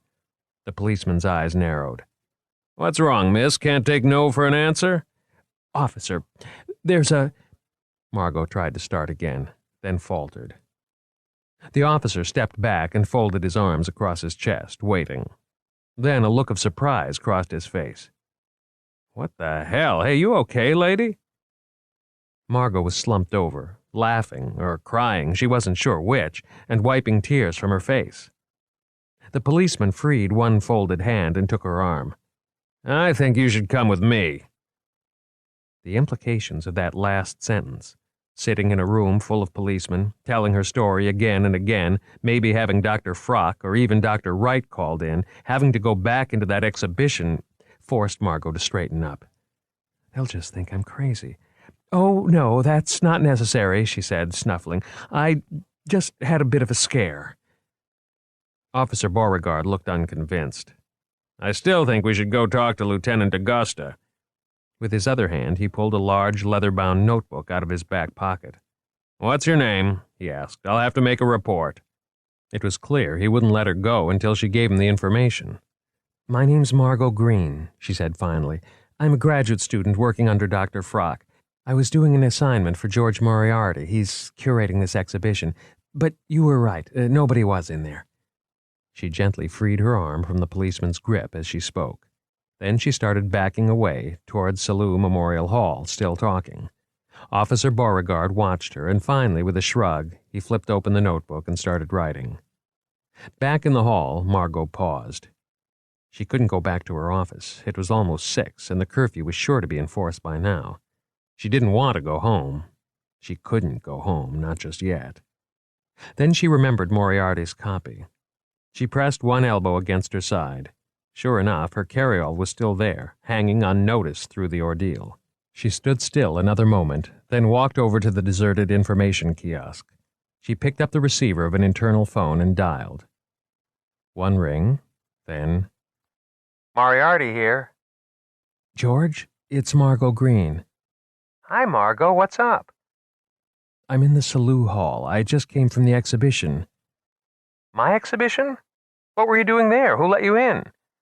"I was looking for you. I wanted to give you the Cameroon copy." "Were you in there?" She felt panic rising once again to the surface. "No. The exhibition's supposed to be sealed in preparation for Friday night's opening. Why?" Margot was breathing deeply, trying to control herself. Her hands were trembling, and the receiver knocked against her ear. "What did you think of it?" Moriarty asked curiously. A hysterical giggle escaped Margot. "Scary." "We brought in some experts to work out the lighting and the placement of the visuals. Dr. Cuthbert even hired the man who designed Fantasy World's haunted mausoleum. That's considered the best in the world, you know." Margot finally trusted herself to speak again. "George, something was in that exhibition with me." A security guard on the far side of the hall had spotted her and was walking in her direction. "What do you mean, something?" "Exactly that!" Suddenly, she was back in the exhibit, in the dark beside that horrible figurine. She remembered the bitter taste of terror in her mouth. "Hey, stop shouting. Look, let's go to the Bones and talk this over. We're both supposed to be out of the museum anyway. I hear what you're saying, but I don't understand it." The Bones, as it was called by everyone in the museum, was known to other local residents as the Blarney Stone Tavern. Its unimposing facade was nestled between two huge ornate co-op buildings directly across 72nd Street from the museum's southern entrance. Unlike typical Upper West Side fern bars, the Blarney Stone did not serve hare pâté or 5 flavors of mineral water, but you could get homemade meatloaf and a pitcher of harp for $10. Museum staffers called it the Bones because Boylan, the owner, had hammered and wired an amazing number of bones into every available flat surface. The walls were lined with countless femurs and tibias, arranged in neat ivory ranks like bamboo matting. Metatarsals, scapulas, and patellas traced bizarre mosaics across the ceiling. Craniums from strange mammals were lodged in every conceivable niche. Where he got the bones was a mystery, but some claimed he raided the museum at night. "People bring 'em in," is all Boylan would ever say, shrugging his shoulders. Naturally, the place was a favorite hangout among the museum staff. The Bones was doing brisk business, and Moriarty and Margot had to push their way back through the crowd to an empty booth. Looking around, Margot spotted several museum staffers, including Bill Smithback. The writer was seated at the bar, talking animatedly to a slender blonde woman. "Okay," Moriarty said, raising his voice over the babble. "Now, what were you saying over the phone? I'm not quite sure I caught it." Margot took a deep breath. "I went down to the exhibition to give you the copy. It was dark. Something was in there, following me, chasing me." "There's that word again, something. Why do you say that?" Margot shook her head impatiently. "Don't ask me to explain. There were these sounds like padded steps. They were so stealthy, so deliberate, She shrugged, at a loss. "And there was this strange smell, too. It was horrible." "Look, Margot," Moriarty began, then paused while the waitress took their drink orders. That exhibition was designed to be creepy. You told me yourself that Frock and others consider it too sensational. I can imagine what it must have been like, being locked in there alone in the dark. In other words, I just imagined it. Margot laughed mirthlessly. You don't know how much I'd like to believe that. The drinks arrived, a light beer for Margot and a pint of Guinness for Moriarty, topped with the requisite half-inch of creamy foam. Moriarty sipped it critically. These killings, all the rumors that have been going around, he said, taking a deep draught. I probably would have reacted the same way. Margot, calmer now, spoke hesitantly. George, that Cathoga figurine in the exhibition. Mbun? What about it? Its front legs have 3 claws. Moriarty was enjoying the Guinness. I know. It's a marvelous piece of sculpture, one of the highlights of the show. Of course, though I hate to admit it, I suppose its biggest attraction is the curse. Margot took an exploratory sip from her beer. George, I want you to tell me, in as much detail as you can, what you know about the Mbun curse. A shout came bellowing over the din of conversation. Looking up, Margot saw Smithback appear out of the smoky gloom, carrying an armful of notebooks, his hair backlit and sticking out from his head at a variety of angles. The woman he'd been talking to at the bar was nowhere to be seen. A meeting of the shutouts, he said. This curfew's a real pain. God save me from policemen and PR directors. Uninvited, he dropped his notebooks on the table and slid in next to Margot. I've heard that the police are going to start interviewing those working in the vicinity of the murders, he said. Guess that means you, Margot. Mine's set for next week, Margot replied. I haven't heard anything about it, said Moriarty. He didn't look pleased at Smithback's appearance. Well, you don't have much to worry about, perched up in that garret of yours, Smithback told Moriarty. The museum beast probably can't climb stairs anyway. You're in a foul mood this evening, Margot said to Smithback. Did Rickman perform another amputation on your manuscript? Smithback was still talking to Moriarty. Actually, you're just the man I wanted to see. I've got a question for you. The waitress came by again, and Smithback waved his hand. McAllen, straight up. Okay, Smithback went on. What I wanted to know is, what's the story behind this Mbun figurine? There was a stunned silence. Smithback looked from Moriarty to Margot. What'd I say? We were just talking about Mbun, Margot said uncertainly. Yeah? Smithback said. Small world. Anyway, that old Austrian in the bug room, Von Oster, told me he heard Rickman kicking up a fuss about Mbun being put on display. Something about sensitive issues, so I did a little digging. The scotch arrived, and Smithback held the glass high in a silent toast, then tossed it off. I've obtained a little background so far, he continued. It seems there was this tribe along the upper Xingu River in the Amazon, the Cathoga. They'd apparently been a bad lot, supernatural dabbling, human sacrifice, a whole bit. Since the old boys hadn't left many traces around, anthropologists assumed they'd died out centuries ago. All that remained was a bunch of myths circulated by local tribes. I know something of this, Moriarty began. Margot and I were just discussing it, except not everybody felt... I know, hold your water. Moriarty settled back, looking annoyed. He was more used to giving lectures than listening to them. Anyway, several years ago, there was this guy named Whittley at the museum. He mounted an expedition to the upper Xingu, purportedly to search for traces of the Cathoga, artifacts, ancient dwelling sites, whatever. Smithback leaned forward conspiratorially. But what Whittley didn't tell anybody was that he wasn't just going in search of this old tribe's traces. He was going in search of the tribe itself. He'd got it into his noggin that the Cathoga still existed, and he was pretty certain he could locate them. He developed something he called myth triangulation. This time Moriarty wouldn't be stopped. That's where you locate all the spots on a map where legends about a certain people or place are heard, identify the areas where the legends are most detailed and consistent, and locate the exact center of this myth region. That's where the source of the myth cycles is most likely to be found. Smithback looked at Moriarty for a moment.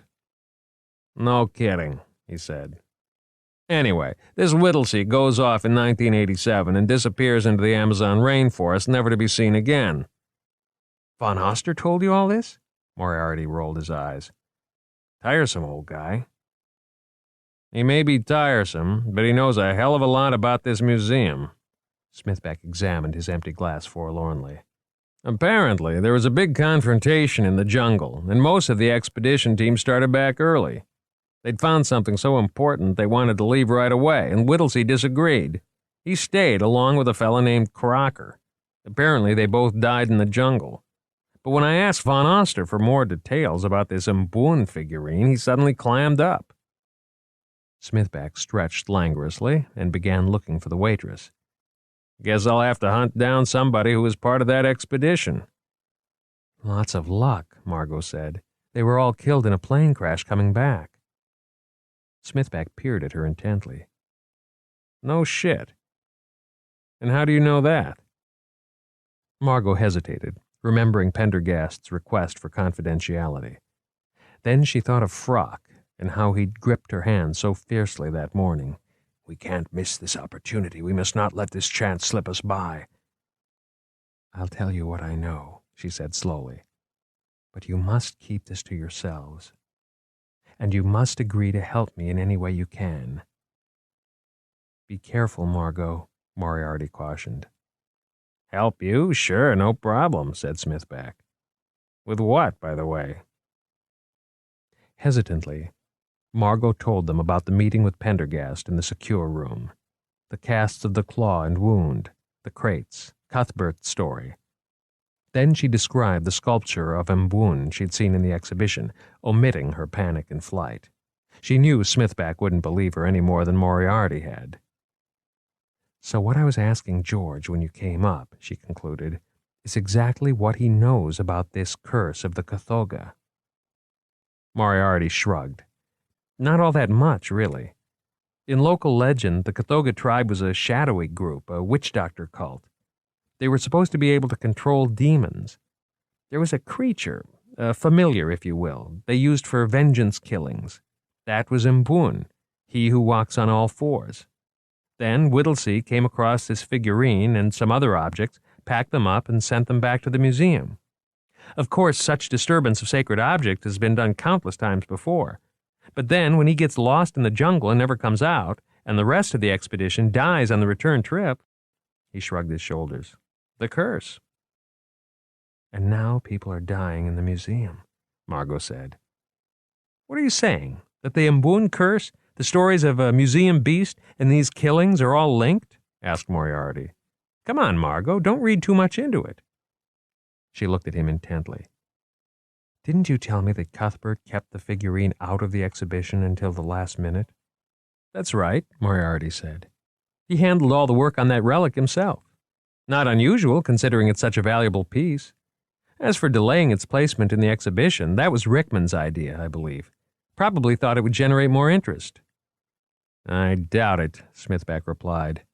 That's not the way her mind works. If anything, she was trying to avoid interest. Blows scandal at her, and she shrivels up like a moth in a flame, he chuckled. Just what's your interest in all this, anyway? Moriarty demanded. You don't think a dusty old artifact would interest me? Smithback finally caught the eye of the waitress and ordered another round for the table. Well, it's obvious Rickman wouldn't let you write about it, Margot said. Smithback made a face. Too true. It might offend all the ethnic Cathoga tribesmen in New York.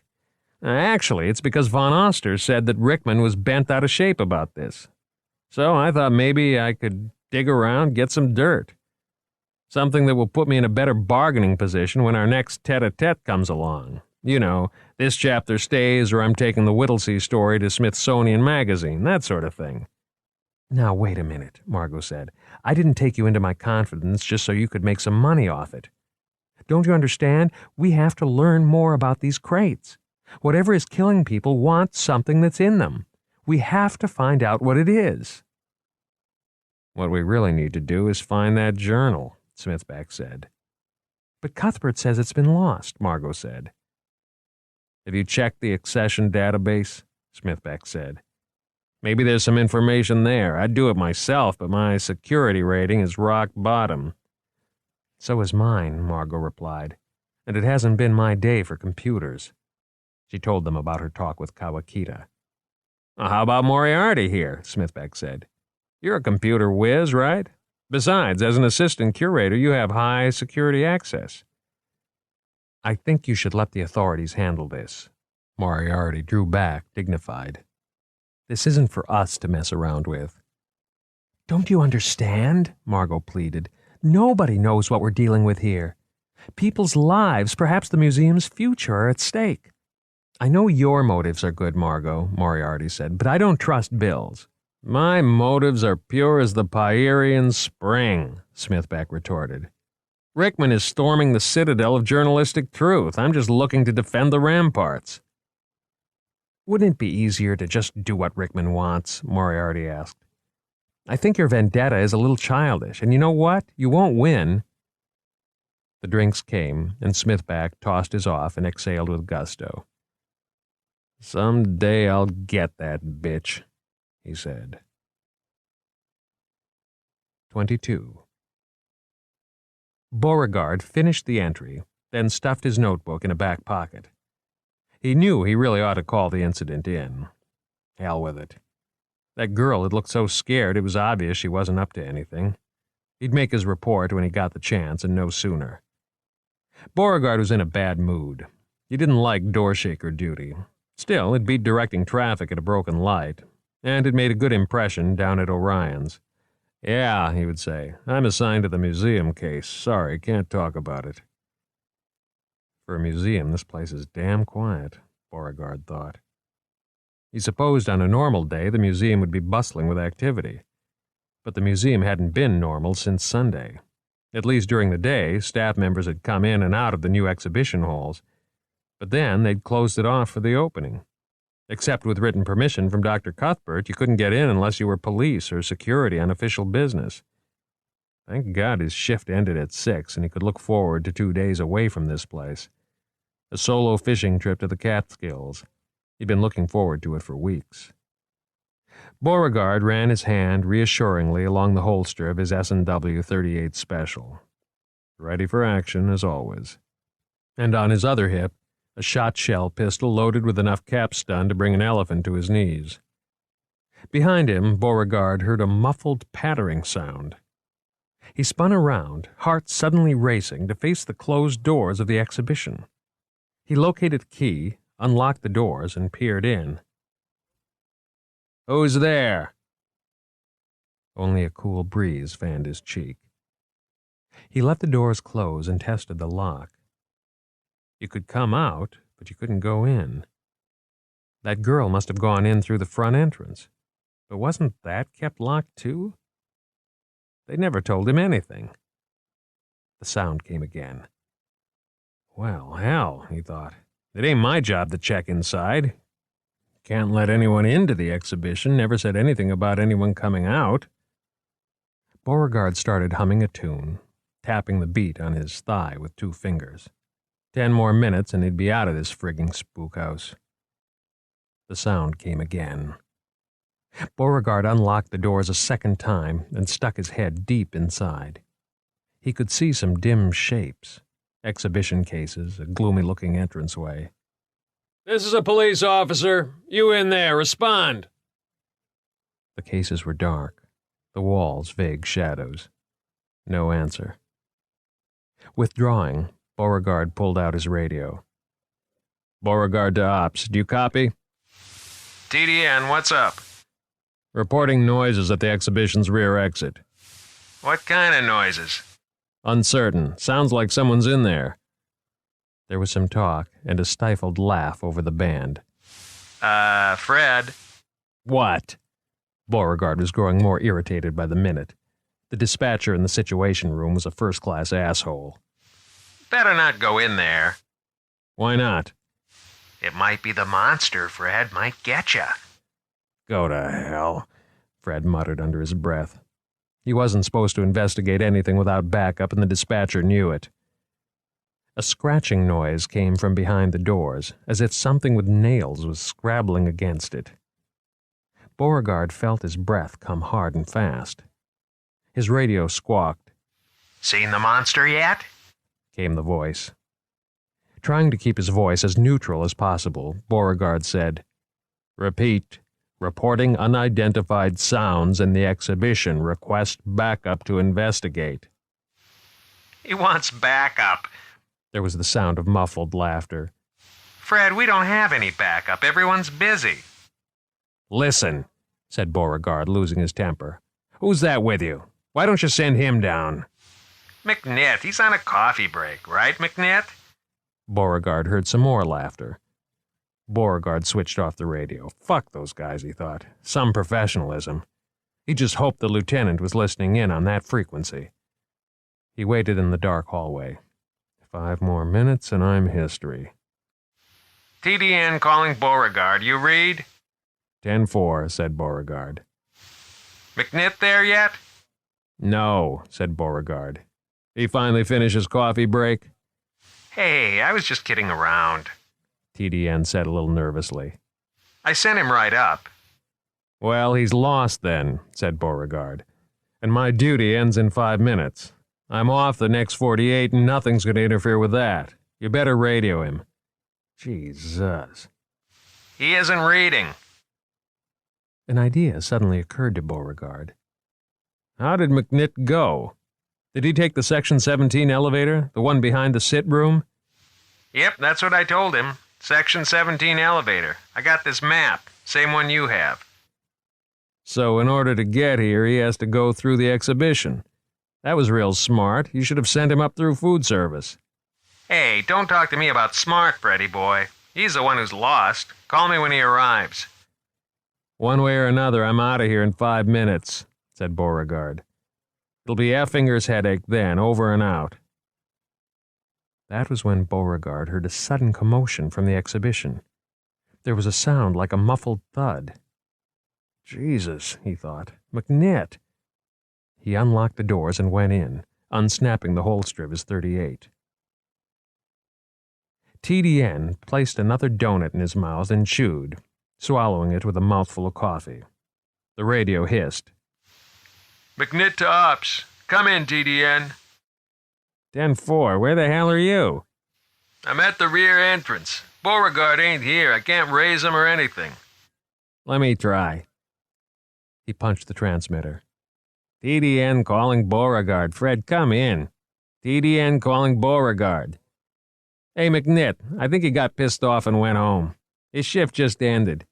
How did you get up there anyway? I went the way you said, but when I got to the front end of the exhibition, it was locked, so I had to go around. Didn't have my keys. Got a little lost. Stay tight, all right? His relief should arrive any minute. Effinger, it says here. Radio me when he arrives and then come on back. Here comes Effinger now. You gonna report Beauregard? You kidding? I'm no damn babysitter. 23. D'Augusta looked over at Pendergast, reclining in the shabby back seat of the Buick. Jesus, he thought. A guy like Pendergast ought to pull at least a late model town car.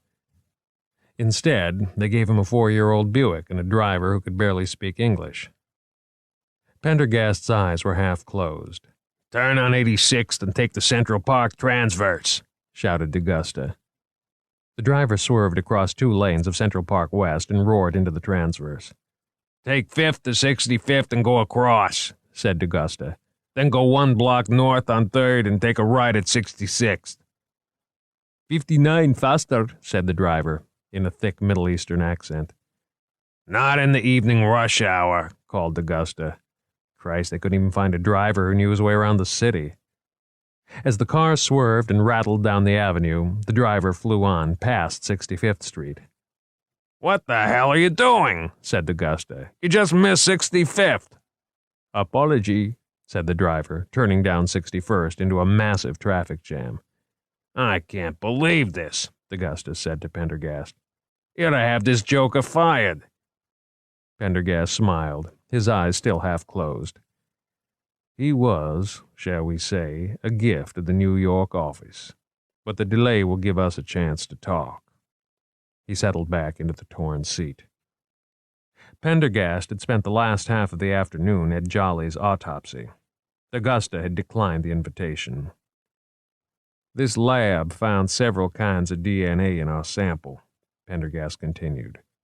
One was human, the other from a gecko. Augusta looked at him. Gecko? What's a gecko? He asked. A kind of lizard, harmless enough. They like to sit on walls and bask in the sun. When I was a child, we rented a villa overlooking the Mediterranean one summer, and the walls were covered with them. At any rate, the results were so surprising to the lab technician that he thought it was a joke. He opened his briefcase. Here's the autopsy report on Jolly. There's nothing much new, I'm afraid. Same M.O., body horrifically mauled, thalamoid region of the brain removed. The coroner's office has estimated that to create such deep lacerations in a single stroke, required force would exceed, he consulted a typewritten sheet, twice what a strong human male can achieve. Needless to say, it's an estimation. Pendergast turned some pages.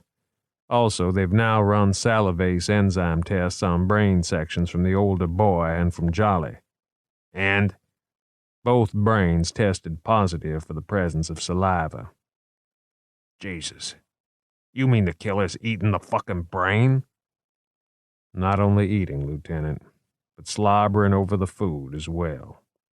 Clearly he, she, or it has no manners. You have the SOC report. May I see it? Augusta handed it over. You won't find any surprises there. The blood on the painting was Jolly's. They found traces of blood leading past the secure area and down into a stairwell to the sub-basement. But last night's rain flushed all traces out of there, of course. Pendergast scanned the document. And here's the report on the door to the vault. Someone did quite a lot of pounding and banging, possibly with a blunt instrument. There are also 3-pronged scratches consistent with those found on the victims. Once again, the force used was considerable. Pendergast handed over the files. It sounds as if we'll need to devote more attention to the sub-basement. Basically, Vincent, this DNA business is our best chance for now. If we can trace the origin of that claw fragment, we'll have our first solid lead. That's why I've asked for this meeting. The car pulled up in front of a warren of ivy-covered red brick buildings overlooking the East River. A guard ushered them into a side entrance. Once inside the lab, Pendergast took up a position against a table in the center of the room and chatted with the scientists, Buchholz and Theroux. Augusta admired how easily the Southerner could take charge of a scene. My colleague and I would like to understand the DNA sequencing process, Pendergast was saying. We need to know how you arrived at these results and whether any further analysis might be called for. I'm sure you understand. Certainly, said Buchholz. He was busy and small, and as bald as Mount Monadnock. My assistant, Dr. Theroux here, did the analysis. Theroux stepped forward nervously. When we were given the sample, he said, we were asked to identify whether it had come from a large carnivorous mammal, specifically a big cat. What we do in such a case is compare the DNA in the sample to the DNA of, say, 5 or 6 species that are likely matches. But we would also select an animal that was definitely not of the sample, and we call this the outgroup. It's a kind of control. Am I making sense? So far, said Pendergast, but go easy on me. I'm a child in these matters. We usually use human DNA as the outgroup, since we've mapped so much of it. Anyway, we do a PCR, that is, a polymerase chain reaction, on the sample. This causes thousands and thousands of copies of the genes to be made. It gives us a lot to work with, you see. He pointed to a large machine with long, clear strips of plexiglass attached to its flanks. Behind the strips were dark vertical bands arrayed in complicated patterns. This is a pulsed field gel electrophoresis machine. We place the sample in here, and portions of the sample migrate out along these strips through the gel according to their molecular weights. They show up as these dark bands. By the pattern of bands, and with the aid of our computer, we can figure out what genes are present. He took a deep breath. Anyway, we got a negative reading on the big cat genes, A very negative reading. It wasn't anywhere close. And to our surprise, we got a positive reading on the outgroup, that is, Homo sapiens. And as you know, we identified DNA strands from several species of gecko, or so it appears. He looked a little sheepish. But even so, most of the genes in the sample were unidentified. So that's why you presumed it was contaminated. Yes, contaminated or degraded. A lot of repeated base pairs in the sample suggested a high level of genetic damage. Genetic damage? Asked Pendergast. When DNA is damaged or defective, it often uncontrollably replicates long-repeating sequences of the same base pair. Viruses can damage DNA, so can radiation, certain chemicals, even cancer. Pendergast had begun to roam around the laboratory, examining his surroundings with an almost cat-like curiosity. These gecko genes interest me a great deal. Just what do they mean exactly? That's the big mystery, said Turow. These are rare genes. Some genes are very common, like the cytochrome B gene, which can be found in everything from a periwinkle to a man. But these gecko genes, well, we don't know anything about them. What you're really saying is the DNA didn't come from an animal, right? DeGusta asked. Not from any large carnivorous mammal we know of, Buchholz answered. We tested all the relevant taxa. There are not nearly enough matches to say it came from a gecko. So, by a process of elimination, I would say it probably came from a human. But it was degraded or contaminated. The results are ambiguous. The sample, said DeGusta, was found in the body of a murdered boy. Ah, said Turow. That could easily explain how it was contaminated with human genetic material. Really, it would be much easier for us if we knew things like this beforehand. Pendergast frowned. The sample was removed from the root canal of a claw by the forensic pathologist, as I understand it, and every effort was made to prevent contamination. All it can take is one cell, said Turow. A claw, you say? He thought a moment. Let me advance an idea. The claw might be from a lizard that was heavily contaminated by blood from its human victim. Any lizard, not necessarily a gecko. He looked at Buchholz. The only reason we identified some of the DNA as gecko is because a fellow in Baton Rouge did some research a few years ago on gecko genetics and logged his results in GenLab. Otherwise, it would have turned up unknown, like most of that sample. Pendergast looked at Turow. I'd like further tests done to tell us just what those gecko genes do, if you don't mind. Turow frowned. Mr. Pendergast, the chance of a successful analysis is not all that high, and it could take weeks. It seems to me the mystery's already been solved. Buchholz clapped his hand on Turow's back. Let's not second-guess Agent Pendergast. After all, the police are paying for it, and it is a very expensive procedure. Pendergast smiled more broadly. I'm glad you mentioned that, Dr. Buchholz. Just send the bill to Director of Special Operations, FBI. He wrote down the address on his business card. And please don't worry. Cost is no consideration whatsoever. DeGusta had to grin. He knew what Pendergast was doing. Getting even for the lousy car. He shook his head. What a devil. 24. Thursday. At 11:15 Thursday morning, a man claiming to be the living incarnation of the Egyptian pharaoh Thoth ran amok in the antiquities wing, knocking over 2 displays in the temple of Azarnar, breaking a case and pulling a mummy out of its tomb. 3 policemen were necessary to restrain him, and several curators worked the rest of the day replacing bandages and collecting ancient dust. Less than an hour later, a woman ran screaming from the Hall of Great Apes, babbling about something she'd seen crouched in a dark bathroom corner. A television team, waiting on the south steps for a glimpse of Wright, got her entire hysterical exit on film. Around lunchtime, a group calling itself the Alliance Against Racism had begun picketing outside the museum, calling for a boycott of the Superstition exhibition.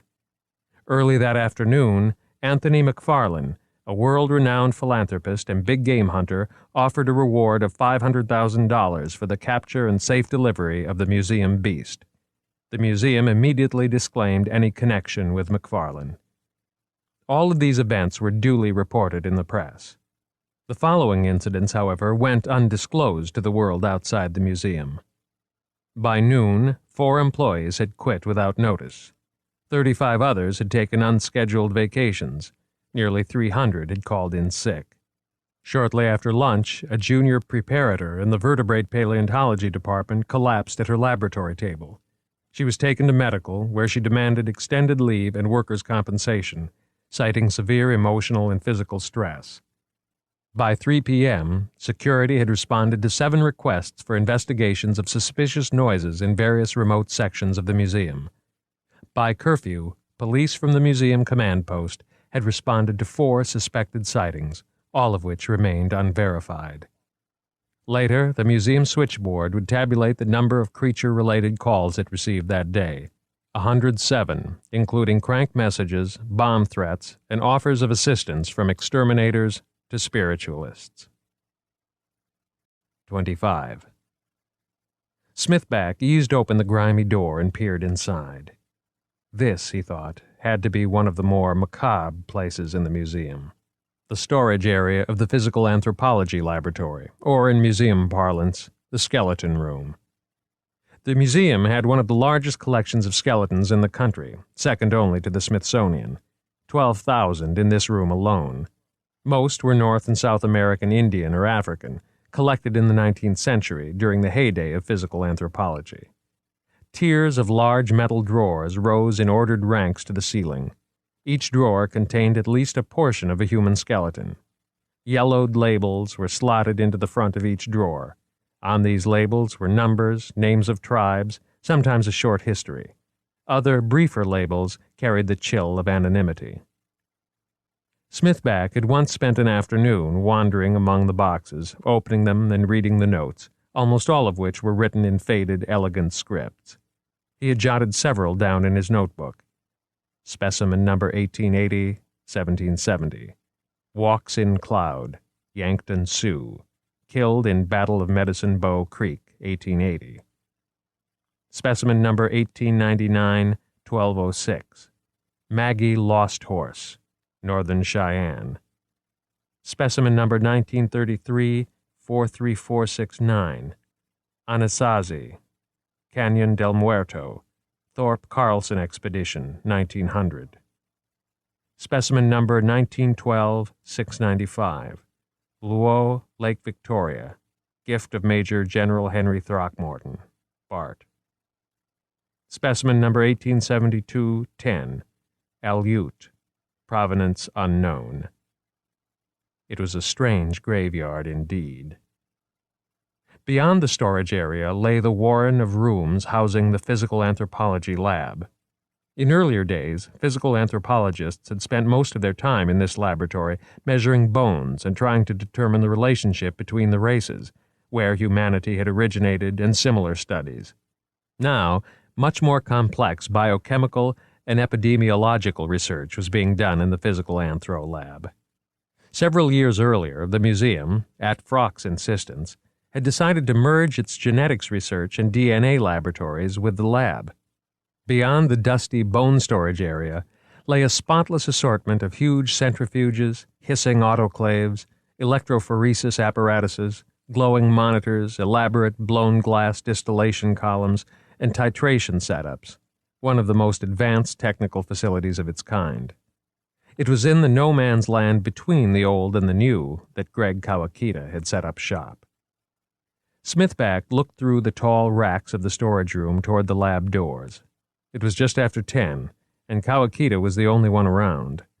Through the open shelves, Smithback could see Kawakita standing 1 or 2 rows over, making sharp, jerky overhead movements with his left hand, waving something about. Then Smithback heard the zing of a line and the whirring of a fly reel. Well, raise my rent, Smithback thought. The man was fishing. "Catch anything?" he called out loudly. He heard a sharp exclamation and a clatter of a dropped rod. "Damn you, Smithback," Kawakita said. You're always sneaking about. This isn't a good time to go around scaring people, you know. I might have been packing a .45 or something." He walked down his aisle and came around the corner, reeling in his fly rod and scowling good-humoredly at Smithback. Smithback laughed. "I told you not to work down here with all these skeletons. Now look what's happened. You've gone off the deep end at last." "Just practicing," Kawakita laughed. "Watch. Third shelf, buffalo hump." He flicked the rod. The line whirred out, and the fly struck, then rebounded off a drawer on the third tier of a shelf at the end of the aisle. Smithback walked over. Sure enough, it contained the bones of someone who had once been Buffalo Hump. Smithback whistled. Kawakita drew in some line, loosely holding the loops in his left hand while he gripped the cork butt of the rod in his right. "Fifth shelf, second row. John Mboya," he said. Again the line arced through the air between the narrow shelves, and the tiny fly ticked the correct label. "Isaac Walton, move over," said Smithback, shaking his head. Kawakita reeled in the line and started dismantling the bamboo rod. "It's not quite like fishing on a river," he said as he worked, "but it's great practice, especially in this confined space.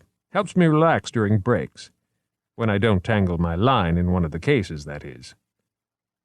When Kawakita was first hired by the museum, he had declined the sunny fifth-floor office offered him, and instead claimed a much smaller one in the lab, saying he wanted to be closer to the action. Since then, he had already published more papers than some full curators had in their entire careers. His cross-disciplinary studies under Frock had quickly led him to an assistant curatorship in evolutionary biology, where he had initially devoted his time to the study of plant evolution. Kawakita skillfully used his mentor's notoriety to advance himself. Lately, he had put aside plant evolution temporarily for the genetic sequence extrapolator program. His only other passion in life, aside from his work, seemed to be fly fishing. In particular, as he would explain to anyone who listened, his search for the noble and elusive Atlantic salmon. Kawakita slid the rod into a battered Orvis case and leaned it carefully in a corner. Motioning Smithback to follow, he led the way down long rows of coffined aisles to a large desk and 3 heavy wooden chairs. The desk, Smithback noticed, was covered with papers, stacks of well-thumbed monographs, and low trays of plastic-covered sand holding various human bones. "Look at this," Kawakita said, sliding something in Smithback's direction. It was an engraved illustration of a family tree, etched in brown ink on hand-marbled paper. The branches of the tree were labeled with various Latin words. "Nice," said Smithback, taking a seat. "That's one word for it, I guess," Kawakita replied. "A mid-19th century view of human evolution. An artistic masterpiece, but a scientific travesty. I'm working on a little piece for the Human Evolution Quarterly about early evolutionary views." "When will it be published?" Smithback asked with professional interest. "Oh, early next year. These journals are so slow." Smithback put the chart down on the desk. "So, what does all this have to do with your current work, the GRE or the SAT or whatever it is?" "GSE, actually," Kawakita laughed. "Nothing whatsoever. This is just a little idea I had, some after-hours fun. I still enjoy getting my hands dirty from time to time." He replaced the chart carefully in a binder, then turned toward the writer. "So, how's the masterwork coming along?" he asked. "Is Madame Rickman still giving you a hard time?" Smithback laughed. "Guess my struggles under the tyrant are common knowledge by now. But that's a book in itself. Actually, I came by to talk to you about Margot." Kawakita took a seat across from Smithback. "Margo Green? What about her?" Smithback started paging aimlessly through one of the monographs scattered about the work table. "I understand she needs your help on something." Kawakita's eyes narrowed. "She called last night, asking if she could run some data through the extrapolation program. I told her it wasn't ready yet." He shrugged. "Technically, that's true. I can't vouch 100% for the accuracy of its correlations, but I'm terribly busy these days, Bill. I just don't have the time to shepherd somebody through the program." She's not exactly some scientific illiterate you need to lead around by the nose, Smithback replied. She's doing some heavy-duty genetics research of her own. You must see her around this lab all the time. He pushed the monographs aside and leaned forward. It might not hurt to cut the kid a break, he said. It isn't exactly an easy time for her. Her father died about 2 weeks ago, you know. Kawakita looked surprised. Really? Is that what you were talking about in the staff lounge? Smithback nodded. She hasn't said much, but it's been a struggle. She's considering leaving the museum. That would be a mistake, Kawakita frowned. He started to say something, then stopped abruptly. He leaned back in his chair and gave Smithback a long, appraising look.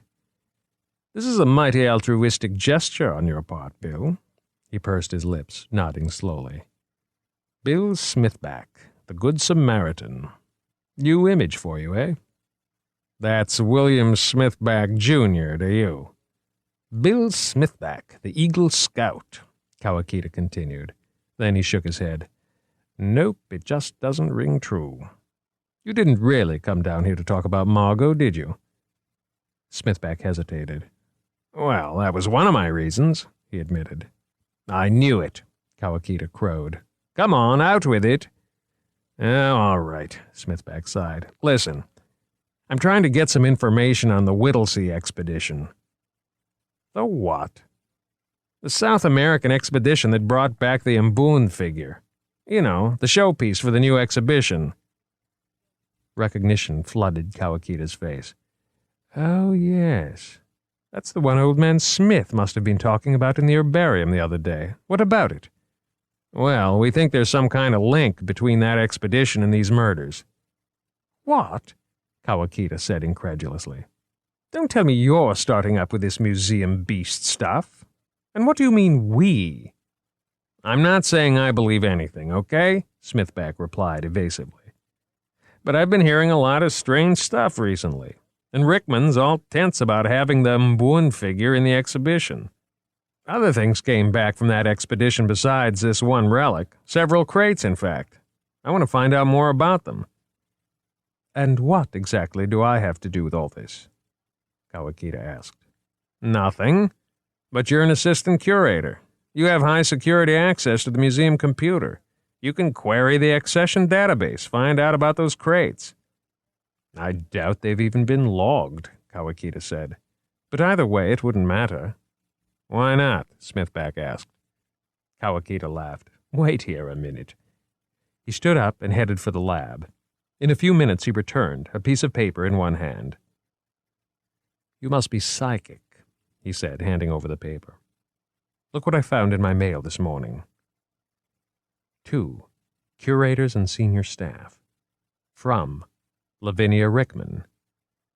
Copies Wright, Llewellyn, Cuthbert, LaFour. As a result of recent unfortunate events, the museum is under intense scrutiny by the media and by the public in general. This being the case, I want to take the opportunity to review the museum's policy on external communications. Any dealings with the press are to be handled through the museum's public relations office. No comments on museum matters are to be made, either on or off the record, to journalists or other members of the media. Any statements made or assistance given to individuals who are engaged in preparing interviews, documentaries, books, articles, etc., dealing with the museum are to be cleared through this office. Failure to follow these guidelines will result in disciplinary action from the director's office. Thank you for your cooperation in this difficult time. Christ, muttered Smithback. Look at this. Individuals engaged in preparing books. She means you, Bill, Kawakita laughed. So you see, my hands are tied. He extracted a handkerchief from his back pocket and blew his nose. Allergic to bone dust, he explained. I just can't believe this, Smithback said, rereading the memo. Kawakita clapped an arm around Smithback's shoulder. Bill, my friend, I know this story would make great copy, and I'd like to help you write the most controversial, outrageous, and salacious book possible, only I can't. I'll be honest, I've got a career here, and, he tightened his grip, I'm coming up for tenure. I can't afford to make those kinds of waves right now. You'll have to go some other route, okay? Smithback nodded with resignation.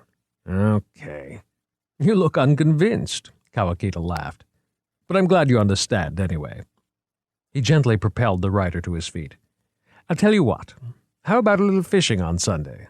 They're predicting an early hatch on the Connetquot. Smithback finally grinned. Tie me some of your devilish little nymphs, he said. You're on. 26. Augusta was all the way on the other side of the museum when yet another call came in. Emergency sighting, Section 18, computer room. He sighed, shoving his radio back into its holster, thinking of his tired feet. Everyone in the damn place was seeing boogeymen. A dozen people were crowding the hall outside the computer room, joking nervously. 2 uniformed officers were standing by the closed door. Okay, said D'Augusta, unwrapping a cigar. Who saw it? A young man edged forward. White lab coat, slope-shouldered, Coke bottle glasses, calculator and pager dangling off the belt. Cripes, thought D'Augusta. Where did they get these guys? He was perfect. I didn't actually see anything, he said, but there was this loud thumping noise in the electrical systems room. It sounded like banging, someone trying to get through the door. D'Augusta turned to the 2 cops. Let's check it out. He fumbled at the doorknob, and someone produced a key, explaining, We locked it. We didn't want anything coming out. D'Augusta waved his hand. This was getting ridiculous. Everyone was spooked. How the hell could they be planning a big opening party for the following night? They should have shut the damn place down after the first murders. The room was large, circular, and spotless. In the center, standing on a large pedestal and bathed in bright neon lights, was a 5-foot-tall white cylinder that D'Augusta supposed was the museum's mainframe. It hummed softly, surrounded by terminals, workstations, tables, and bookcases. 2 closed doors were visible on the far walls. You guys poke around, he told his men, popping the unlit cigar in his mouth. I want to talk to this guy, do the paperwork. He went back outside. Name? He asked. Roger Thrumcap. I'm the shift supervisor. Okay, D'Augusta said wearily, making notations. You're reporting noises in data processing. No, sir. Data processing's upstairs. This is the computer room. We monitor the hardware, do systems work. The computer room, then. He scribbled some more. You first noticed these noises when? A few minutes after 10. We were just finishing up our journals. You were reading the paper when you heard the noises? No, sir. The journal tapes. We were just finishing our daily backup. I see. You were just finishing at 10 o'clock. The backups can't be done during peak hours, sir. We have special permission to come in at 6 in the morning. Lucky you. And you heard these noises where? They were coming from the electrical room. And that is? The door to the left of the MP3. That's the computer, sir. I saw 2 doors in there, D'Augusta said. What's behind the other one? Oh, that's just the lights-out room. It's on a carded entry system. Nobody can get in there. D'Augusta gave the man a strange look. It contains the disk packs, things like that. You know, the storage devices. It's called a lights-out room because everything's automated. Nobody goes in there except for maintenance. He nodded proudly. We're in a zero-operator environment. Compared to us, DP is still in the Stone Age.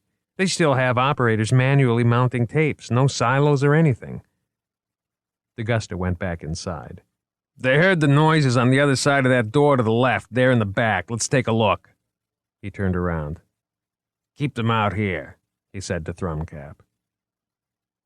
The door to the electrical room swung open, releasing a smell of hot wiring and ozone. D'Augusta fumbled along the wall, found the light, and snapped it on. He did a visual first, by the book. Transformers, grill work covering ventilation ducts, cables, several large air conditioning units, a lot of hot air, but nothing else. Take a look behind that equipment, D'Augusta said. The officers nosed around thoroughly. One looked back and shrugged. All right, said D'Augusta, walking out into the computer room. Looks clean to me. Mr. Thrumcap? Yes? He poked his head in. "You can tell your people to come back in. Looks okay, but we're going to post a man for the next 36 hours. He turned to one of the policemen emerging from the electrical room. "Waters, I want you here till the end of your shift. Pro forma, all right? I'll send you relief." "A few more sightings and I'll be fresh out of officers." "Right," said Waters. "That's a good idea," said Thrumcap. "This room is the heart of the museum, you know, or rather, the brain. We run the telephones, physical plant, network, mini-printing, electronic mail, security system." "Sure," said DeGusta. He wondered if this was the same security that didn't have an accurate blueprint of the sub-basement. The staff began filing back into the room and taking up their places at the terminals. DeGusta mopped his brow. "Hot as balls in here." He turned to leave. "Raj," he heard a voice behind him. "We got a problem." DeGusta hesitated a moment. "Oh, my God," said Thrumcap, staring at a monitor. "The system's doing a hex dump. What the hell?" "Was the master terminal still in backup mode when you left it, Raj?" a short guy with buck teeth was asking. "If it finished and got no response, it might have gone into a low-level dump." "Maybe you're right," said Roger. "Abort the dump and make sure the regions are all up." "It's not responding." "Is the OS down?" Thrumcap asked, bending over Bucktooth's CRT. "Let me see this." An alarm went off in the room, not loud, but high-pitched and insistent. DeGusta saw a red light in a ceiling panel above the sleek mainframe. Maybe he'd better stick around. "Now what?" said Thrumcap. "Jesus, it's hot," DeGusta thought. "How can these people stand it?" "What's his code we're getting?" "I don't know. Look it up." "Where?" "In the manual, fool. It's right behind your terminal. Here, I've got it." Thrumcap started flipping pages. 2291, 2291. Here it is. It's a heat alarm. Oh, Lord, the machine's overheating. Get maintenance up here right away. DeGusta shrugged. The thumping noise they'd heard was probably air conditioner compressors failing. It doesn't take a rocket scientist to figure that out. It must be 90 degrees in here. As he began moving down the hall, he passed two maintenance men hurrying in the opposite direction. Like most modern supercomputers, the museum's Digital Industries MP3 was better able to withstand heat than the big iron mainframes of 10 or 20 years before. Its silicon brain, unlike the older vacuum tubes and transistors, could function above recommended temperatures for longer periods of time without damage or loss of data. However, the hardwired interface to the museum's security system had been installed by a third party, outside the operating specifications of Digital Industries. When the temperature in the computer room reached 94 degrees, the tolerances of the ROM chips governing the automatic disaster control system were exceeded. Failure occurred 90 seconds later. Waters stood in a corner and glanced around the room. The maintenance man had left over an hour before, and the room was pleasantly chilly. Everything was back to normal, and the only sounds were the hum of the computer and the zombies clicking thousands of keys. He idly glanced at an unoccupied terminal screen and saw a blinking message. External array failure at ROM. Address 33B1 4A0E. It was like Chinese. Whatever it was, why couldn't they just say it in English? He hated computers. He couldn't think of one damn thing computers had done for him except leave the S off his last name on bills. He hated those smart-ass computer nerds, too. If there was anything wrong here, let them take care of it. 27. Smithback dumped his notebooks beside one of his favorite library carols. Sighing heavily, he squeezed himself into the cramped space, placed his laptop on the desk, and turned on the small overhead light. He was only a stone's throw from the oak-paneled reading room, with its red leather chairs and marble fireplace that hadn't seen use in a century, but Smithback preferred the narrow, scuffed carols. He especially liked the ones that were hidden deep in the stacks, where he could examine documents and manuscripts he'd temporarily liberated, or catch 40 winks, in privacy and relative comfort. The museum's collection of new, old, and rare books on all aspects of natural history was unrivaled. It had received so many bequests and privately donated collections over the years that its card catalog was always hopelessly behind. Yet Smithbag knew the library better even than most of the librarians. He could find a buried fact in record time. Now he pursed his lips, thinking. Moriarty was a stubborn bureaucrat, and Smithbag himself had come up empty with Kawakita. He didn't know anyone else who could get him into the accession database. But there was more than one way to approach this puzzle. At the microfilm card file, he started flipping through the New York Times index. He backtracked as far as 1975. Nothing there, or, as he soon discovered, in the relevant natural history and anthropological journals. He checked the back issues of the museum's internal periodicals for information on the expedition. Nothing. In the 1985 Who's Who at NYMNH, a 2-line bio of Whittley told him nothing he didn't already know. He cursed under his breath. This guy's hidden deeper than the Oak Island treasure. Smithbag slowly put the volumes back on their racks, looking around.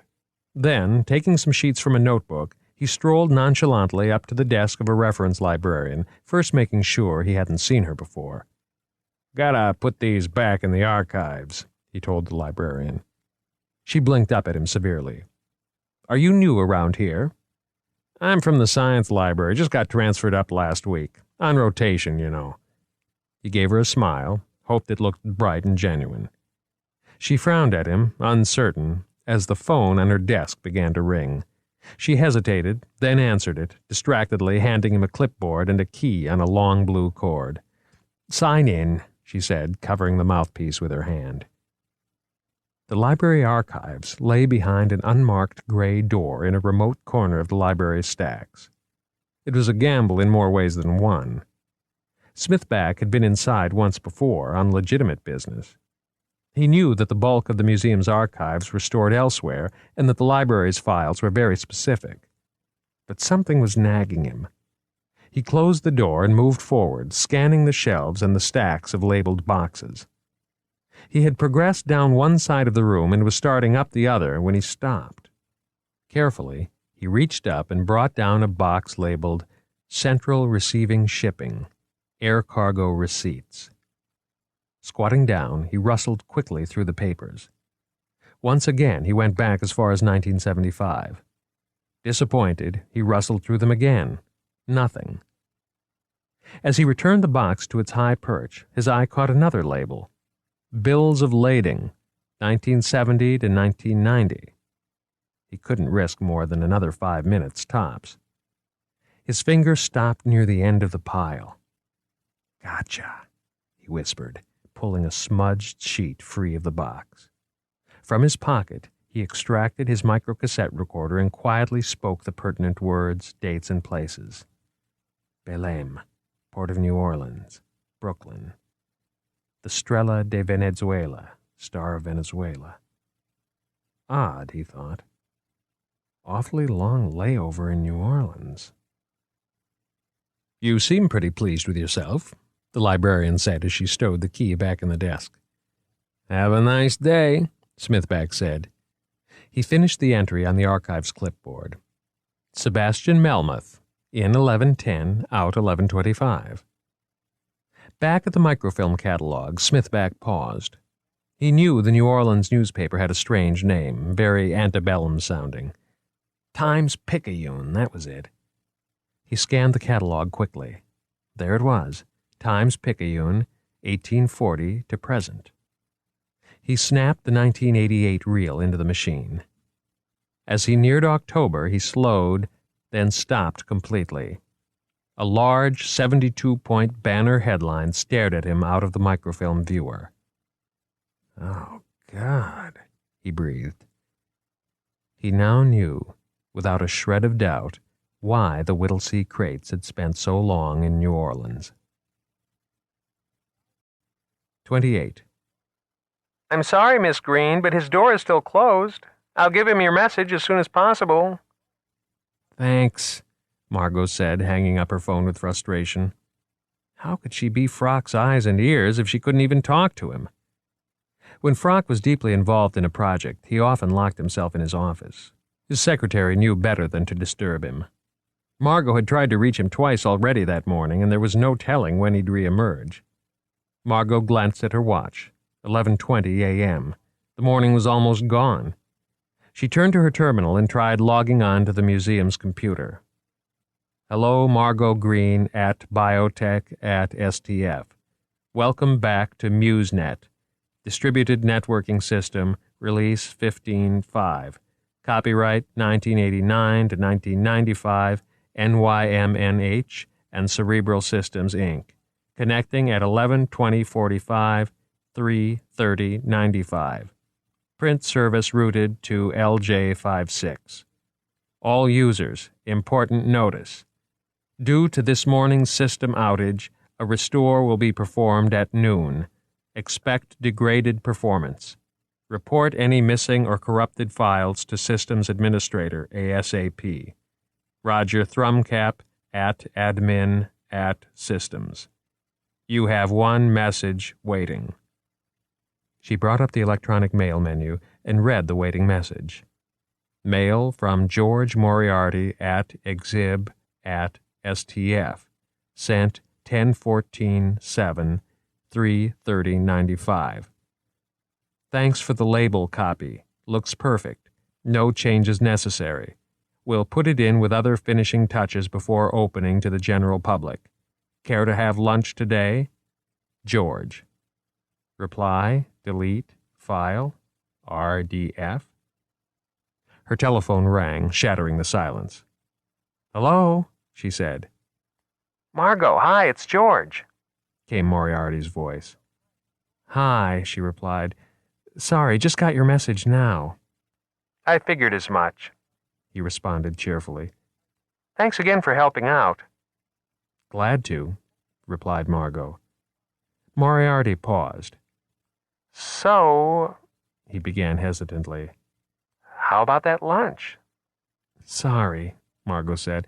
I'd like to, but I'm waiting for a call back from Dr. Frock. Could be 5 minutes, could be next week. She could tell by the silence that Moriarty was disappointed. Tell you what, though, she said. You could swing by for me on your way to the cafeteria. If Frock's called by then, maybe I'll be free. If he hasn't, well, perhaps you could hang out for a couple of minutes while I wait. Help me with the Times crossword or something. Sure, Moriarty replied. I know every three-letter Australian mammal there is. Margot hesitated.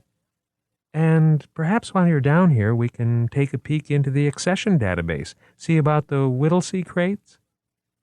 There was a silence. Finally, Moriarty sighed. Well, if it's that important to you, I guess it couldn't hurt anything. I'll stop by around 12. Half an hour later, a knock sounded. Come in, she called out. The damn thing's locked. The voice was not Moriarty's. She opened the door. I didn't expect to see you here. Do you suppose it's luck or fate? Smithback said, coming in quickly and shutting the door behind him. Listen, Lotus Blossom, I've been a busy man since last night. So have I, she said. Moriarty will be here any minute to get us into the accession database. Smithback opened his mouth. How did you... Never mind, Margot replied smugly. The door opened and Moriarty peered in.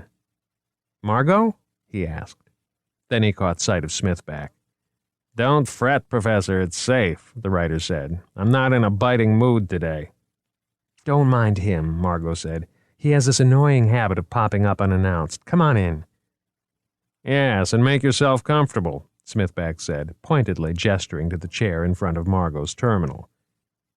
Moriarty sat down slowly, looking at Smithback, then at Margot, then at Smithback again. I guess you want me to check the accession records, he said.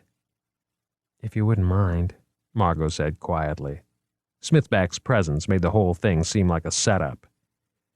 Okay, Margot. Moriarty put his fingers on the keyboard. Smithback, turn around. The password, you know. The museum's accession database contained information on all the millions of cataloged items in the museum's collections. Initially, the database had been accessible to all employees. However, someone on the 5th floor had gotten nervous at having the artifacts' detailed descriptions and storage locations available to anyone. Now, access was limited to senior staff, assistant curators such as Moriarty and above. Moriarty was sullenly tapping keys. I could be given a reprimand for this, you know, he said. Dr. Cuthbert's very strict. Why didn't you just get Frock to do it for you? Like I said, I can't get in to see him, Margot replied. Moriarty gave the enter key a final jab. Here it is, he said. Take a quick look. I'm not going to bring it up again. Margot and Smithback crowded around the terminal as the green letters crawled slowly up the screen. Accession file number 1989-2006. Date, April 4, 1989. Collector, Julian Whittlesey, Edward Maxwell, et al. Cataloger, Hugo C. Montague. Source, Whittlesey Maxwell Amazon Basin Expedition. Location, Building 2, Level 3, Section 6, Vault 144. Note: the following cataloged items were received on February 1, 1988, in 7 crates sent back by the Whittlesey Maxwell Expedition from the Upper Jinku River System. 6 of the crates were packaged by Maxwell, 1 by Whittlesey. Whittlesey and Thomas R. Crocker, Jr. did not return from the expedition and are presumed dead. Maxwell and the rest of the party perished in a plane crash en route to the United States. Only Whittlesey's crate has been partially cataloged here. This note will be superseded as this crate and the Maxwell crates are fully cataloged. Descriptions are taken from journal wherever possible. HCM 489. Did you see that? Smithbeck said. I wonder why the cataloging was never finished. Shh, Margot hissed. I'm trying to get all this. Number 1989-2006.1. Blowgun and dart. No data. Status C. Number 1989-2006.2. Personal Journal of J. Whittlesey. July 22, 1987 to September 17, 1987. Status TR. Number 1989-2006.3. 2 grass bundles tied with parrot feathers. Used as shaman's fetish from deserted hut. Status C.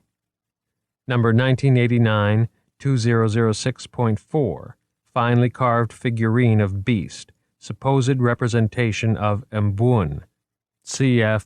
Whittlesey Journal, pages 56 to 59. Status OE. Number 1989-2006.5. Wooden plant press. Origin unknown. From vicinity of deserted hut. Status C.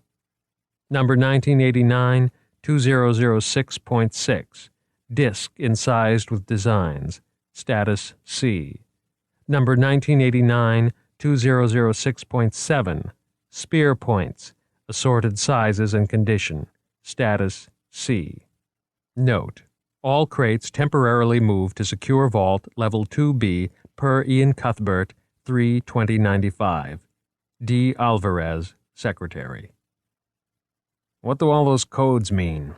Smithback asked. They tell the current status of the artifact, Moriarty said. C means it's still crated up, hasn't been curated yet. OE means on exhibit. TR means temporarily removed. There are others. Temporarily removed? Margot asked. That's all you need to put down? No wonder the journal got lost. Of course that's not all, Moriarty said. Whoever removes an object has to sign it out. The database is hierarchical. We can see more detail on any entry just by stepping down a level. Here, I'll show you. He tapped a few keys. His expression changed. That's odd. The message on the screen read, Invalid record or relation process halted. Moriarty frowned. There's nothing attached to this record for the Whittlesey Journal. He cleared the screen and started typing again. Nothing wrong with the others. See? Here's the detail record for the figurine. Margot examined the screen. So what does that mean? We know the journal's lost, Margot said. Even if it's lost, there should still be a detail record for it, Moriarty said. Is there a restricted flag on the record? Moriarty shook his head and hit a few more keys. Here's why, he said at length, pointing at the screen. The detail record's been erased. You mean the information about the journal's location has been deleted? Smithback asked. Can they do that? Moriarty shrugged. It takes a high-security ID. More importantly, why should somebody do that? Margot asked. Did the mainframe problem this morning have anything to do with it? No, Moriarty said. This file compare dump I've just done implies that the file was deleted sometime before last night's backup. I can't be more specific than that. Deleted, huh? Smithback said. Gone forever. How clean, how neat, how coincidental. I'm beginning to see a pattern here. A nasty one. Moriarty switched off the terminal and pushed himself back from the desk. I'm not interested in your conspiracy theories, he said. Could it have been an accident or a malfunction? Margot asked. Doubtful. The database has all sorts of referential integrity checks built in. I'd see an error message. So what, then? Smithback pressed. I haven't a clue, Moriarty shrugged. But it's a trivial issue at best. Is that the best you can do? Smithback snorted. Some computer genius. Moriarty, offended, pushed his glasses up his nose and stood up. I really don't need this, he said. I think I'll get some lunch. He headed for the door. Margot, I'll take a rain check on that crossword puzzle. Nice going, Margot said as the door closed. You've got a really subtle touch, you know that, Smithback? George was good enough to get us into the database. Yeah, and what did we learn from it? Smithback asked. Diddly squat. Only one of the crates was ever accessioned. Whittlesey's journal is still missing. He looked at her smugly. I, on the other hand, have struck oil. Put it in your book, Margot yawned. I'll read it then, assuming I can find a copy in the library. Et tu, Brute? Smithback grinned and handed her a folded sheet of paper. Well, take a look at this. The sheet was a photocopy reproduction of an article from the New Orleans Times-Picayune dated October 17, 1987. Ghost Freighter Found Beached Near New Orleans by Anthony Anastasia, special to the Times-Picayune. Bayou Grove, October 16th, AP. A small freighter bound for New Orleans ran aground last night near this small coastal town. Details remain sketchy, but preliminary reports indicate that all crew members had been brutally slain while at sea. The Coast Guard first reported the grounding at 11:45 Monday night. The ship, the Estrella de Venezuela, was an 18,000-ton freighter, currently of Haitian registry, that plied the waters of the Caribbean and the main trade routes between South America and the United States. Damage was limited, and the vessel's cargo appeared to be intact. It is not presently known how the crew members met their deaths, or whether any of the crew were able to escape the ship. Henry Laplage, a private helicopter pilot who observed the beached vessel, reported that corpses were strewn across the foredeck like some wild animal had gotten at them. I seen one guy hanging out a bridge porthole, his head all smashed up. It was like a slaughterhouse. Ain't never seen nothing like it. Local and federal authorities are cooperating in an attempt to understand the slayings, easily one of the most brutal massacres in recent maritime history. We are currently looking into several theories, but we've come to no conclusions as of yet, said Nick Lee, a police spokesman. Although there was no official comment, federal sources said that mutiny, vengeance killings by rival Caribbean shippers, and sea piracy were all being considered as possible motives. Jesus, Margot breathed. The wounds described here sound just like those on the 3 bodies found here this week, Smithback nodded grimly. Margot frowned. This happened more than 6 years ago. It has to be coincidental. Does it? Smithback asked. I might be forced to agree with you if it wasn't for the fact that the Whittlesey crates were on board that ship. What? It's true. I tracked down the bills of lading.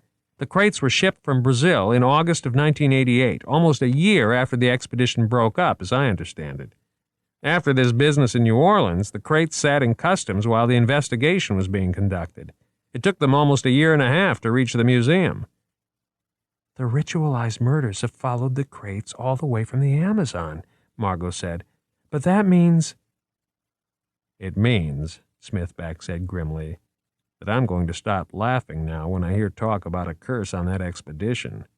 And it means you should keep locking this door. The phone rang, startling them both. Margot, my dear. Frock's voice rumbled to her. What news? Dr. Frock, I wonder if I could come by your office for a few minutes, at your earliest convenience. Splendid. Give me a little time to shuffle some of this paper off my desk and into the wastebasket. Shall we say 1 o'clock? Thank you, Margot said. Smithback, she said, turning around. We've got to... But the writer was gone. At 10 minutes to 1, another knock sounded. Who's there? Margot said through the locked door. It's me, Moriarty. Can I come in, Margot? I just wanted to apologize for walking out earlier, Moriarty said, declining a chair. It's just that Bill wears on me sometimes. He never seems to let up. George, I'm the one who should apologize, Margot said. I didn't know he was going to appear like that. She thought of telling him about the newspaper article, but decided against it and began to pack up her carry-all. There's something else I wanted to tell you, Moriarty went on. While I was eating lunch, I realized that there may be some way we can find out more about that deleted database record after all, the one for Whittlesey's journal. Margot abruptly put down the carry-all and looked at Moriarty, who took a seat in front of her terminal. Did you see that sign-on message when you logged into the network earlier? He asked. The one about the computer going down? Big surprise. I got locked out twice this morning. Moriarty nodded. The message also said they were going to restore from the backup tapes at noon. A full restore takes about 30 minutes. That means they should be done by now. So? Well, a backup tape holds about 2 to 3 months' worth of archives. If the detail record for the Whittlesey journal was deleted in the last 2 months, and if the backup tape is still on the hub down in data processing, I should be able to resurrect it. Really? Moriarty nodded. Then do it, Margot urged. There's a certain element of risk, Moriarty replied. If a system operator notices that the tape is being accessed, well, he could trace it to your terminal ID. I'll risk it, Margot said. George, she added, I know you feel this is all a wild goose chase, and I can't really blame you for that, but I'm convinced those crates from the Whittlesey expedition are connected to these killings. I don't know what the connection is, but maybe the journal could have told us something. And I don't know what we're dealing with. A serial killer, some animal, some creature? And not knowing scares me. She gently took Moriarty's hand and gave it a squeeze. But maybe we're in a position here to be of some help. We have to try. When she noticed Moriarty blushing, she withdrew her hand. Smiling shyly, Moriarty moved to the keyboard. Here goes, he said. Margot paced the room as Moriarty worked. Any luck? She asked finally, moving closer to the terminal. Don't know yet, said Moriarty, squinting at the screen and typing commands. I've got the tape, but the protocol's messed up or something. The CRC checks are failing. We may get garbled data if we get anything. I'm going in the back door, so to speak, hoping to avoid attention. The seek rate is really slow this way. Then the key tap stopped. Margot, Moriarty said quietly. I've got it. The screen filled. Hell, Moriarty exclaimed. I was afraid of that. It's been partially overwritten, corrupted. See that? It just trails off into garbage. Yes, but look, Margot said excitedly. Moriarty examined the screen. The journal was removed by Mrs. Rickman 2 weeks ago, with Dr. Cuthbert's permission. No return date. Margot snorted. Cuthbert said the journal had been lost. So why was this record deleted, and by whom? Suddenly his eyes widened. Oh, Lord, I have to release my lock on the tape before somebody notices us. His fingers danced over the keys. George, Margot said, do you know what this means? They took the journal out of the crates before the killing started. around the time Cuthbert had the crates put in the secure area. Now they're concealing evidence from the police. Why?" Moriarty frowned. "You're starting to sound like Smithback," he said. "There could be 1,000 explanations." "Name one," Margot challenged. "The most obvious would be that somebody else deleted the detail record before Rickman could add a lost artifact notation." Margot shook her head. "I don't believe it. There are just too many coincidences." "Margot," Moriarty began. Then he sighed. "Listen," he went on patiently. "This is a trying time for all of us, you especially. I know you're trying to make a tough decision, and then with a crisis like this, well, these murders weren't committed by some garden-variety maniac," Margot interrupted impatiently. "I'm not crazy." "I'm not saying that," Moriarty continued. "I just think you ought to let the police handle this. It's a very, very dangerous business, and you should be concentrating on your own life right now. Digging into this won't help you make up your mind about your own future." He swallowed. "And it won't bring your father back." "Is that what you think?" Margot blazed. "You don't—" She broke off abruptly as her eye fell on the wall clock. "Jesus, I'm late for my meeting with Dr. Frock." She grabbed her carryall and headed for the door. Halfway into the hall, she turned around. "I'll speak to you later," she said. The door slammed. God, Moriarty thought, sitting at the darkened terminal and resting his chin in his hands. If a graduate student in plant genetics actually thinks Mboon might be loose, if even Margo Green starts seeing conspiracies behind every door, what about the rest of the museum? 29. Margot watched Frock spill his sherry down his shirt front. "Blast," he said, dabbing with plump hands. He set the glass down on the desk with exaggerated care and looked up at Margot. "Thank you for coming to me, my dear. It's an extraordinary discovery. I'd say we should go down there this moment and take another look at the figurine, but that Pendergast fellow will be here shortly to make a further nuisance of himself." Bless you, Agent Pendergast, Margot thought. The last thing she felt like doing was going back down into the exhibition. Frock sighed. "No matter. We'll know soon enough. Once Pendergast leaves, we'll learn the truth. This Mboon figurine could be the additional proof I've been searching for.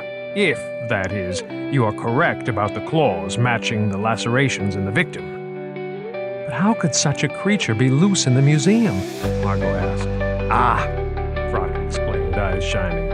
"That's the question, is it not? And let me answer a question with a question.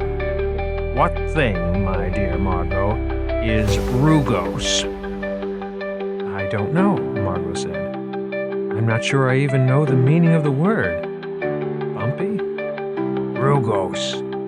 It's a regular pattern of ridges, wrinkles, or creases. I'll tell you what's Rugos. Reptilian eggs are Rugos, as are dinosaur eggs." A sudden current passed through Margot as she remembered. "That's the word that Cuthbert used to describe the seed pods missing from the crate," Frock finished his sentence. "I ask you, were they really seed pods? What kind of seed pod would look wrinkled and scaly? But an egg?" Frock drew himself up into the chair. "Next question. Where have they gone? Were they stolen? Or did something else happen to them?" Abruptly, the scientist stopped, sinking back into his wheelchair, shaking his head. "But if something hatched, something broke out of the crates," Margot said. "How does that explain the killings on board the freighter that carried the crates from South America?" "Margot," Frock said, laughing. "What we have here is a riddle wrapped in a mystery inside an enigma. It is essential that we gather more facts without wasting additional time." There was a soft rapping at the door. "That must be Pendergast," Frock said, drawing back. Then louder, "Come in, please." The agent walked in, carrying a briefcase, his black suit as ever impeccable, his blonde white hair brushed back from his face. To Margot, he looked as collected and placid as before. When Frock gestured to one of the Victorian chairs, Pendergast seated himself. "A pleasure to see you again, sir, Frock said. You've met Miss Green? We were once again in the middle of something just now, so I hope you won't mind if she remains. Pendergast waved his hand. Of course. I know you'll both continue to respect my request for confidentiality. Of course, said Frock. Dr. Frock, I know you're busy, and I'll keep this short, Pendergast began. I was hoping you'd had some success in locating the artifact we spoke about. An artifact that might have been used as a weapon in these murders. Frock shifted in the wheelchair. As you requested, I considered the matter further. I did a careful search of our accession database, both for single items and for items that could potentially have been broken apart and recombined. He shook his head. Unfortunately, I found nothing that even remotely resembled the imprint you showed us. There has never been anything like it in the collections. Pendergast's expression betrayed nothing. Then he smiled. Officially, we'd never admit this, but the case is, shall we say, a trying one. He indicated his briefcase. I am awash in false sightings, lab reports, interviews, but we're slow in finding a fit. Frock smiled. I believe, Mr. Pendergast, that what you do and what I do are not all that different. I've been in the same predicament myself, and no doubt His Eminence is acting as if nothing out of the ordinary is happening. Pendergast nodded. Wright is very eager that the exhibition go on as scheduled tomorrow night. Why? Because the Superstition exhibition, you see, is terribly important. The museum spent millions it didn't really have to put it together. It's vital that admissions be increased to keep the museum from slipping into the red. This exhibition is seen as the best way to do that. I see, Pendergast said. He picked up a fossil lying on a table next to his chair, turning it over idly in his hand. Ammonite? He asked. Correct, replied Frock. Dr. Frock, Pendergast began. Pressure is now being brought to bear from a variety of quarters. As a result, I must be doubly careful to conduct this investigation by the book. I can't share our results with outside entities such as yourself, even when the conventional avenues of investigation are proving fruitless. He put down the fossil carefully and crossed his arms. That said, do I understand correctly that you are an expert on DNA? Frock nodded. That's partly true. I have devoted some study to how genes affect morphology, the shape of an organism, and I oversee the projects of various graduate students, such as Gregory Kawakita and Margo here, whose studies involve DNA research. Pendergast retrieved his briefcase, snapped it open, and withdrew a fat computer printout. I have a report on DNA from the claw found in one of the first victims. Of course, I can't show it to you. It would be highly irregular. The New York office wouldn't like it. I see, said Frock. And you continue to believe that the claw is your best clue? It's our only clue of importance, Dr. Frock. Let me explain my conclusions. I believe we have a madman loose in the museum. He kills his victims in a ritualistic fashion, removes the back of the skull, and extracts the hypothalamus from the brain. For what purpose? Asked Frock. Pendergast hesitated. We believe he eats it. Margot gasped. The killer may be hiding in the museum's sub-basement, Pendergast continued. There are many indications that he has returned there after killing, but so far we've been unable to isolate a specific location or retrieve any evidence.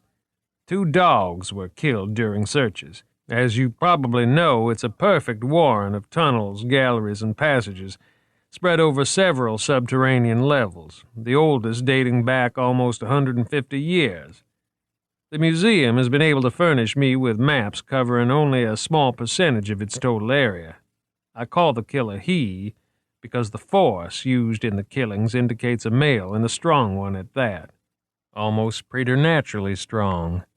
As you know, he uses some kind of 3-clawed weapon to disembowel his victims, who are apparently chosen at random.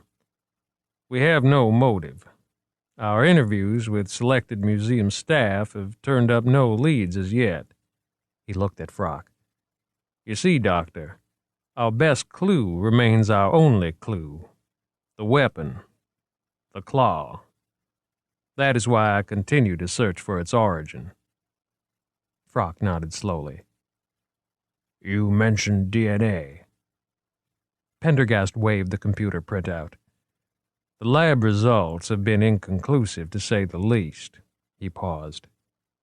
"I can see no reason not to tell you that the test on the claw turned up DNA from various species of gecko, in addition to human chromosomes. Hence our assumption that the sample might be degraded." "Gecko, you say?" Frock murmured in mild surprise. "And it eats the hypothalamus. How extraordinary. Tell me, how do you know?" "We found traces of saliva and teeth marks." "Human teeth marks?" "No one knows." "And the saliva?" "Indeterminate." Frock's head sank down on his chest. After a few minutes, he looked up. "You continue to call the claw a weapon," he said. "I assume, then, that you continue to believe the killer is human." Pendergast closed up his briefcase. "I simply don't see any other possibility. Do you think, Dr. Frock, an animal could decapitate a body with surgical precision, punch a hole in the skull, and locate an internal organ the size of a walnut that only someone trained in human anatomy could recognize? And the killer's ability to elude our searches of the sub-basement has been impressive." Frock's head sunk on his chest again. As the seconds ticked off into minutes, Pendergast remained motionless, watching. Frock suddenly raised his head. "Mr. Pendergast," he said, his voice booming. Margot jumped. "I've heard your theory. Would you care to hear mine?" Pendergast nodded. "Of course." "Very well," Frock replied. "Are you familiar with the Transvaal shales?" "I don't believe so," said Pendergast. "The Transvaal shales were discovered in 1945 by Alistair van Vroenhek, a paleontologist with South Africa's Witwatersrand University. They were Cambrian, about 600 million years old, and they were full of bizarre life forms, the likes of which had never been seen before or since. Asymmetrical life forms, not showing even the bilateral symmetry of virtually all animal life on Earth today. They occurred, coincidentally, at the time of the Cambrian mass extinction. Now, most people, Mr. Pendergast, believe the Transvaal shales represent a dead end of evolution. Life experimenting with every conceivable form before settling down to the bilaterally symmetric form you see today. "But you do not hold such a view," Pendergast said. Frock cleared his throat. "Correct. A certain type of organism predominates in these shales. It had powerful fins and long suction pads and oversized crushing and tearing mouthparts. Those mouthparts could saw through rock, and the fins allowed it to move at 20 miles per hour through the water. No doubt it was a highly successful and quite savage predator.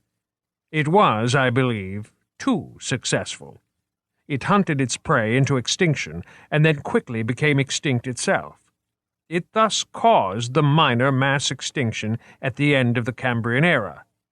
It, not natural selection, killed off all the other forms of life in the Transvaal shales." Pendergast blinked. "And?" "I've run computer simulations of evolution according to the new mathematical theory of fractal turbulence. The result? Every 60 to 70 million years or so, life starts getting very well adapted to its environment. Too well adapted, perhaps. There is a population explosion of the successful life forms. Then, suddenly, a new species appears out of the blue. It is almost always a predatory creature, a killing machine. It tears through the host population, killing, feeding, multiplying, slowly at first, then ever faster." Frock gestured toward the sandstone fossil plaque on his desk. "Mr. Pendergast, let me show you something." The agent stood up and moved forward.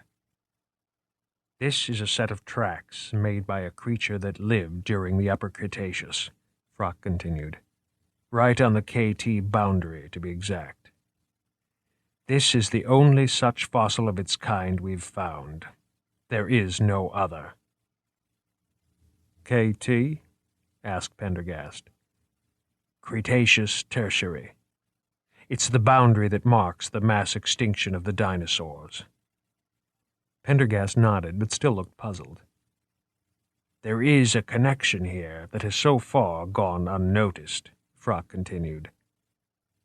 The figurine of Mbun, the claw impressions made by the killer, and these fossil tracks. Pendergast looked down. Mbun? The figurine that Dr. Cuthbert removed from the crates and put on display? Frock nodded. How old are these prints? Approximately 65 million years old. They came from a formation where the very last of the dinosaurs were found. Before the mass extinction, that is. There was another long silence. Ah, and the connection? Asked Pendergast after a moment. I said that nothing in the anthropology collections matches the claw marks, but I did not say there were no representations, no sculptures of such a claw. We've learned that the forelimbs on the figurine of Mbun have 3 claws with a thickened central digit. Now look at these tracks, Frock said, pointing to the fossil. Think back to the reconstruction of the claw and the claw marks in the victim. So you think, Pendergast said, that the killer might be the same animal that made these tracks? A dinosaur? Margot thought she detected amusement in Pendergast's voice. Frock looked at the agent, shaking his head vigorously. No, Mr. Pendergast, not a dinosaur. Nothing as common as a dinosaur. We're talking about the proof of my theory of aberrant evolution. You know my work. This is the creature I believe killed off the dinosaurs. Pendergast remained silent. Frock leaned closer to the FBI agent. I believe, he said, this creature, this freak of nature, is the cause of the dinosaurs' extinction. Not a meteorite, not a change in climate, but some terrible predator, the creature that made the tracks preserved in this fossil, the embodiment of the Callisto effect. It was not large, but it was extremely powerful and fast. It probably hunted in cooperative packs and was intelligent. But because super predators are so short-lived, they aren't well represented in the fossil record, except in the Transvaal shales, and in these tracks here, from the Tsunjajin Badlands. Are you following me? Yes. We are in a population explosion today. Pendergast remained silent. Human beings, Mr. Pendergast, Frock continued, his voice rising. 5,000 years ago there were only 10 million of us on the globe. Today there are 6 billion. We're the most successful form of life the Earth has ever seen. He tapped the copies of Fractal Evolution that lay on his desk. Yesterday, you asked about my next book. It will constitute an extension of my theory on the Callisto effect, applying it to modern life. My theory predicts that at any moment some grotesque mutation will come about, some creature that will prey on the human population. I'm not saying the killer is the same creature that killed off the dinosaurs, but a similar creature. Well, look at these tracks again. They look like Mbun. We call it convergent evolution, where 2 creatures look alike not because they're necessarily related, but because they evolved to do the same thing. A creature that's evolved to kill. There are too many similarities, Mr. Pendergast. Pendergast brought his briefcase onto his lap. I'm afraid you've lost me, Dr. Frock. Don't you see? Something came back in that crate from South America, unleashed in the museum. A highly successful predator. That figurine of Mbun is the proof. The indigenous tribes were aware of this creature and built a religion around it. Whittley inadvertently sent it into civilization. You've seen this figurine yourself? Pendergast asked. Dr. Cuthbert seemed reluctant to show it to me. No, Frock admitted, but I have it on the best authority. I plan to make my own observations at the earliest opportunity.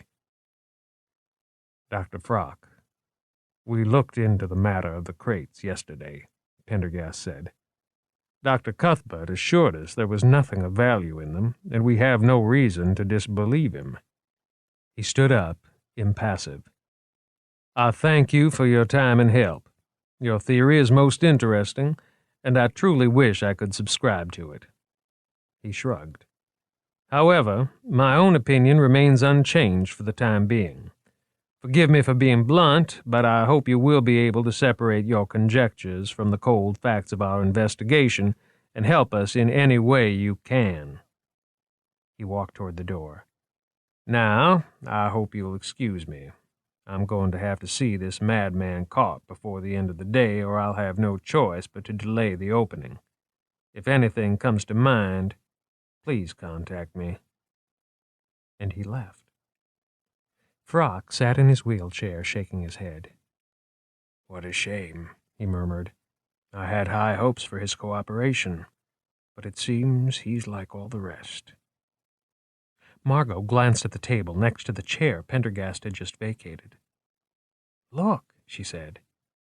He left the DNA printout. Frock's eyes followed Margot's.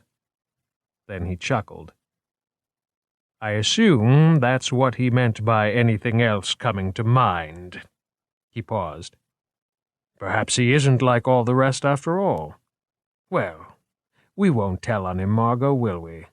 He said, picking up the phone. Dr. Frock to speak with Dr. Cuthbert.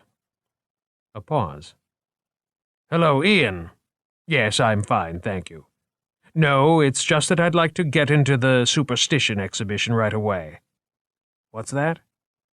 Yes, I know it's been sealed, but... No, I'm quite reconciled to the idea of the exhibition. It's just that... I see. Margot noticed Frock's face redden. In that case, Ian, Frock continued, I should like to re-examine the crates from the Whittley expedition. Yes, the ones in the secure area. I know we saw them yesterday, Ian. There was a long silence. Margot could hear a faint squawking. Now look here, Ian, Frock said. I'm chairman of this department, and I have a right to... Don't you speak to me that way, Ian! Don't you dare! Frock was shaking with rage in a way Margot had never seen before. His voice had dropped almost to a whisper. Sir, you have no business in this institution. I shall be making a formal grievance to the director. Frock slowly returned the phone to its cradle, his hand trembling. He turned toward Margot, fumbling for his handkerchief. Please, forgive me. I'm surprised, said Margot. I thought that as a chairman... She couldn't quite complete the sentence. I had complete control over the collections, Frock smiled, his composure returning. So did I. But this new exhibition and these killings have aroused sentiments in people that I hadn't suspected. Technically, Cuthbert outranks me. I'm not sure why he's doing this. It would have to be something profoundly embarrassing, something that would delay or prevent his precious exhibition from opening. He thought for a minute.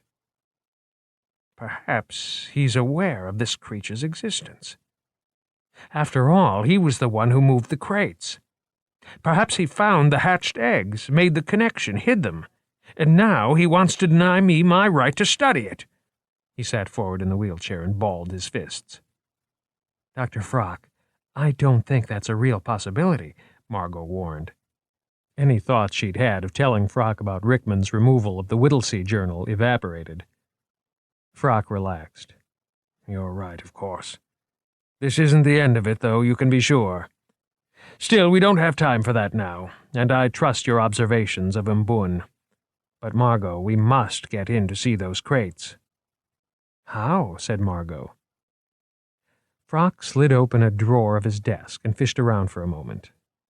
Then he withdrew a form which Margot immediately recognized, a 1014, request for access.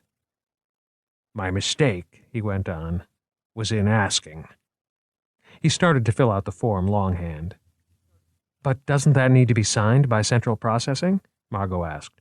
Of course, said Frock. I will send the form to central processing via the usual procedure, and I'll take the unsigned copy down to the secure area and bully my way in. No doubt the request form will be denied, but by the time that happens, I will have had time to examine the crates and find the answers. But Dr. Frock, you can't do that, Margot replied in a shocked tone. Why not? Frock smiled wryly. Frock? A pillar of the museum establishment, acting in an unorthodox manner? This is too important for such considerations. I didn't mean that, Margot continued. She let her gaze drop to the scientist's wheelchair. Frock looked down. His face fell.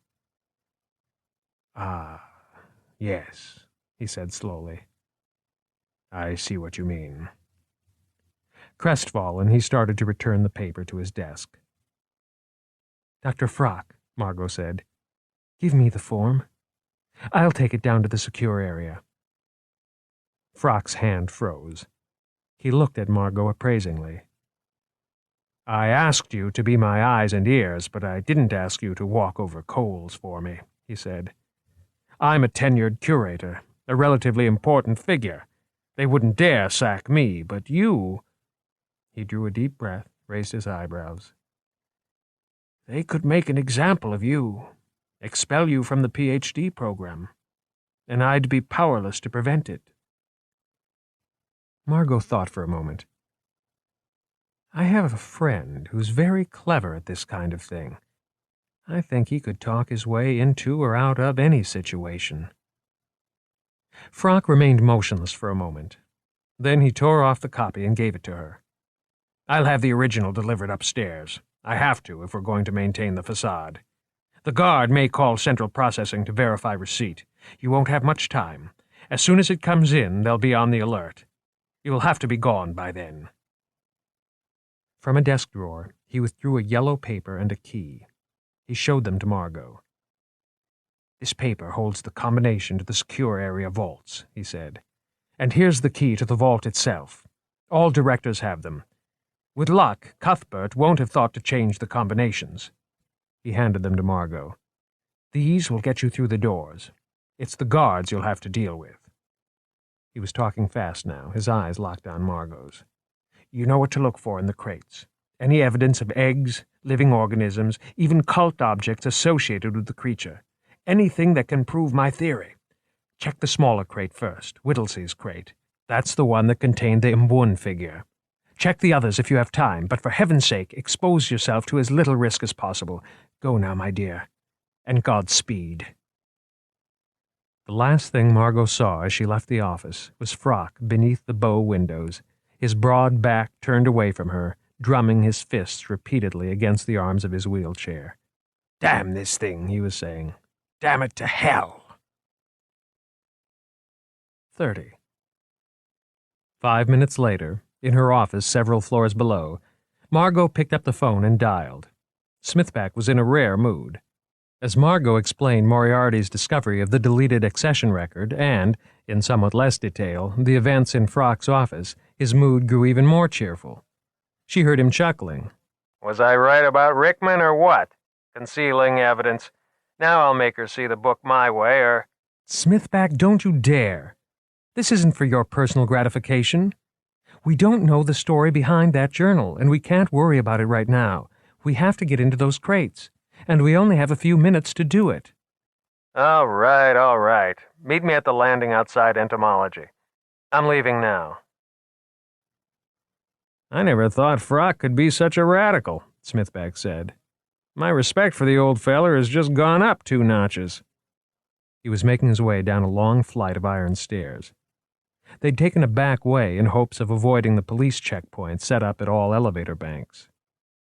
You've got the key and the combination, right? He asked from the bottom of the stairs. Margot checked her carryall, then followed him.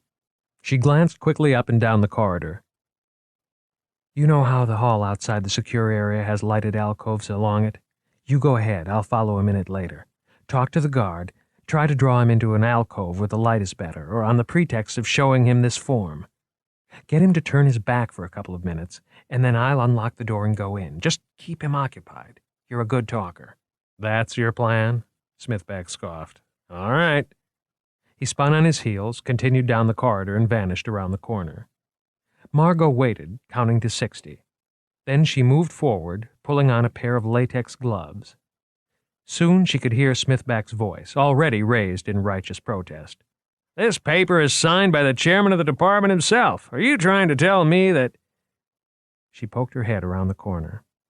About 50 feet down the hall was an intersection with another hallway that led to the police barricades. Further down was the door to the secure area itself, and beyond that, Margot could see the guard. He had his back to her and was holding her form in one hand. "I'm sorry, sir," she could hear him say, "but this hasn't gone through processing." "You're not looking in the right place," Smithback responded. "Take it over here where you can read it, here in the light." They moved down the hall away from Margot, into an illuminated alcove. As they disappeared from view, Margot came around the corner and walked briskly down the hall. At the secure area door, she inserted the key and pushed gingerly. The door swung open on oiled hinges. She peered around the edge to make sure she was alone. The darkened room seemed empty, and she eased the door shut behind her. Her heart was already racing, the blood pounding in her ears. She caught her breath, fumbled for the light switch. The vaults stretched ahead of her in rows to the left and right. When she noticed the third door on the right had a yellow evidence sheet taped to it, she grasped its dial with one hand and took out Frock's scrap of paper with the other. 56, 77, 23. She took a deep breath and began, remembering the locker she'd once used to store her oboe in high school music class. On the right, left, right. There was a loud click. Immediately, she grabbed the lever and pulled downward. The door opened. Inside, the crates were dim shapes against the far wall. She turned on the light and glanced at her watch. 3 minutes had passed. She had to work very quickly now. She could see the ragged marks where one of the larger crates had been torn and splintered apart. The marks sent shivers down her spine. Kneeling in front of the smaller crate, she removed its top and plunged her hands into the packing material, parting the stiff fibers to expose the artifacts. Her hand closed around something hard. Pulling it out, Margot saw a small stone carved with odd designs. Not very promising. She exposed a collection of what looked like jade lip plugs, then flint arrowheads, some points, a blowgun tube with a set of darts, long and sharp, the tips blackened with some hardened substance. Don't want to be pricked by those, she thought. Still nothing worth taking. She delved deeper. The next layer held a small plant press screwed shut, a damaged shaman's rattle covered in grotesque designs, and a beautiful manta made of woven cloth and feathers. On an impulse, she stuffed the plant press, covered with packing fibers, into her bag. The stone disc and rattle followed. On the bottom layer, she found several jars containing small reptiles, colorful but nothing out of the ordinary. 6 minutes had passed. She sat up, listening, expecting any moment to hear the footsteps of the returning guard. But there was nothing. She hastily stuffed the rest of the artifacts back into the crate and surrounded them with packing material. She picked up the lid, noting its loose inner lining. As she pried the lining away, curiously, a brittle, water-damaged envelope slipped out into her lap. Hastily, she crammed it into her bag. 8 minutes. There was no time left. Back in the central room, she listened, trying to make out the muffled sounds outside. She eased the door open a crack. "What's your badge number?" Smithback was saying loudly. Margot couldn't make out the guard's reply. She slipped out and shut the door behind her, quickly peeling off her gloves and stuffing them into her carryall.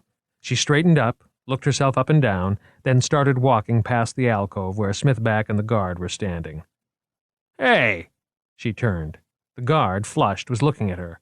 "Oh, there you are, Bill," she said, thinking fast, hoping the guard hadn't seen her come out the door. "Am I too late? Have you already been inside?" "This guy won't let me in," Smithback complained. "Listen, you," the guard said, turning back to Smithback.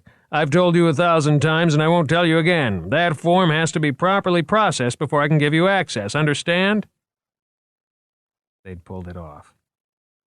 Margot looked back down the hall. In the distance, she saw a tall, lean figure approaching.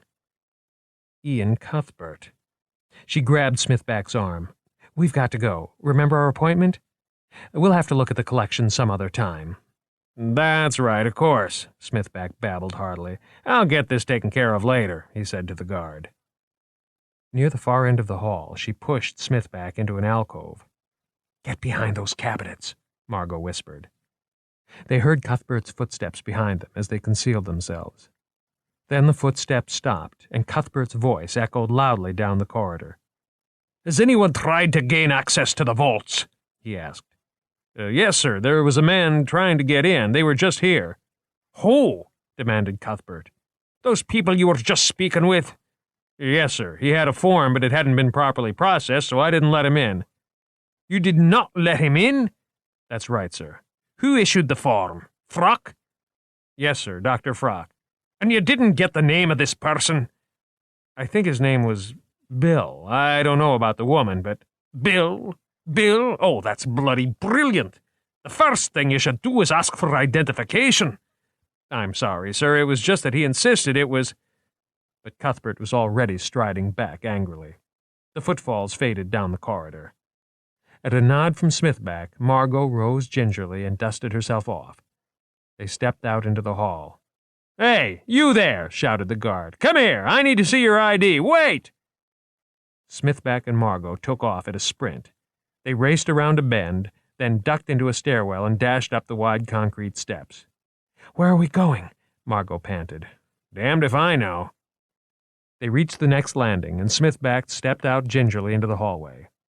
He looked up and down the corridor, then wrenched open a door marked Mammalogy, Pongidy Storage. Inside, they stopped to catch their breath. The room was quiet and cool. As Margot's eyes grew accustomed to the dim light, she noticed stuffed gorillas and chimpanzees standing in ranks like sentinels and heaping piles of hairy skins on wooden racks. Against one wall were dozens of shelves lined with primate skulls. Smithback listened intently at the door for a moment. Then he turned to Margot. "Let's see what you found," he said. "There wasn't much," Margot said, breathing heavily. "I took a couple of unimportant artifacts, that's it. I did find this, though," she said, reaching into her carryall. "It was wedged in the lid of the crate." The unsealed envelope was addressed simply R. H. Montague, Nymnh. The yellowed writing paper was embossed with a curious double arrow motif. As Smithback peered over her shoulder, Margot held the sheet carefully up to the light and began to read. Upper Xingu, September 17th, 1987. Montague, I've decided to send Carlos back with the last crate and go on alone in search of Crocker. Carlos is trustworthy, and I can't risk losing the crate should anything happen to me. Take note of the shaman's rattle and other ritual objects. They seem unique. But the figurine I've enclosed, which we found in a deserted hut at this site, is the proof I've been looking for. Note the exaggerated claws, the reptilian attributes, the hints at bipedalia. The Kothoga exist, and the Mbuan legend is not mere fabrication. All my field notes are in this notebook. 31. Mrs. Lavinia Rickman sat in a wine-colored leather armchair in the director's office. The room was deathly silent. Not even traffic noises from the street 3 floors below penetrated the thick turret windows. Wright himself sat behind the desk, practically swallowed by the vast length of mahogany. A Reynolds portrait of Ridley A. Davis, the museum's founder, glared down from behind Wright. Dr. Ian Cuthbert occupied a sofa along a far wall of the room. He leaned forward, elbows on his knees, his tweed suit loose on his spare frame. He was frowning. Normally humorless and irritable, he looked particularly austere on this afternoon. Finally, Wright broke the silence. "He's called twice already this afternoon," the director snapped at Cuthbert. "I can't avoid him forever. Sooner or later he's going to raise a stink about being denied access to the crates. He may well drag this Mbun business into it. There's going to be controversy." Cuthbert nodded. "As long as it's later rather than sooner. When the exhibition is open and running, with 40,000 visitors a day and favorable notices in all the periodicals, let him bloody well raise hell about whatever he likes." There was another long silence. "I hate to play the devil's advocate," Cuthbert continued at last. "But when the dust settles from all this, you, Winston, Henry, are going to have the necessary increase in attendance. These rumors of a curse may be annoying now, but when things are safe again, everyone's going to want a vicarious shudder and some scandal. Everyone's going to want to go inside the museum and see for themselves. It's good for business. I'm telling you, Winston, we couldn't have arranged it better ourselves." Wright frowned at the assistant director. "Rumors of a curse. Maybe it's true. Look at all the disasters that have followed that ugly little figurine halfway around the world." He laughed mirthlessly. "You're not serious," said Cuthbert. "I'll tell you what I am serious about," Wright snapped. "I don't want to hear you talking like that again. Frock has important friends. If he starts complaining to them, well, you know how stories grow and spread. They'll think you're withholding information. They'll think you're banking on these killings, bringing people in to see the exhibition. How's that for publicity, eh?" "Agreed," Cuthbert said with a wintry smile. "But I don't need to remind you that if this exhibition doesn't open on time, everything becomes academic. Frock must be kept on a short leash. Now he's sending hired help to do his dirty work. One of them tried to get into the secure vault less than an hour ago." "Who?" Wright demanded. "The security guard made a right hash of it," Cuthbert replied. "But he got the fella's first name. Bill." "Bill?" Rickman sat up. "Yes, I think that was it," Cuthbert said, turning to the public relations director. "Isn't that the name of the journalist who's doing the book on my exhibition? He's your man, isn't he? Is he under control? I hear he's been asking a lot of questions." "Absolutely," said Rickman, a bright smile on her face. "We've had our ups and downs with him, but he's towing the line now. Control the sources, and you've controlled the journalist, as I always say." "Towing the line, is he?" Wright said. "Then why did you feel it necessary to send that mail message round to half the Western world this morning, reminding them not to talk to strangers?" Mrs. Rickman quickly held up a lacquered hand. "He's been taken care of." "You damn well better make sure of that," Cuthbert said. "You've been in on this little party from the beginning, Lavinia. I'm sure you don't want this journalist of yours digging up any dirty knickers." There came a hiss of static over the intercom, and a voice said, "Mr. Pendergast to see you." "Send him in," said Wright. He looked sourly at the others. "This is it." Pendergast appeared in the doorway, a newspaper tucked under one arm. He paused for a moment. "My, this is a charming tableau," he said. "Dr. Wright, thank you for seeing me again. Dr. Cuthbert, always a pleasure. And you are Lavinia Rickman, ma'am, are you not?" "Yes," Rickman replied, smiling primly. "Mr. Pendergast," said Wright, with a small, formal smile. "Please take any seat you wish." "Thank you, Doctor, but I prefer to stand." Pendergast moved over to the massive fireplace and leaned against the mantel, arms folded. "Have you come to make a report?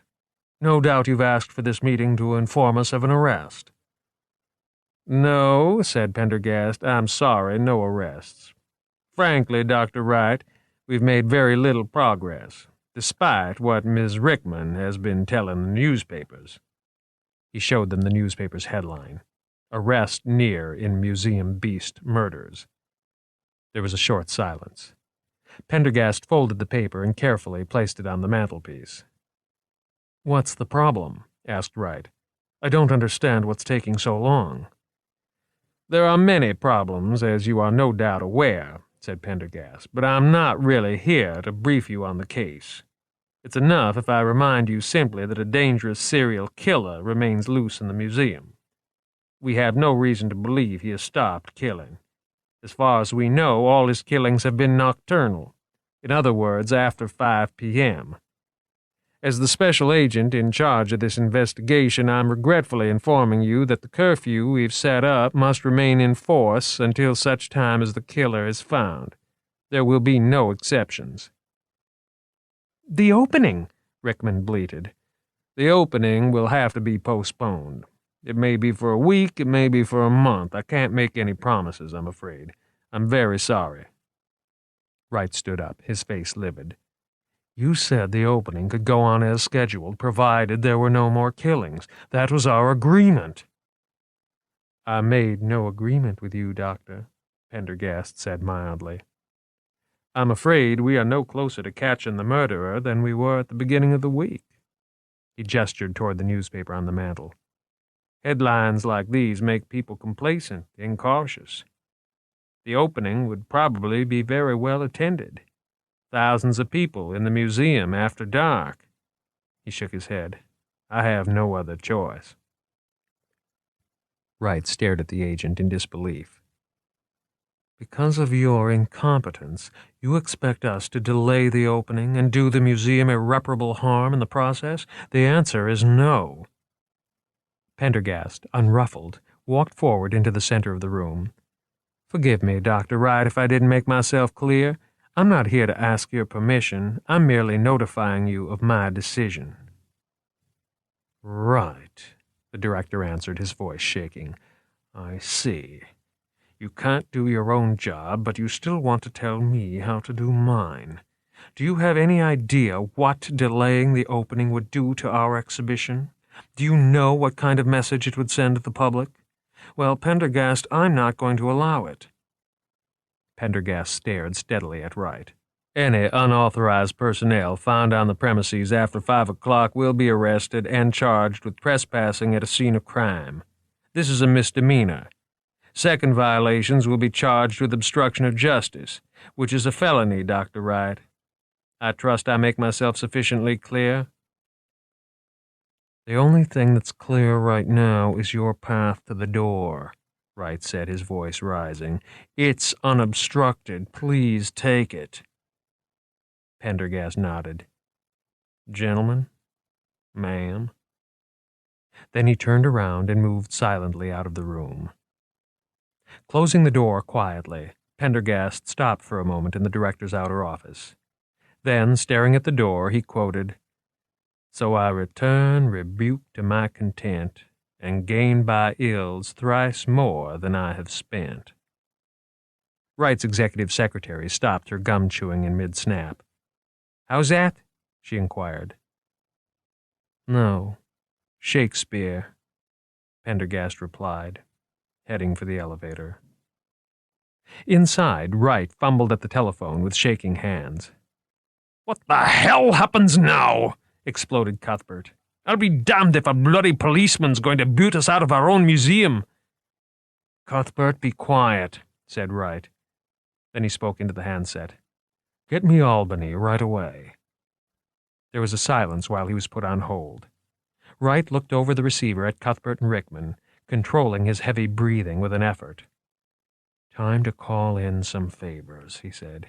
"We'll see who has the final word here. Some inbred albino from the Delta, or the director of the largest natural history museum in the world." 32. The vegetation here is very unusual. The cycads and ferns look almost primordial. Too bad there isn't time for more careful study. We've used a particularly resilient variety as packing material for the crates. Feel free to let Jorgensen take a look if he's interested.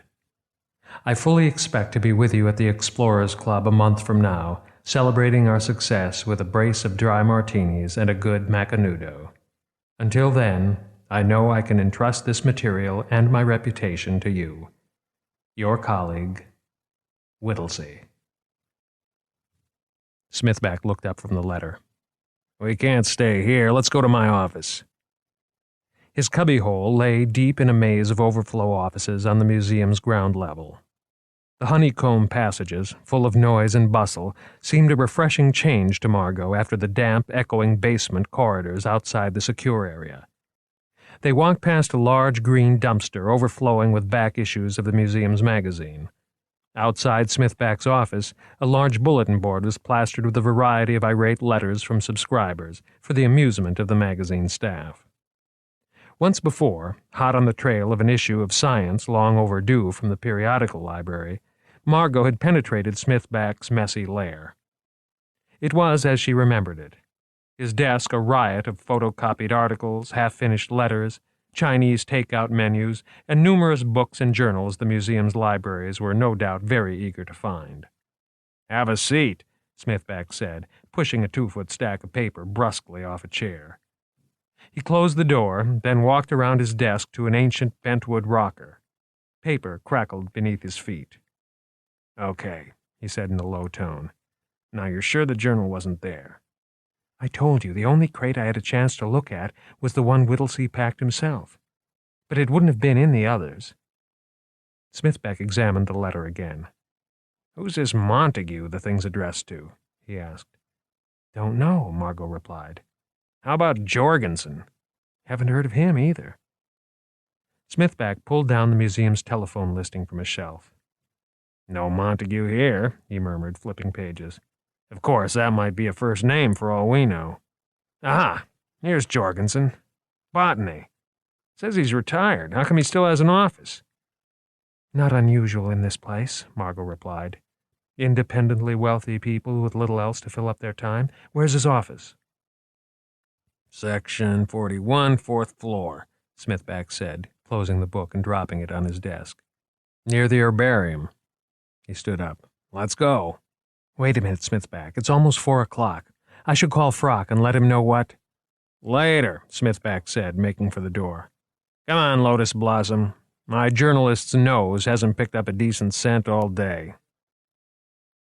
Jorgensen's office was a small, windowless laboratory with a high ceiling. It held none of the plants or floral specimens Margot expected to see in a botanist's lab.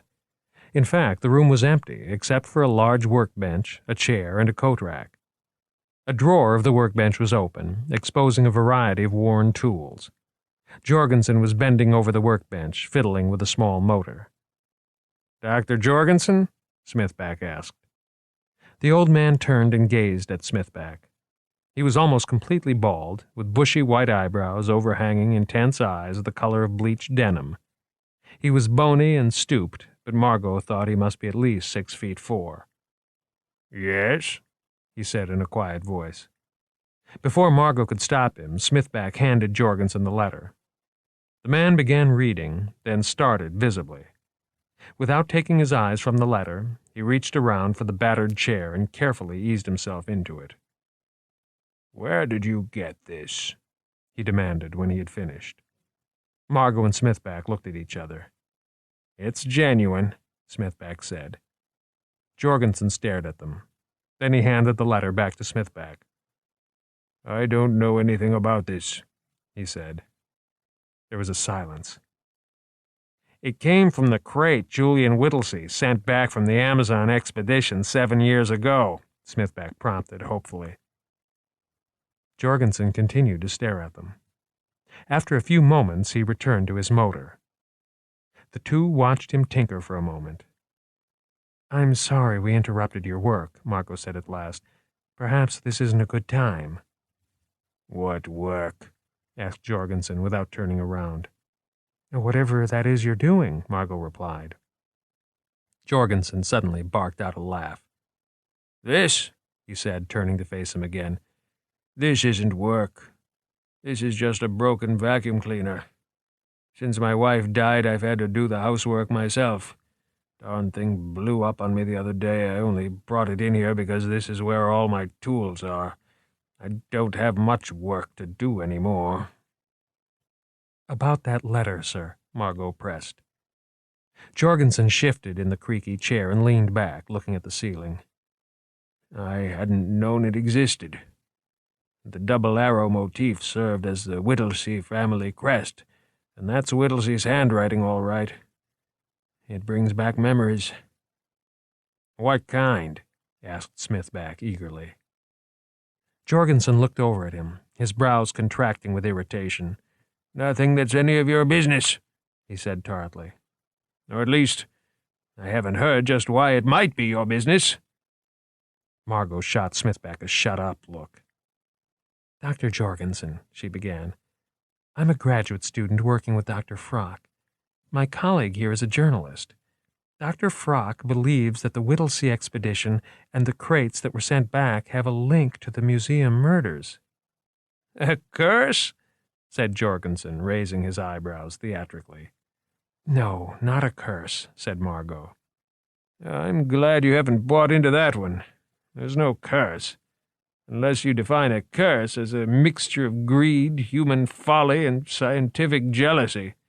You don't need Bun to explain—" He stopped. "Why are you so interested?" he asked suspiciously. "To explain what?" Smithback interjected. Jorgensen looked at him with distaste. "Young man, if you open your mouth one more time, I'm going to ask you to leave." Smithback narrowed his eyes but remained silent. Margot wondered if she should go into detail about Frock's theories, the claw marks, the damaged crate, but decided not to.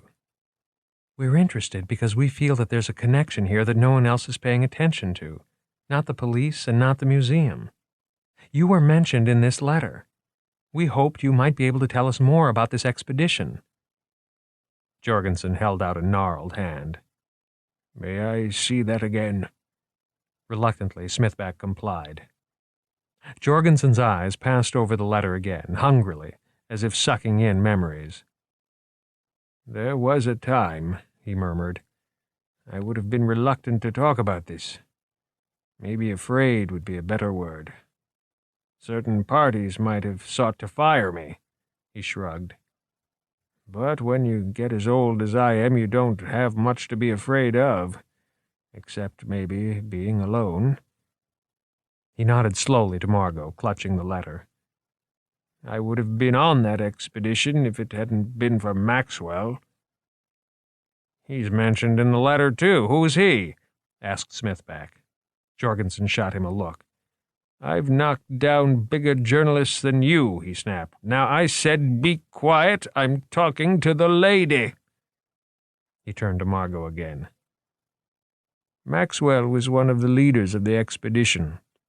Maxwell and Whittley.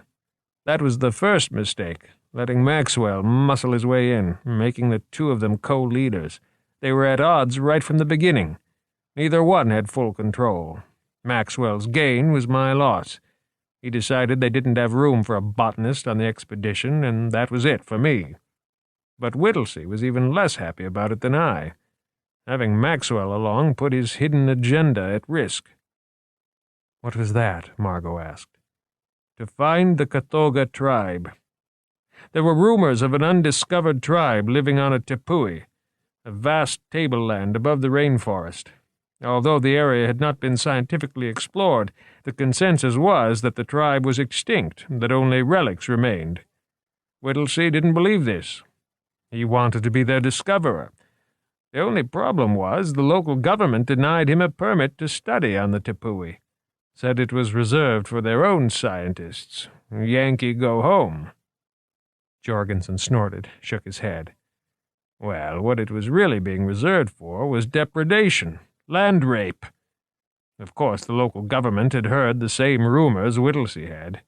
If there were Indians up there, the government didn't want them in the way of timbering and mining. So anyway, the expedition had to approach from the north.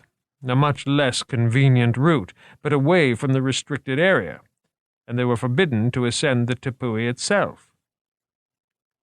"Did the Catawba still exist?" Margot asked. Jorgensen slowly shook his head. "We'll never know. The government found something on top of that tepui. Maybe gold, platinum, placer deposits. You can detect lots of things with satellites these days. Anyway, the tepui was fired from the air in the spring of '88. "Fired? Margot asked. Burned clear with napalm, Jorgensen said. Unusual and expensive to do it that way. Apparently the fire got out of hand, spread, burned uncontrollably for months. Then they built a big road in there, coming up the easy way from the south. They hauled in Japanese hydraulic mining equipment and literally washed away huge sections of the mountain. No doubt they leached the gold and platinum or whatever with cyanic compounds, then just let the poison run into the rivers. There's nothing, I mean nothing, left. That's why the museum never sent a second expedition down to search for the remains of the first. He cleared his throat. That's terrible, breathed Margot. Jorgensen gazed up with his unsettling cerulean eyes. Yes, it is terrible. Of course, you won't read about it in the Superstition Exhibition.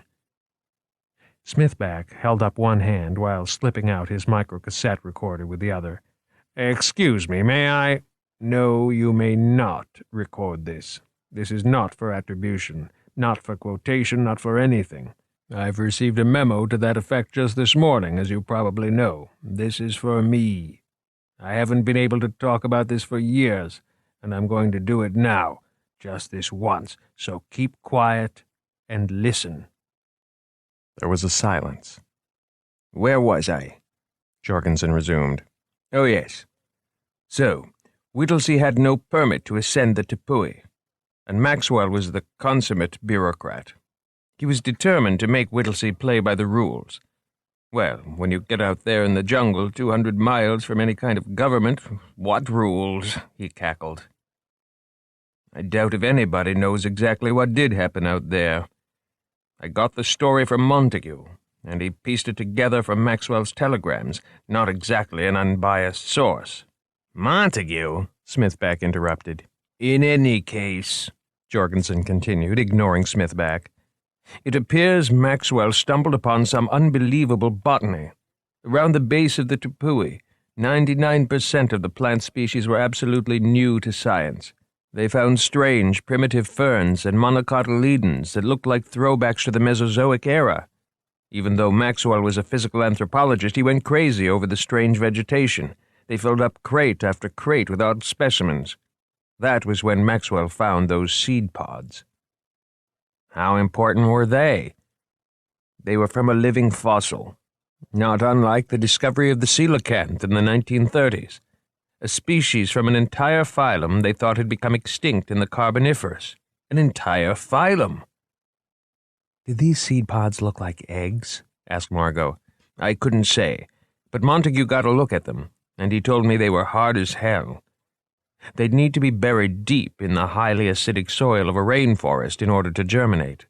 I imagine they're still in those crates. Dr. Frock thought they were eggs. Frock should stick to paleontology. He's a brilliant man, but erratic. At any rate, Maxwell and Whittlesey had a falling out. Not unexpected.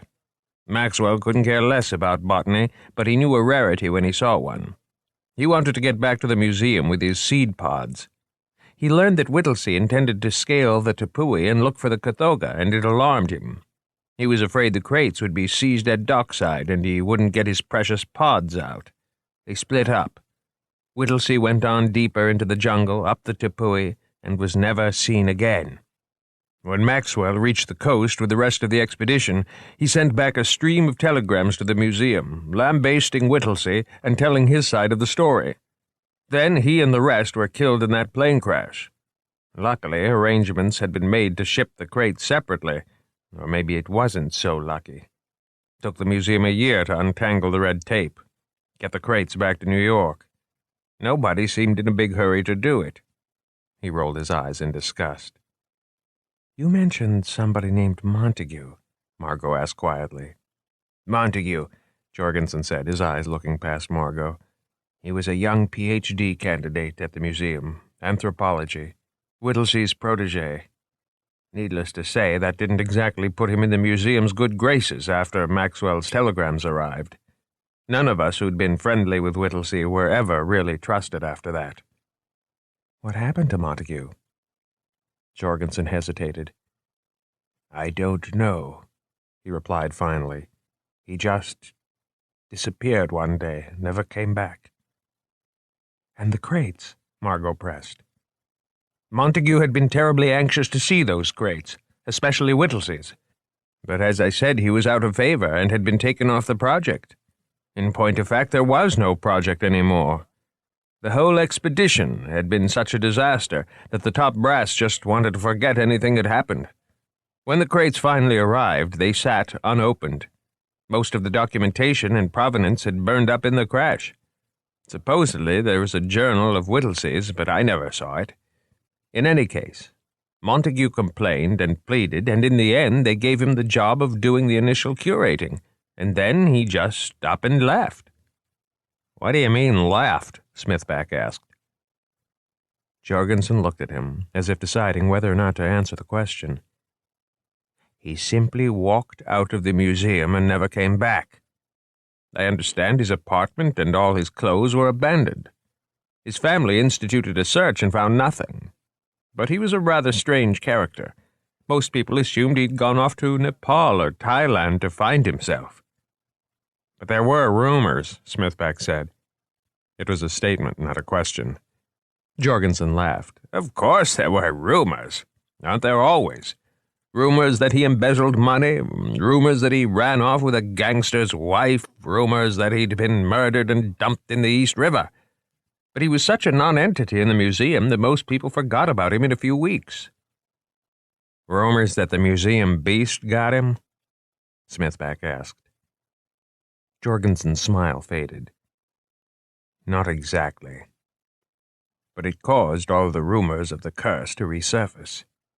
Now everyone, they said, who had come in contact with the crates had died.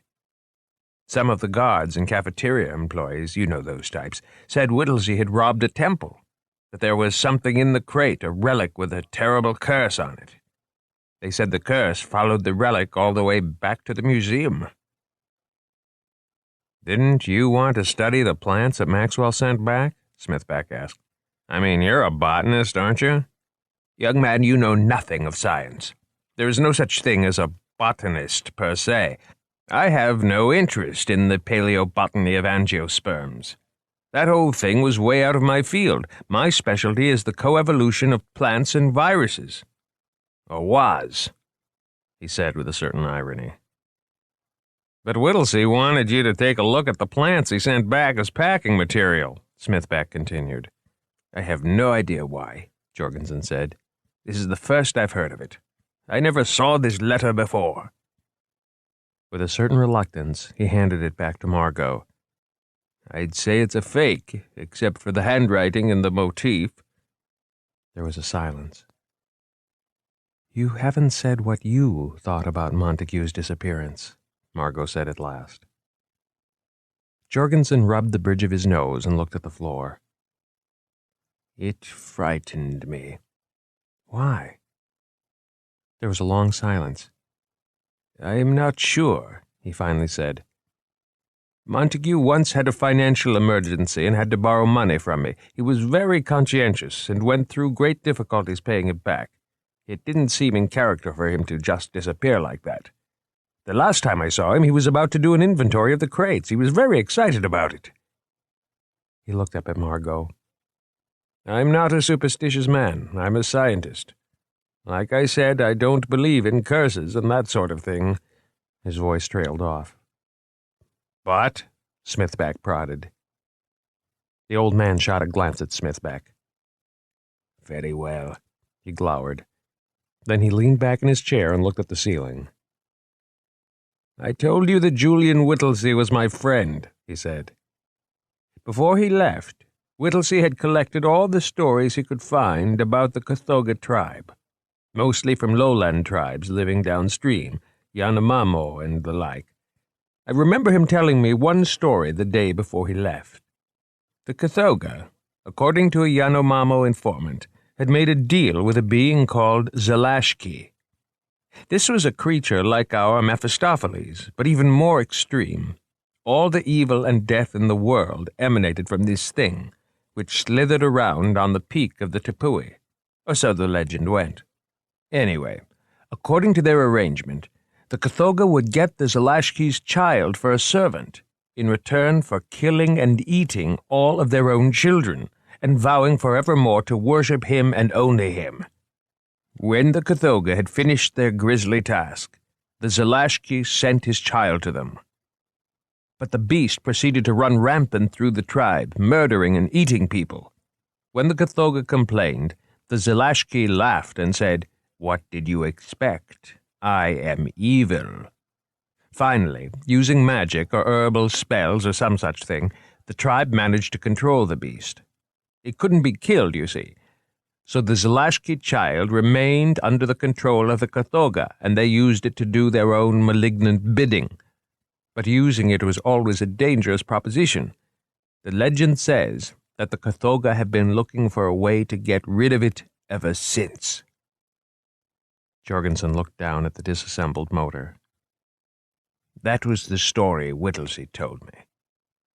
When I heard about the plane crash, the death of Whittlesey, the disappearance of Montague, well, I couldn't help but think the Cathoga had finally managed to get rid of Zalashki's child.